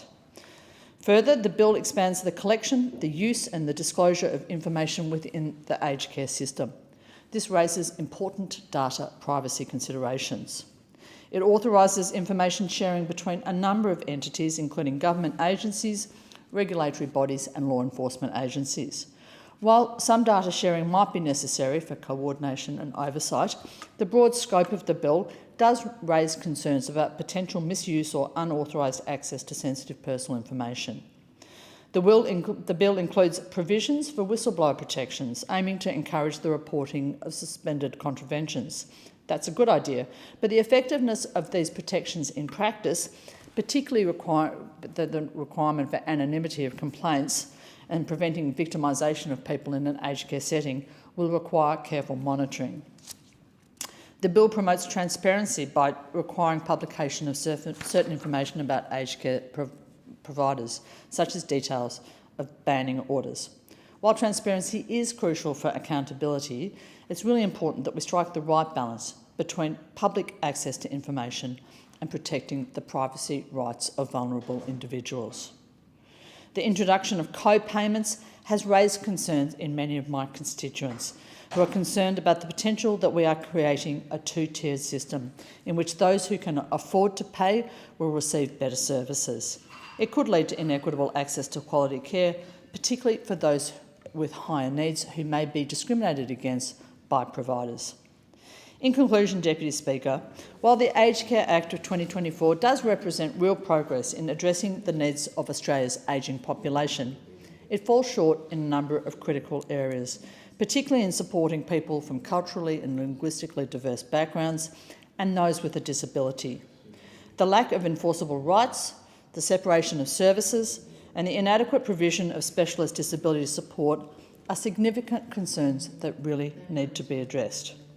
We need to advocate for a more integrated and comprehensive approach which will ensure that older people with a disability and older people from other cultural and linguistic backgrounds can always receive the care and the support that they need. All Australians deserve the very, very best of aged care, which has to include clear definitions, enforceable rights and a commitment to equity and inclusivity in provision of our aged care services. I thank the member. The question is that the bill now be read a second time, and I call the member for Blair. Thank you, Deputy Speaker. I think I've spoken more on aged care than just about any other topic in this place. I'm delighted to have the opportunity to speak again on it. in this case on the Aged Care Bill 2024. And this legislation represents the most significant structural reform to aged care laws in a generation. Some of the speakers in this debate have talked in detail on the topic of the bill. I intend to talk about the background and what leads it up to this bill and why it's necessary, this bill, and then give an overview in relation to it.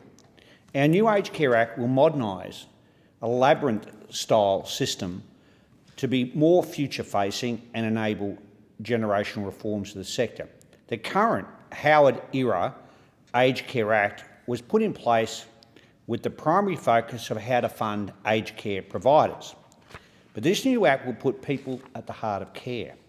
The bill implements a number of election commitments that we took to the last election while in opposition, such as mandatory aged care, food standards, statutory duty of care for registered providers of aged care workers, screening and stronger investigative powers for the regulator.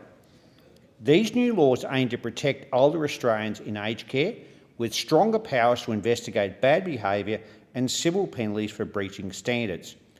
Reforms like this don't happen every day. They're generational and a massive, significant shift.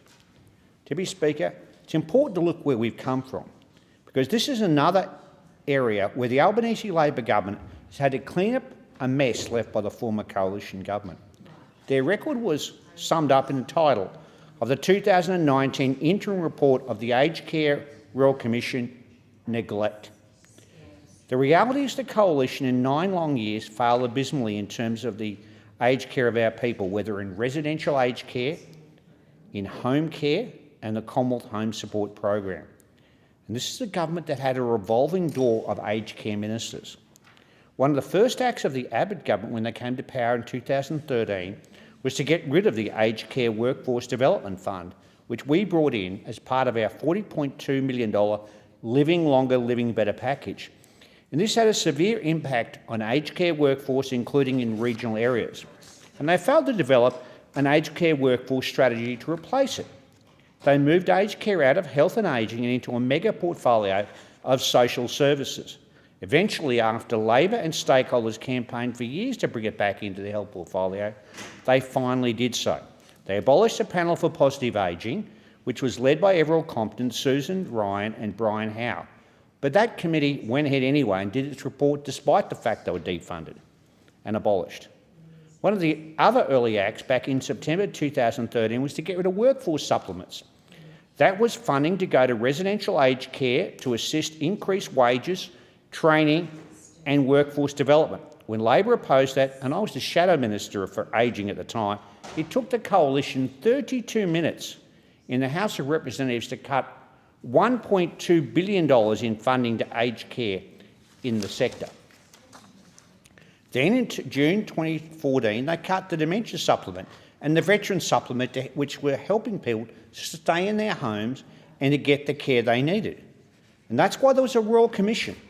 And that's why its interim report was titled Neglect. And it's why the final report talks about far-reaching and almost traumatic changes that need to happen in the sector, because those opposite neglected it again and again and again. They could fairly find a budget or MyEFA where they didn't cut funding again and again. In the 2016-17 budget, for example, they cut $1.2 billion over 4 years through changes to the scoring matrix of the aged care funding instrument that determines the level of funding paid to aged care providers. Now, that's not the $1.2 billion I was talking about before. That's additional cuts. So they cut $1.2 billion directly from the sector, and they wonder why it was neglected. They wonder why people are leaving the sector when they weren't paid enough and didn't have career development, training or opportunity. People were malnourished. There were maggots in wounds. They were literally starving in soiled bed sheets and soiled clothing on the previous government's watch. Our government's trying to make up for the failures of those opposite, who failed the aged care sector and failed those people who are going before us and who need care. They were vulnerable, they were living with dementia. More than half the people living in residential aged care are living with dementia, and those opposite failed them massively. They shuffled money around all the time. And that's why the sector was crying out for reform, and that's why the bill that we're bringing today is so necessary. The former coalition government should have had a look at the interim report when it was handed down in October 2019. But what did they do? They continued to use sleight of hand to cut the funding. And they did this just before the interim report was handed down so they could, if they could find a bit of money for aged care to placate the aged care providers, they did so effectively to try and presumpt and gazump, by the way, the interim report. In contrast, what we need to do is structural reform. So we're providing structural reform and billions of dollars in this bill. And it's necessary for a sector where Australians have been failed. Care, dignity and respect was the title of the Royal Commission's report. And that's what those opposites failed to do, provide the care, dignity and respect that seniors deserve. We are taking steps and acting on the recommendations of the Royal Commission and the Aged Care Task Force, and we know it's backed by the sector. So the bill before the chamber today replaces the Aged Care Act of 1997, the Howard-era legislation, and the Aged Care Quality and Safety Commission Act of 2018. The bill builds on the work of the Albanese government we've already done to improve the quality of aged care and increase the wages of aged care workers. It responds directly to recommendations 1 to 3 of the Royal Commission into aged care quality and safety and addresses 58 recommendations in total. The legislation before the chamber is going to deliver a rights-based aged care system, a new program that supports older people to live independently on in their own homes as long as possible, a new regulatory framework and a stronger regulator, a new quality, safe standards and fair co-contributions to make the Australian aged care system sustainable in the future.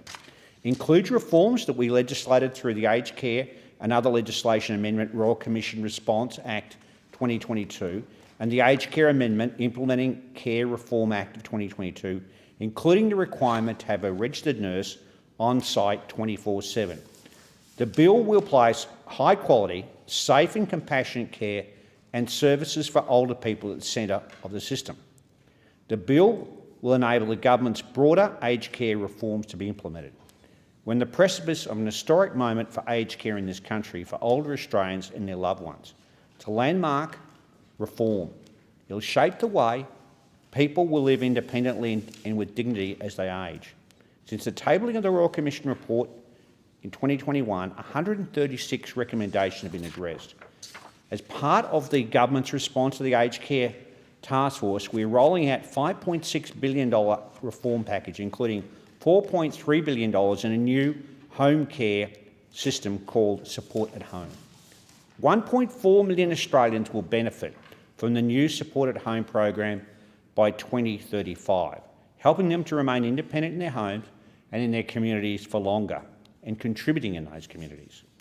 This will come into effect from the 1st of July 2025, and critically this will reduce wait times for in-home care with a target of 3 months by July 2027. Several principles underpin the reforms in this bill. Australians will get the support they need and make reasonable contribution to their means as the task force recommended. Everyone already in residential and home care will benefit from a no worse off principle from their place in the system. The government will pay all clinical care costs, with individuals contributing to the kind of costs they could typically pay throughout their lives. And the government will continue to pay for the majority of aged care costs. These reforms respond to the recommendations of the Aged Care Task Force, which brought together older Australians, experts, residential aged care providers, workforce representatives, and recommended Australians pay a reasonable means test contribution to the costs of their care. The reforms have bipartisan support, and we thank the opposition for their constructive engagement in the process, notwithstanding their abysmal record in government. The Albanese government wants to give people more choice about the kind of care they can receive and help them stay in their homes and maintain their independence for longer. I know older people in Ipswich, the Somerset region, the Corona Downs area want to live independently in their homes. Our new Support at Home program will help them make that possible and will mean shorter waiting times for people to receive help. But if the time comes when a person needs to move into residential care, they deserve to live in a comfortable space that meets their preferences and needs. These are the most significant aged care reforms in 30 years and will improve the funding, viability and quality of aged care and protect Australians in aged care from harm. And let's be clear about it. It's not about new taxes and it doesn't change the treatment of the family home. What it does help make room for in the budget is to ensure that we fund better services in the future and put aged care on a more sustainable footing. The government's reforms will provide certainty for aged care sector in my electorate. Deputy Speaker, I've been a strong supporter and advocate for local aged care providers. Indeed, my family has worked in the aged care sector in Ipswich for 3 generations. Earlier this year, I arranged a visit to Cabanda Care in Rosewood by the Minister for Aged Care to discuss the government's reforms and meet with staff and residents, and last month I visited Villa Maria Centre in Eastern Heights in my electorate to celebrate 30 years of Catholic healthcare in the Ipswich region. I know some smaller communities and regional providers like Cabanda will have their concerns about what some of these reforms will mean for them, and that's justifiable, and around the funding and workforce issues. But it's good for them to know they have an opportunity to speak with the federal MP and the Minister. Prior to my coming to Parliament in 2007, I sat on the board of what is now known as Corinity, an aged care provider in Queensland for 14 years. As a lawyer who working in private practice, I and my firm acted for many aged care providers and many stakeholders who work with and for the sector. So I know a bit about this area, and I'm pleased to see the progress we're making. At a personal level, most of us know someone in home care or aged care and want to see them get the support they need, whether it's a friend or a loved one or a relative. These changes will help us deliver better care for more people in our community in a sustainable way. We promised to act and we have, Deputy Speaker. The bill has the potential to provide a new and enduring foundation for the aged care sector from the 1st of July next year and for years to come. And then on, the aged care we put in place, the care that we will put for people, will put the rights of older people first. The new supported home program will support all of us to live independently as best we can in our own homes for as long as we possibly can as we age. The aged care system will be more fair and financially sustainable, and it will provide for contributions towards the cost of will care. resume his seat. A division has been called for in the House. The proceedings are suspended to enable honourable members to attend the division. The proceedings will resume when the Chair of the Federation Chamber is resumed at the conclusion of the division or subsequent divisions.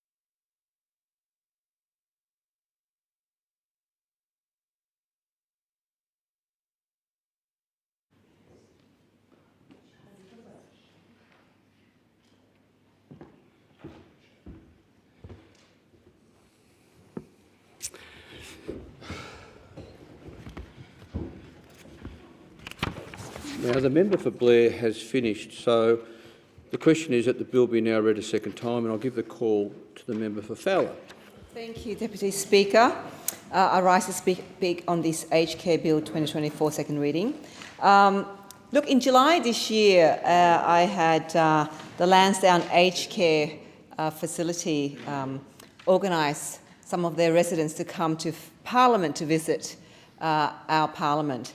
And it's the first time ever that Lansdowne Aged Care have brought their residents here, and they wanted to expose the seniors to, obviously, the workings and Canberra in Parliament.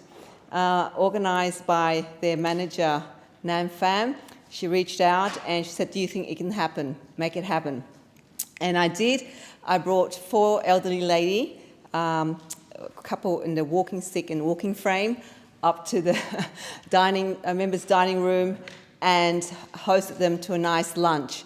It took them 3 hours to drive from Cabramatta to Parliament, and we were hoping to get them into question time, but that 3 hours drive and the whole experience in Parliament was just so overwhelming. After lunch, they drove back home, but it was a great experience for them, a great experience for Lansdowne Aged Care Facility, to really see Canberra and the Parliament House.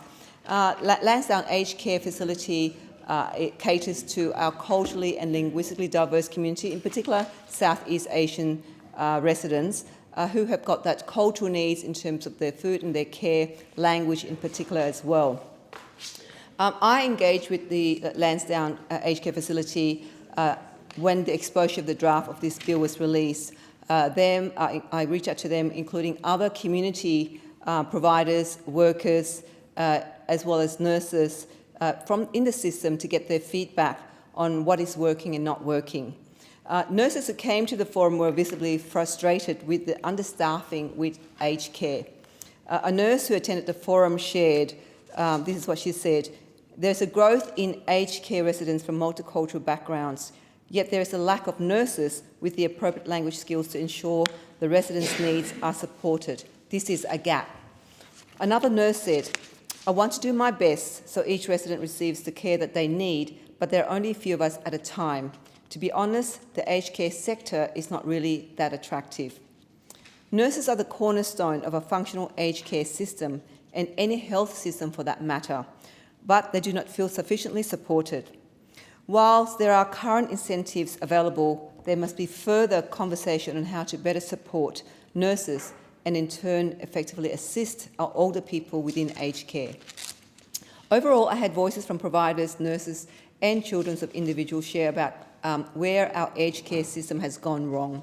It was a mixture of different pain points: aged care residents not having their needs adequately addressed, the lack of nurses wanting to work in aged care, understaffing, juggling competing demands, certain aged care providers not doing the right thing, the minimal resources, the lack of training to address the complex needs of aged care individuals of culturally and linguistically diverse backgrounds, and compliance, the filling of paperwork, the demand on providers to provide that rather than focusing on the individual care. The list goes on.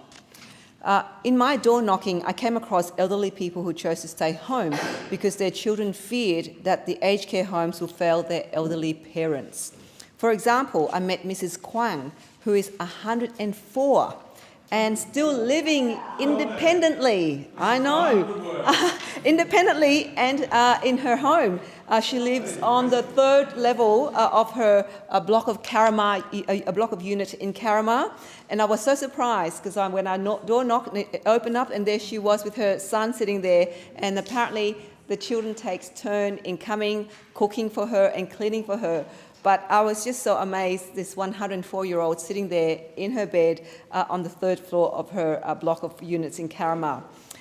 So I've also visited many other nursing homes within my electorate to speak to aged care residents to understand the state of our aged care system and found that, some of our aged care facilities in Fowler, they provide the professionalism, the staff provide them with so much care, especially speaking the language, providing some of the food that's needed, the cultural food.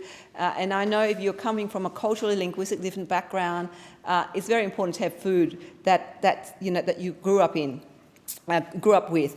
And so some of those areas are working for them. So the population of people aged 60 in Fowler in 2021, according to the ABS, was about 39,498 people, which is more than 20% of the entire population of Fowler. As of June 2023, there are 28,648 recipients of aged care services in southwest Sydney. The cohort of ageing population will only continue to grow. Constituents have attended my office and written in about the issues with the aged care system on behalf of their parents or loved ones. Interestingly, a young constituent named Jennifer wrote saying that I would never put my parents in an aged care facility as I heard it is full of substandard care and even neglect. My parents cannot speak English well, so it's more concerning. I think this is a stigma that the aged care system is currently attached with, the distrust, incapable and not fit for purpose. The issues and concerns shared were not far from what was found in the Royal Commission into Aged Care Quality and Safety report. Deputy Speaker, there is a lot to unpack with the Aged Care Bill. I understand that the Aged Care Bill will address 60 recommendations of the Royal Commission's report and the final report of the Aged Care Task Force. The bill will establish a modern rights-based legislative framework that focuses on the safety, health and well-being of older individuals and places their needs at the centre of the aged care system. I'm glad to hear that this approach will be taken, and I commend the government for following the Royal Commission's report's recommendations in drafting the objects of this bill. It is crucial to get the objects of this bill right to set the scene for an aged care framework that's workable, sustainable and trusting. If we all put ourselves in the shoes of those needing aged care, because we were all aged and in need of aged care one day, and so wouldn't we want a system that has a high level of service and care that would ensure individuals accessing aged care services are free from mistreatment, neglect, harm, is accessible and more? Surely we all would want a system of aged care that is of the highest standards. However, as my constituent Jennifer shared, it is important to ensure that individuals of diverse cultural and linguistic backgrounds' needs are being addressed and that they do not become unintentionally neglected. Whilst the object does provide for an aged care system which takes into account the needs of the individuals first, regardless of their location, background and life experiences, I urge the government to clearly stipulate that the new aged care system will ensure that the needs of culturally and linguistically diverse people are also being effectively accounted for. When speaking to my constituents, it was a common theme that they wanted an aged care system which supported their ability to live at home safely.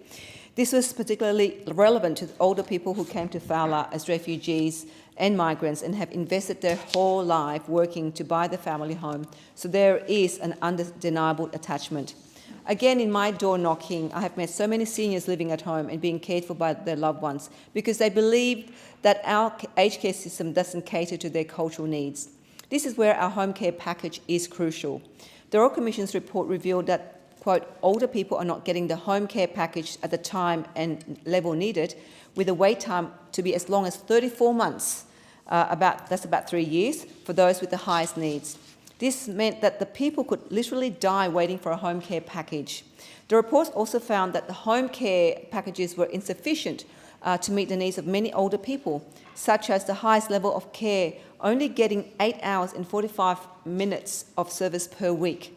This is disappointing to hear. I understand the government will be introducing a new support at home program, replacing the home care packages and short-term restorative care to the tune of $4.3 billion, which works out to be about $19 per person.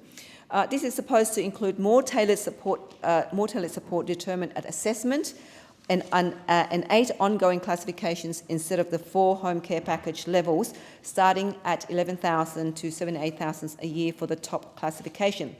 These figures might make sense to the policymakers who develop them, but the critical point will be, will this new program provide adequate care for our ageing population? Not only that, but the government will ensure that this latest information. Not only that, but the government needs to ensure that this latest information is clearly explained and provided to those in culturally and linguistically diverse communities in Fowler and across Western Sydney. Too often, when the government makes policy decisions and changes from the ivory tower of Canberra, by the time it gets to where lives matter, the information gets lost in the lack of translations and practice. Home care services reported that the largest proportion of recipients were those with a preferred language other than English. Will the government ensure that the brochures are circulated in various languages to assist older individuals navigate the new support home care program? There will be new rules for aged care providers and workers. Aged care providers will be required to apply for registration, which will be decided by the Commissioner. There is also a separate set of obligations on aged care workers and responsible persons of registered providers to comply with the aged care code of conduct, failing which will incur civil penalties. This is in line with the recommendation 92 of the Royal Commission's report. There is pressure for the aged care providers to do the right thing or risk a high civil penalty or losing their registration. Aged care providers who attended my aged care forum shared two primary concerns regarding the aged care bill during the exposure draft: financial sustainability for providers to meet the compliance requirements and whether it would lead to uninsurable risk, such as that providers will not be able to obtain insurance due to the high civil penalties. To be clear, I think the new aged care system must have strengthened compliance requirements for aged care providers to ensure that individuals accessing the service are not subjected to harm or neglect. Providers doing the wrong thing need to know that there will be dire consequences under the aged care reform. However, there must be a balance and a compromise with key stakeholders such as providers for a long-term and sustainable reform. We do not want to be in a position whereby older people will not be able to access the residential care and support that they need because providers would not be unable to support their operations.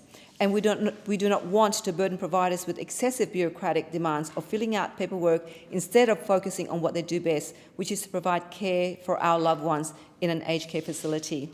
This aged care reform is critical for Australians, and I welcome the government's efforts in taking the steps to respond to the Royal Commission's report for a better aged care system. Aged care being a rights-based model is a step forward. I iterate that it is important that these reforms be explicitly inclusive to the needs of the culturally and linguistically diverse ageing population, especially those in my electorate of Fowler. Deputy Speaker. I thank the member for Fowler for their contribution. The question before the Federation Chamber is that this bill be now read a second time, and I give the call to the member for Cunningham. Thank you, Deputy Speaker. As we all grow older, our lives change in both expected and unexpected ways. There are the stages we see coming, such as retirement, watching children grow, create families of their own, and perhaps downsizing to a smaller home. These are moments that we can prepare for, emotionally and practically. However, there are also moments that catch us completely off guard, like the sudden decline in one's health or the unexpected challenges of caring for a loved one who now requires more support than before. These changes, whether gradual or sudden, affect not only individuals but their families as well. Families often find themselves struggling with complex emotions like stress, guilt, worry, scheduling difficulties like managing time, medical appointments, finances and caregiving responsibilities. And this is in addition to trying to maintain their own busy schedule. In the Illawarra, we have faced significant challenges. After a decade of neglect and a lack of investment by those opposite, we have a shortage of aged care places across Australia, and this has put enormous pressure on our aged care providers and our health system, and none more so than in the Illawarra. Through this neglect, the Illawarra and Shoalhaven Local Health District have lost over 600 aged care beds. This has now left a deficit of around 900 beds in the Illawarra-Shoalhaven region, which was confirmed by the Department of Health and Aged Care. In Wollongong, we are really feeling this pressure of this deficit as 14% of our population is aged 70 and over, which is higher than both the New South Wales and national average. During the past winter period, the number of patients in Illawarra-Shoalhaven hospitals awaiting placement into an aged care facility peaked at 156 patients per night. These numbers paint a really stark picture of the crisis we are facing in the Illawarra and the Shoalhaven. The shortage of aged care places isn't just a statistic, it has a profound impact on the lives of families across our community. Patients who should be in a supportive aged care environment are instead in hospital, which are already stretched to capacity. And I would like to take this opportunity to thank Margot Mains, Margaret Martin, Megan Foy, Professor Jan Potter and Dr John McKenzie from the Illawarra Shoalhaven Local Health District. They have worked tirelessly to help manage this crisis, which has placed pressure on our local hospitals. Margot and her team's dedication to providing the best care possible in difficult circumstances is truly commendable. While hospitals are essential for providing acute medical care, they aren't suitable for the long-term aged care needs of our elderly. Older adults, especially those with chronic conditions, thrive in specialised aged care facilities that provide a supportive, home-like atmosphere. Extended hospital stays can lead to increased infection risks, social isolation and inadequate rehabilitation. Aged care homes and home-based services are designed to enhance quality of life, ensuring the comfort and ongoing support that older individuals truly need. I have met with many people who have shared with me the immense challenges that they face in trying to care for their elderly parents. Juggling work, the needs of their children, their own personal lives, while searching for suitable aged care can be overwhelming. They speak to me about long wait lists, limited choices locally, and the anxiety of not knowing when or if they'll find the right care for their loved ones. I met recently with a woman called Renee. Renee's story about trying to find appropriate care for her father is one that is truly heartbreaking. Renee contacted my office in June, and she and her family were severely frustrated with the lack of available beds and respite. Renee's father, James, had advanced dementia and had been cared for by his wife, Jan, for over 5 years. Sadly, to the decline in Jan's physical and mental health, Jan was no longer able to provide the care that James desperately needed. Renee and her family faced a wait for a reassessment for James to get the care that he deserved. He was assessed while he was at home when he was being cared for by Jan, but as his needs changed and was admitted to hospital, he was in need of a reassessment. While the family waited for an assessment, this would mean that James would be in hospital for the foreseeable future. Caring for a patient with advanced dementia like James requires specialised support due to the unique and complex nature of the disease. Many staff in our hospitals are not equipped to provide high quality and specialised dementia care. Dementia affects different people in different ways, and each patient has a very unique experience. By having medical professionals that understand this and having the appropriate training, they are able to provide better care. Despite their efforts to find a suitable aged care facility that had specialised dementia care to meet his needs, James's health continued to decline. While getting treatment for the eye infection that James developed, James developed pneumonia, and on the 20th of August 2024, James sadly passed away. Renee's last memories of her father were not ones that she would have hoped for. She wanted somewhere where her father could live out his final days with specialised care in an aged care setting. Sadly, Renee and her family are not alone in this situation. Many families in our community are facing similar struggles, trying to care for their loved ones. Stories like this truly break my heart, and they keep me up at night, thinking that too many families in our community are facing this struggle. Addressing the aged care shortage in our region is crucial for these families, and it has been something that I have been working to fix with the Minister for Aged Care and my New South Wales colleague, the Minister for Health and the Member for Keira.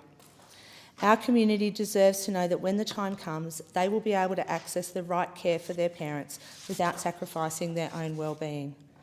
Sadly, we don't have a magic wand to wave to make the years of neglect from those opposite and the subsequent problems we are now facing go away. We need to roll up our sleeves, do the hard work and find the much-needed solution. On a local level, we have worked together and introduced a range of short-term, medium-term and longer-term initiatives to take the pressure off the healthcare system and ensure that the elderly in our community receive the care that they need. The Albanese and Minns Labor governments have worked together to provide significant additional support for aged care in our region, including jointly funding 35 new transition care places through to June 2025 to help transition older people out of hospital and back into their homes. Also introducing the New South Wales Aged Care Outreach Service, a special flying squad of doctors, nurses and specialists who visit aged care homes across the Illawarra. We've also got funding to the Acute to Residential Care Transition Service program run by Dementia Support Australia, which assists people living with dementia and their families in transitioning from hospital to residential care. We've also supported an 8-place specialist dementia care program at Hammond Care Horsley. We've also opened the Wollongong Medicare Urgent Care Clinic in Corrimal to provide urgent care and reduce unnecessary hospital presentations. We've also secured $16.5 million in federal funding through the Aged Care Capital Assistance Program for the Illawarra Retirement Trust. This funding will enable the opening of 48 additional beds, much needed beds, where 18 of these will be part of the Memory Support Wing, helping people with dementia, as well as refurbishing 52 bedroom suites that will be completed. All of this will be completed late next year. And on top of this, the Albanese Labor government knows the importance of aged care and how instrumental all staff working in this sector are. And that's why we've committed to providing a much-needed wage increase to retain the skilled aged care workforce and providing fee-free TAFE courses to attract more people to the industry. During the recent local government election, I called for an aged care planning review, and the new Wollongong Council, Lord Mayor Tanya Brown, has committed to an aged care planning review to help address this pressing issue. These measures are already making a difference, but there is still much work to be done to address the ongoing aged care shortage in our region, and this bill is set to do that long term. The introduction of the Aged Care Bill 2024 marks a landmark, once-in-a-generation reform that will shape the way we support people to live independently and with dignity as they age. I want to take this opportunity to commend the Minister for her hard work to make the aged care system better and fairer. These changes are bold, they are brave, and they are a turning point in how we care for our ageing population. It will ensure that older Australians receive high-quality care that is designed around their individual needs. It sets out to improve their quality of life, whether they are receiving services at home, in the community, or within residential aged care facilities. The legislation introduces a new era of transparency, accountability and respect, aimed at restoring trust in the aged care system. One of the many key challenges that this bill is set to bring about is the introduction of the Support at Home program, scheduled to commence on 1 July next year. This program will replace existing home care systems, allowing older Australians to receive more tailored support that promotes their independence and enables them to remain in their homes for as long as possible. For many Australians, ageing at home is the preferred option, allowing them to stay in familiar surroundings with the care and the support that they need. This means around 1.4 million Australians will benefit from a new Support at Home program by 2035, helping them remain independent in their home and in their community for longer. In addition to Support at Home, the bill responds to the recommendations of the Royal Commission by focusing on key areas of reform. This legislation is also going to deliver a rights-based aged care system, a new regulatory framework and a strong regulator, new quality standards and fair co-contributions to make the Australian aged care system sustainable into the future. The reforms respond to the recommendations of the Aged Care Task Force, which brought together older Australians, experts, residential aged care providers and workforce representatives. The government's response to the Aged Care Task Force will ensure that the aged care system is adequately resourced to meet future demand. This includes making sure that funding is allocated in a way that is fair and equitable, ensuring that all Australians, regardless of where they live or their finances, have access to quality aged care. The government will now fully fund all clinical care, while participants make contributions towards services that they have paid for or been responsible for their entire lives, such as gardening, cleaning and personal care.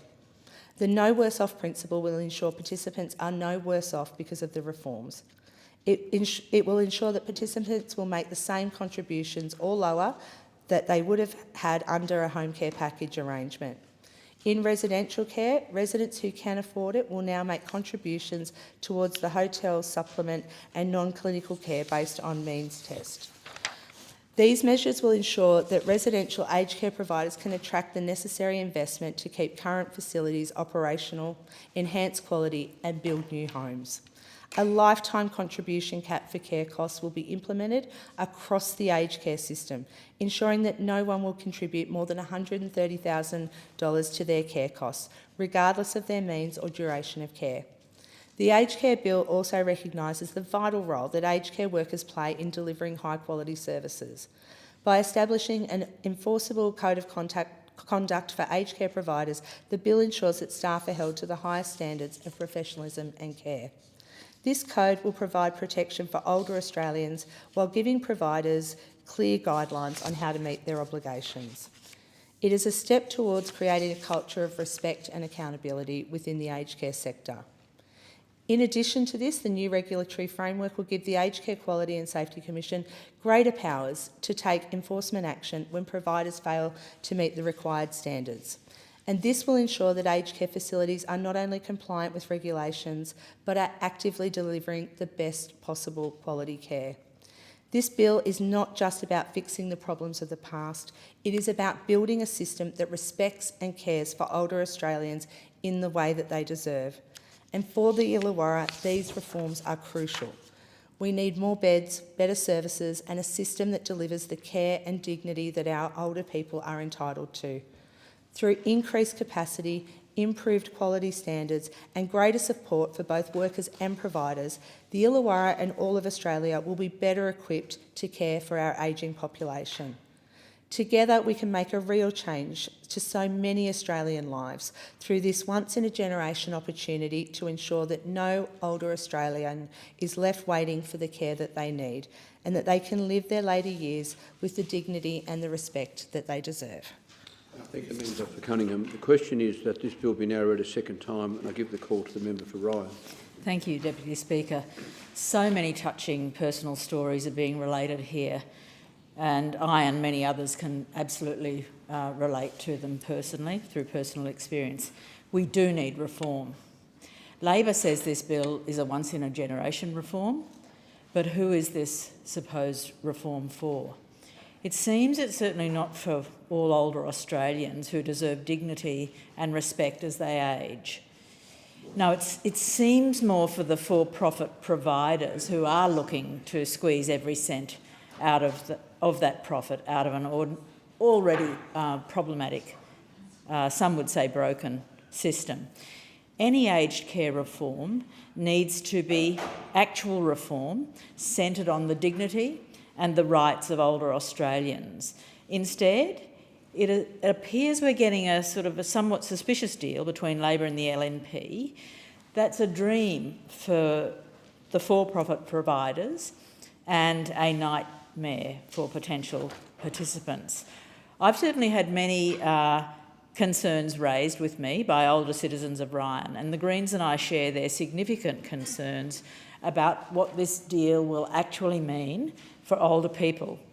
And it's absolutely critical that older people have a say on this bill and the implications it will have for them. We certainly can't risk creating a two-tiered system that bakes in inequality. The government needs to fund an accessible system for all Australians who need it, Deputy Speaker. Opening the door to an expanded user pays model risks serving only to increase the profits of private providers, many of whom are effectively committing daylight robbery of older people, and we've seen it, with no consequences for those operators. It's cruel treatment when we should have a system of proper care and support. We should be building systems that last, systems that provide for everyone in our community, not continue down the path of prioritising profits over older people. The Greens have long called for a shift to a rights-based framework in which older people must have rights that are unequivocally clear and enforceable. We're concerned about the lack of enforceability of the rights in this new bill. The elderly are not commodities for the profit of aged care providers. They are citizens who have made lifelong contributions to our communities, and they deserve respect and dignity and care. We all deserve to know that in our later years we'll be looked after. This should be an obligation for the government of any moral and mature society to ensure that older people get the care they need. But Labor has yet again let their agenda be driven by the coalition and for-profit providers to the clear detriment of older people. So much of this process, problematically, has been discussed behind closed doors, and older people must have a right to input and understand the extent of the changes that will impact them. What we do know is that under Labor and the LNP's deal, they've already made significant changes to the benefit of the providers, like actually removing any criminal penalties for any wrongdoing. The Royal Commission exposed the appalling neglect and abuse in our aged care sector and made recommendations designed to fix these systemic issues. And yet, the Labor government has yet again decided to merely tinker around the edges, rejecting the Royal Commission's recommendation for an aged care levy, opting instead to increase contributions from aged care participants. Fundamentally, any reforms to aged care should enshrine the rights of older people who are seeking or receiving aged care. If the government is truly serious about making sure this is true once-in-a-generation reform, we need to get it right. We need to get it absolutely right. For these reasons, the Greens will be opposing this bill in the House and reserving our final position in the Senate. Thank you, Deputy Speaker. And I thank the member for Ryan. The question is that this bill be now read a second time, and I give the call to the member for Hasluck. Thank you, Deputy Speaker. Human beings need care. Without care, none of us would have survived our arrival into the world. We need thoughtful, loving care when we're children. We need care when we're in trouble or unwell in any way. That's throughout our lives. We have to look after each other. The toughest and strongest don't always feel tough and strong. The person who seems invincible one day can be vulnerable and uncertain the next. As mature adults, we see our relationships not only with our parents and older family members, but with older people generally, changing and evolving. We don't all age the same way. There are people in their 80s and their 90s who are forces of nature, bold and challenging. And there are others who seem to have lost their sense of themselves and their place in the world, who are heartbreakingly vulnerable, even fearful. All of them deserve and must receive our respect. If we wish to be respected as we mature in age, we have to set the example. On an individual level, the vast majority of us do that the best we can. Working adults are often time poor, and looking after older family members ourselves is often not an option. And particularly in a culture, unlike in some other cultures where we're not a nuclear household, that it's made even that much harder. So on a societal level, it is complicated. It takes intense and serious commitment. The Royal Commission into Aged Care Quality and Safety, established in 2018, was initiated by reports of appalling carelessness, heartlessness, and actual brutality. Aged care, it was not. It was neglect at best and was, in places, much worse than that. Was this the future that awaited our parents, ourselves, and our children one day? Once you could no longer earn a living or fend for yourself, could you be treated as worthless?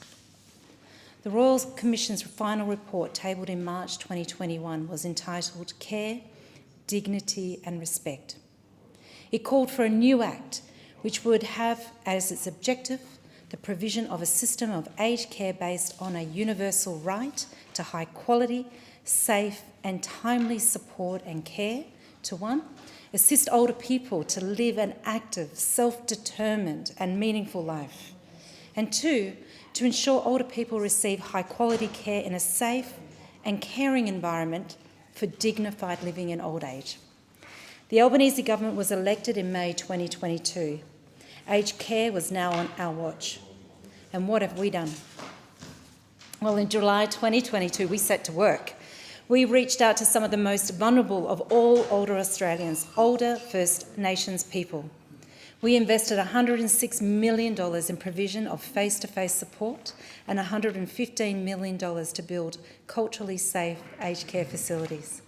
In the same month, we made it clear that a qualified registered nurse was to be on site in every residential aged care across Australia, 24 hours a day, 7 days a week, and that has now been achieved. We set aside $9.5 billion in funding and made provision for an additional 40,000 home care packages. In October 2022, we initiated a $3.9 billion package of reform. We provided $25 million for research in dementia, ageing and aged care. The May 2023 budget announced an overall spend of $36 billion on aged care for the financial year 23-24. Taking aged care seriously means taking aged care workers seriously.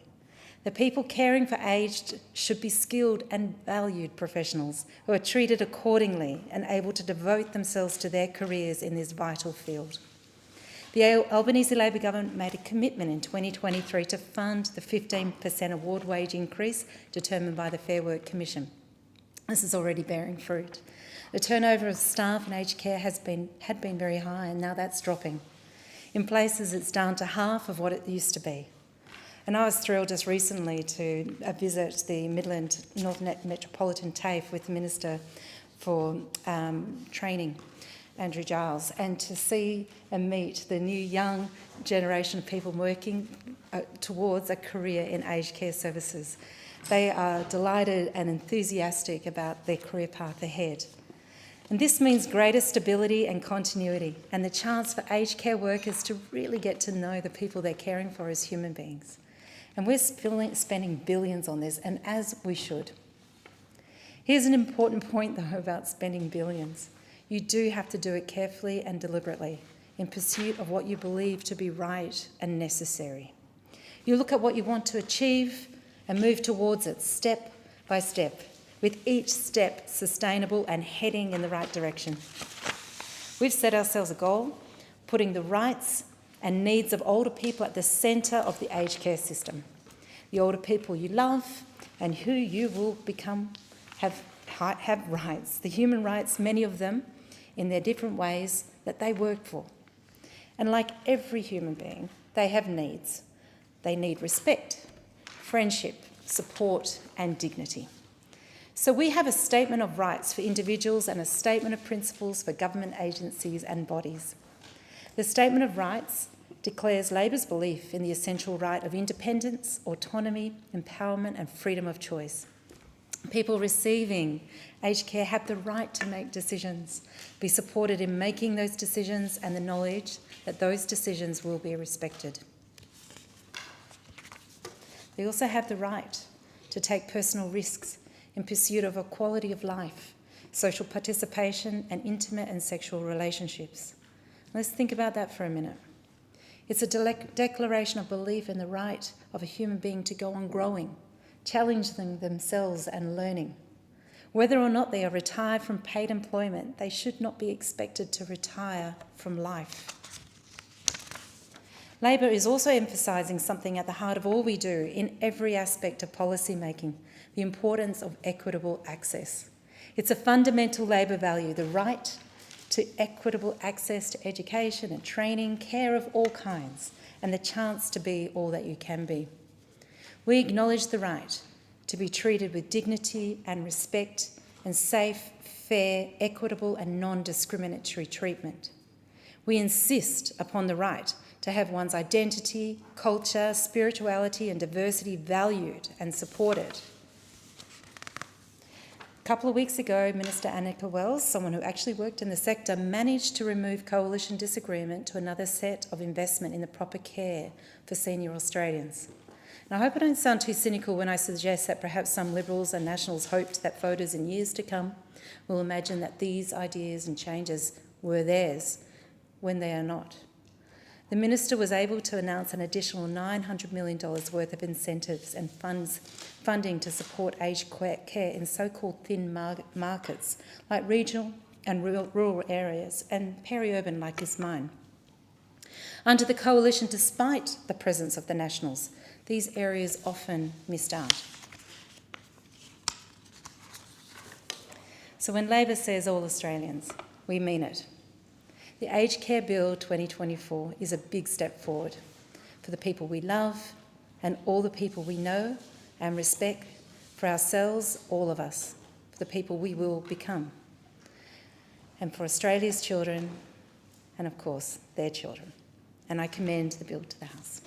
And I thank the member for Hasluck. The question before the Federation Chamber is that this bill be now read a second time, and I give the call to the member for Braddon. Oh, thank you, Deputy Speaker. Deputy Speaker, we all want our older Australians to have the care that they need and that they so desperately deserve.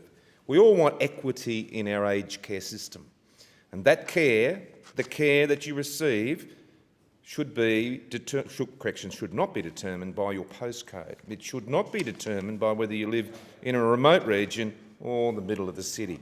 Every single Australian, irrespective of where you live or your situation, should be able to seek your own pathway into retirement clearly. To be able to look forward with confidence, not fear, about how you will live in your later years. Unfortunately, that's not always the case in today's aged care system, Deputy Speaker. And so it is beholden on government to do better, much, much better. Now, our goal as a parliament must be to create world's best practice model of care when it comes to our older Australians. That's the only benchmark that our older Australians deserve, and it's a model of care that we must start delivering immediately, forthwith. This cannot wait. The new Aged Care Bill 2024 will replace the existing aged care laws. This includes the Aged Care Act of 1997 and the Aged Care Quality and Safety Commission Act of 2018. The introduction of the bill follows the release of the exposure draft and the Aged Care Bill on the 14th of December 23 and the final report of the Aged Care Task Force on the 12th of March 24. The bill will cover all aged care and home care services that are funded by the Commonwealth. The primary aim of this bill is to simplify the aged care sector. It moves it away from being far too complex to navigate to one that is removed the stress involving the transitioning into this phase of one's life. For its part, the Coalition has worked tirelessly for 6 months in good faith with the government in order to progress the bill. But to be clear, this bill represents Labor's reform package, and this has not been a co-designed process. We have fought hard to make amendments where we believe the changes were necessary, and we have achieved significant changes throughout this process, changes that will ensure the dignity of older Australians is at the front and centre of our policy-making agenda. Changes that will ensure that no Australian is penalised because of their geographical location, their cultural background or their financial position. Now, the aged care sector is growing exponentially when it comes to funding for aged care. And in 21-22, the government spent $24.8 billion on aged care services for around 1.2 million people. In the next 40 years, there will be around 3.5 million Australians over 80 years of age. This will mean that the costs of providing residential and home care services will continue to rise exponentially in the foreseeable future, Deputy Speaker. We will need to see at least 10,000 new beds opened per year for the next 2 decades in order to keep up with that demand. This is an unprecedented challenge for the sector on a whole and is currently not profitable as it stands today. The Aged Care Sustainability Task Force report highlighted that 69% of residential aged care providers made an operating loss in the year 21-22. The report stated, and I quote, Deputy Speaker, "Unless the aged care sector's financial viability improves, it will be difficult to attract investment, either as debt or equity." They went on to say that improved financial viability is necessary in order to deliver improvements in service and quality and to address service gaps within the sector. The bill proposes significant changes on how aged care is funded, Deputy Speaker, and government is funding currently constitutes around 75% of the total costs of residential aged care and around 95% of home care funding. The Aged Care Sustainability Task Force noted in their report that this was not an optimal or a fair mix, to quote the Aged Care Task Force. Their recommendation was that the participant contributes an increased amount in order to make this sustainable. This is a recommendation that government has adopted. Of significant concern to us as a coalition was the retrospective nature of Labor's bill, Labor's proposal. If implemented, Labor would have placed significant financial penalties on those who are already in aged care. All aged care residents and their loved ones would have had planned for their retirement in good faith based on the current arrangements that they had prior to making that arrangement. Now, they shouldn't be penalised for this.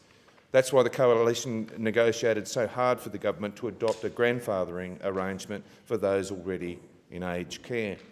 The coalition has advocated on behalf of older Australians currently in the aged care system to guarantee that they will not pay 1 cent more for their aged care during their lifetime. And we've been successful in bringing about changes to this bill.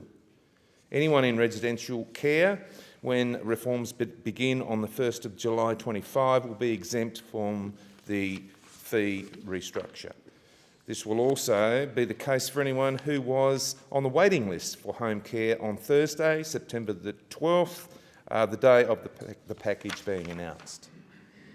Now, when it comes to older Australians in the bush, in regional and rural Australia, Deputy Speaker, and this is particularly pertinent to my own electorate, older people living in rural and regional remote Australia face significant challenges and barriers when accessing aged care.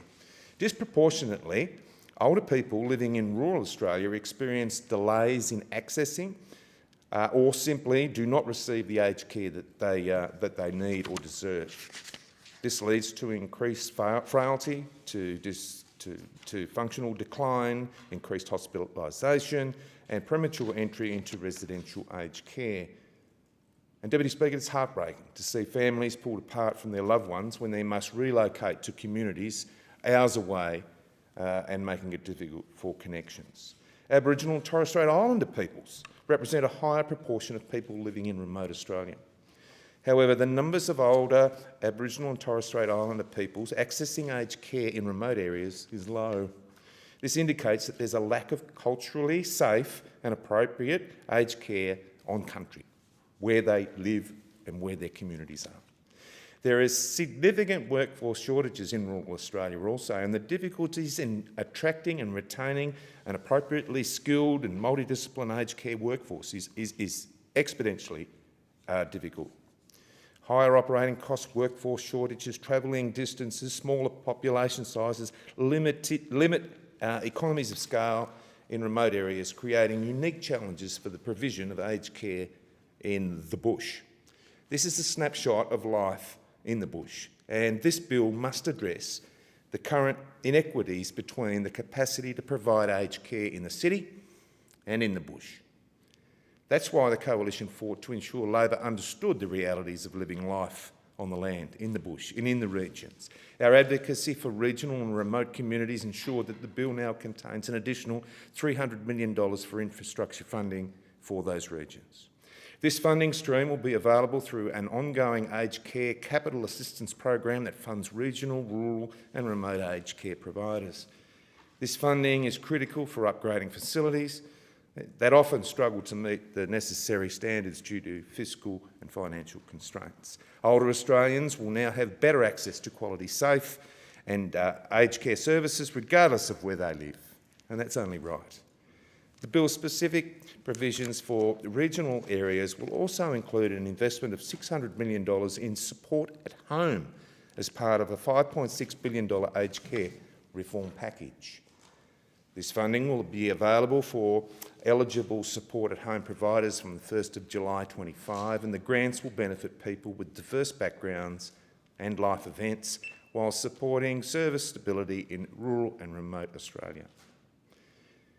Now, it was a promise the Labor made to introduce criminal penalties into the bill. This included jail time on what they termed as, quote, dodgy aged care providers, unquote, who were negligent or mistreated residents. This was not a recommendation put forward by the Royal Commission, and it's simply another example of this government's heavy-handedness and naivety when it comes to the regulation of the industry. Labor's proposal has been described as terrifying by those in the industry. And that's the last thing we want when we're trying to attract good people to the industry. The Coalition's position on criminal penalties has always been clear.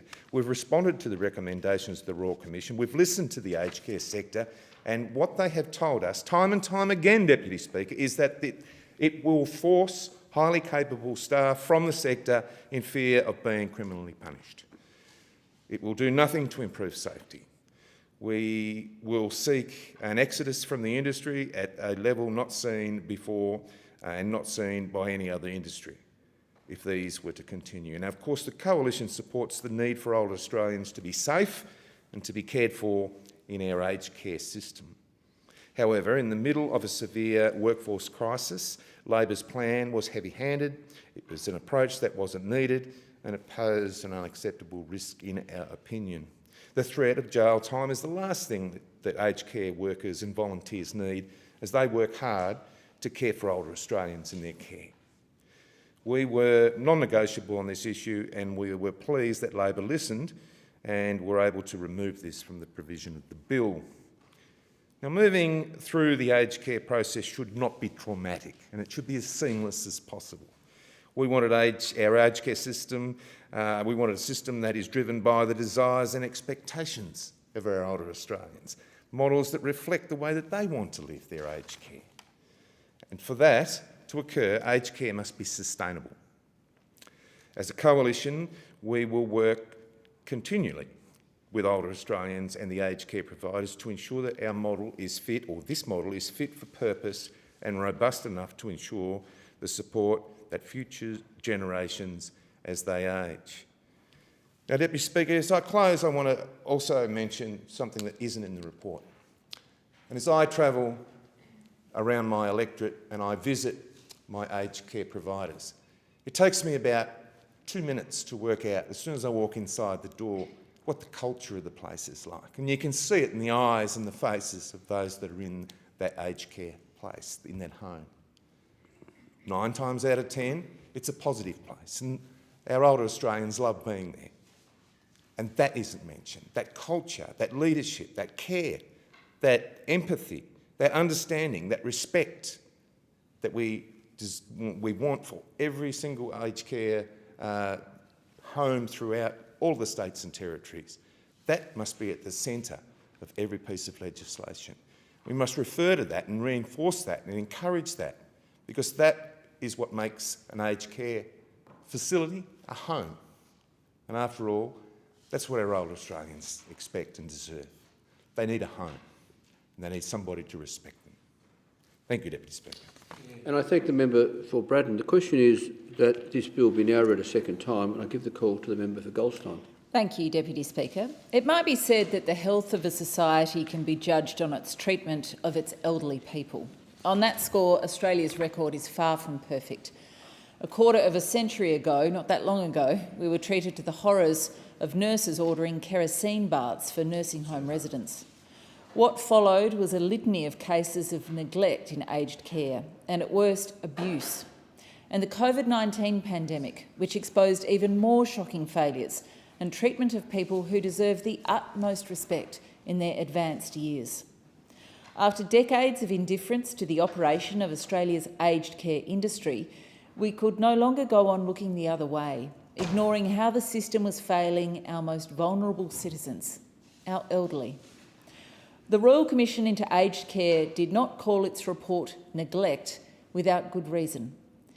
Evidence to the Commission revealed a government-commissioned report that estimated that there were no fewer than 50 sexual assaults per week in aged care, the majority being perpetrated by other residents with dementia and cognitive disabilities. Under existing regulations, there was no requirement to report or even register those attacks. And still it goes on. In February, the Aged Care Quality and Safety Commission reported more than 1,000 cases a month of neglect in residential aged care.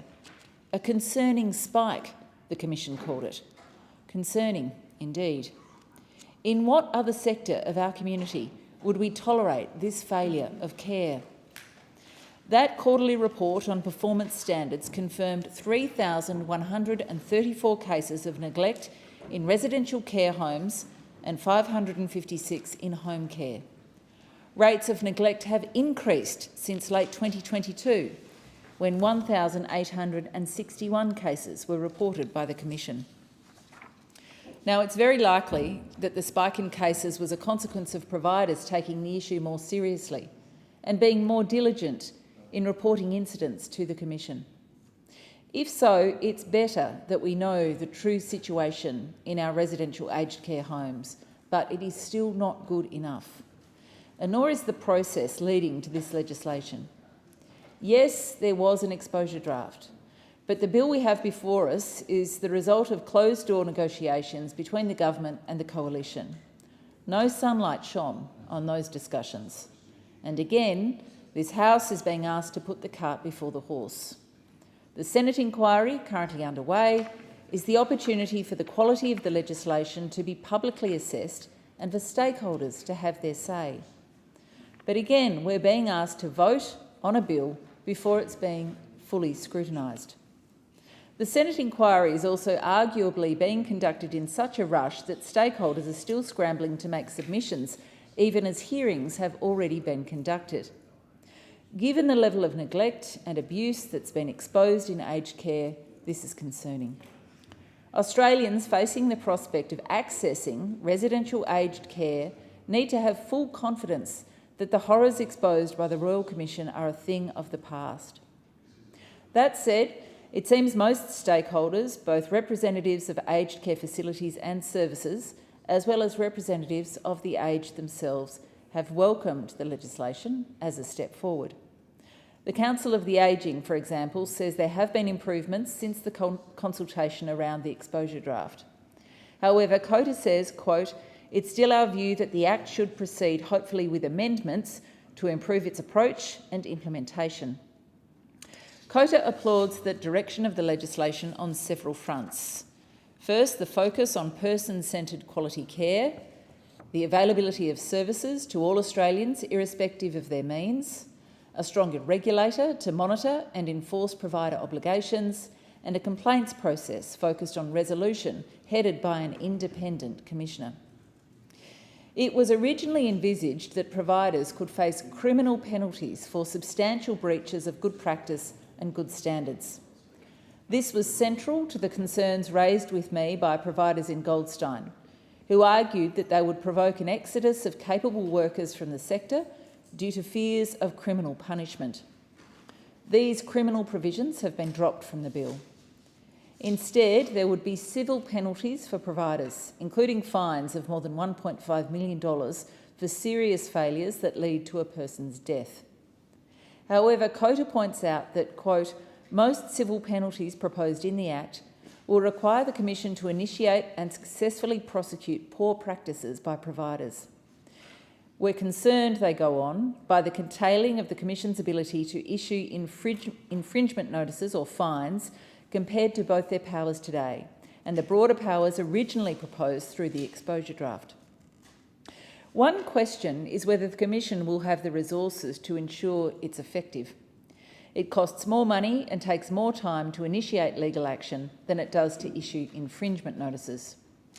Infringement notices might also have a greater deterrent effect than the threat of legal action, with offenders knowing they have the resources to delay legal action rather than to clean up their act or act more responsibly in the first place. The creation of an independent complaints commissioner is welcome. It's important that in a change from the exposure draft, the Commissioner would have the powers to secure an enforceable undertaking from a provider as part of the resolution of complaints. COTA, though, would like the legislation to go further, to include mechanisms to ensure mediation and consultation as part of the complaints process are enshrined in the legislation.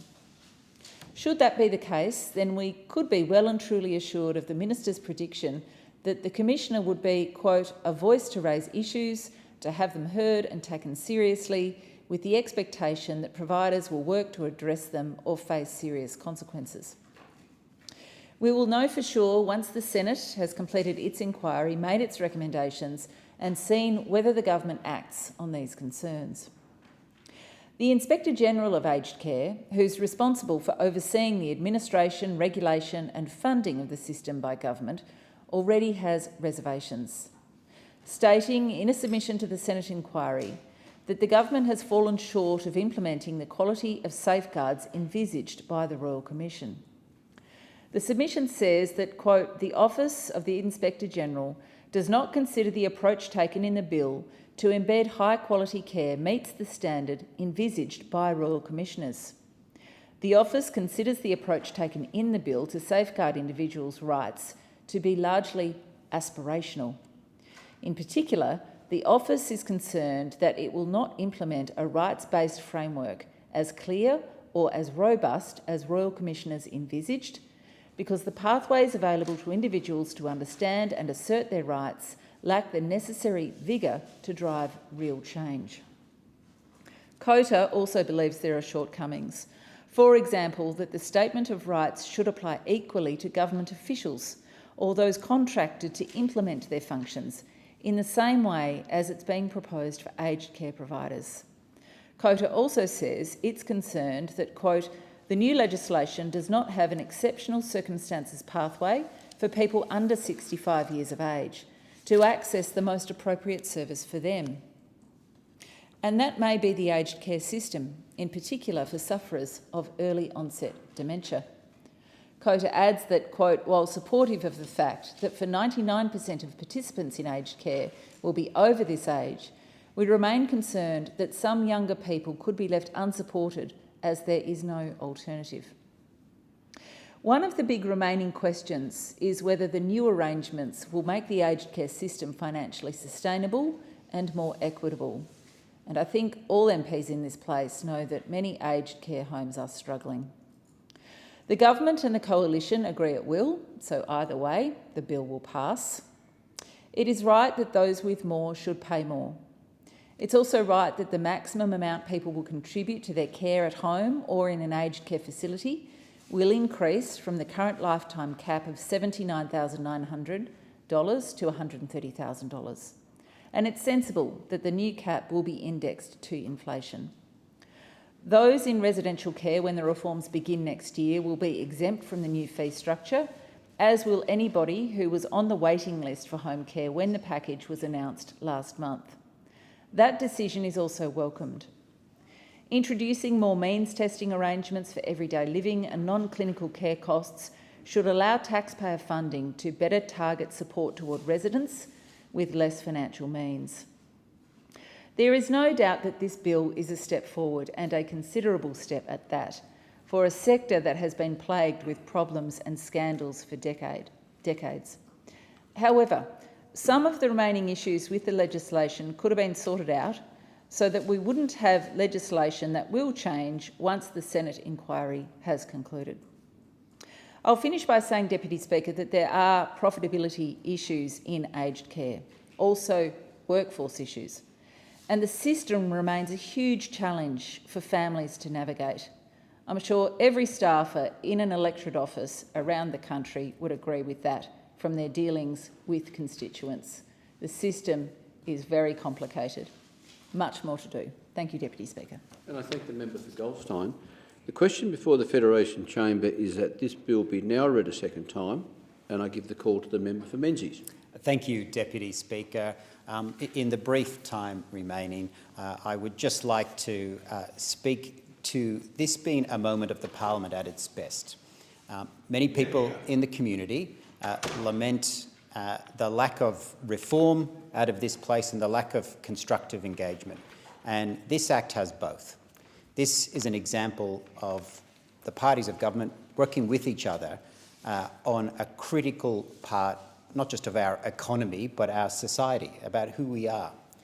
And what we know is that all Australians deserve an aged care system that is sustainable into the future, but also provides for a dignified retirement for Australians who deserve no less. And I want to briefly speak to the people in my community who are passionate about this area. Someone who's very close to me, Helen Jurcevic, is someone who gives up a lot of her time to work for others. She runs a group called the Women's Friendship Group, and it is a group of women, many of whom have lost their husbands years ago, many of whom live in facilities that are subject to this Act. And they gather regularly and share stories, acknowledge different multicultural days. It's quite a diverse room. And I want to thank Helen and all of those who are with her for the work that they do in giving that dignified life that is not lonely. And when I go to events that are run by Helen, and I speak to many people who are either in these facilities themselves or have friends who are, they tell me how much the staff mean to them. And of course we know that the staff who provide medical care, who are nurses and look after people who have particular needs, are important, and they're really valued. But it's often the other staff you don't hear about. It's the people who make them their food with care, who chat to them in their own time, their spare time, on their breaks, who show a smile when they're tucking them in at night, helping them do things that might otherwise make them feel embarrassed. And it's that human touch that really matters. And recently, Deputy Speaker, I got to go to one of the facilities where the staff were being recognised for the good work that they do. And what I saw there were mostly a female staff, mostly multicultural. They weren't born here, most of them. And they were proud of the work that they do. They were honoured to serve people at this stage in their life and also listen to them about all of the stories and experiences that they've had in life. And you could tell that they get joy from that job. But it's a bloody hard job, bloody hard. So I'll finish in the remaining time by saying thank you, Helen. Thank you to all of the staff at all levels who work in this critical area. And to future generations of Australians, you can be proud of the Parliament that this is an example of us working to keep future budgets in check and not seeing them fall apart. Because we do keep one eye on the intergenerational report, and this is one of the 5 key line items that we have been warned to address. And this Parliament has turned its mind to that, and that is a great credit to the government and also to the opposition and all those in this place who have worked towards that. So thank you, Deputy Speaker, and thank you everyone on indulgence. And I thank the member for Menzies. It being virtually 7:30 p.m, in accordance with the resolution agreed to by the House on the 11th of September 2024 and varied on the 9th of October 2024, the debate is interrupted. The resumption of the debate will be made in order of the day for the next sitting. And I thank all of the staff of the Federation Chamber for your assistance today. The Federation Chamber stands adjourned until 9:30 a.m. tomorrow.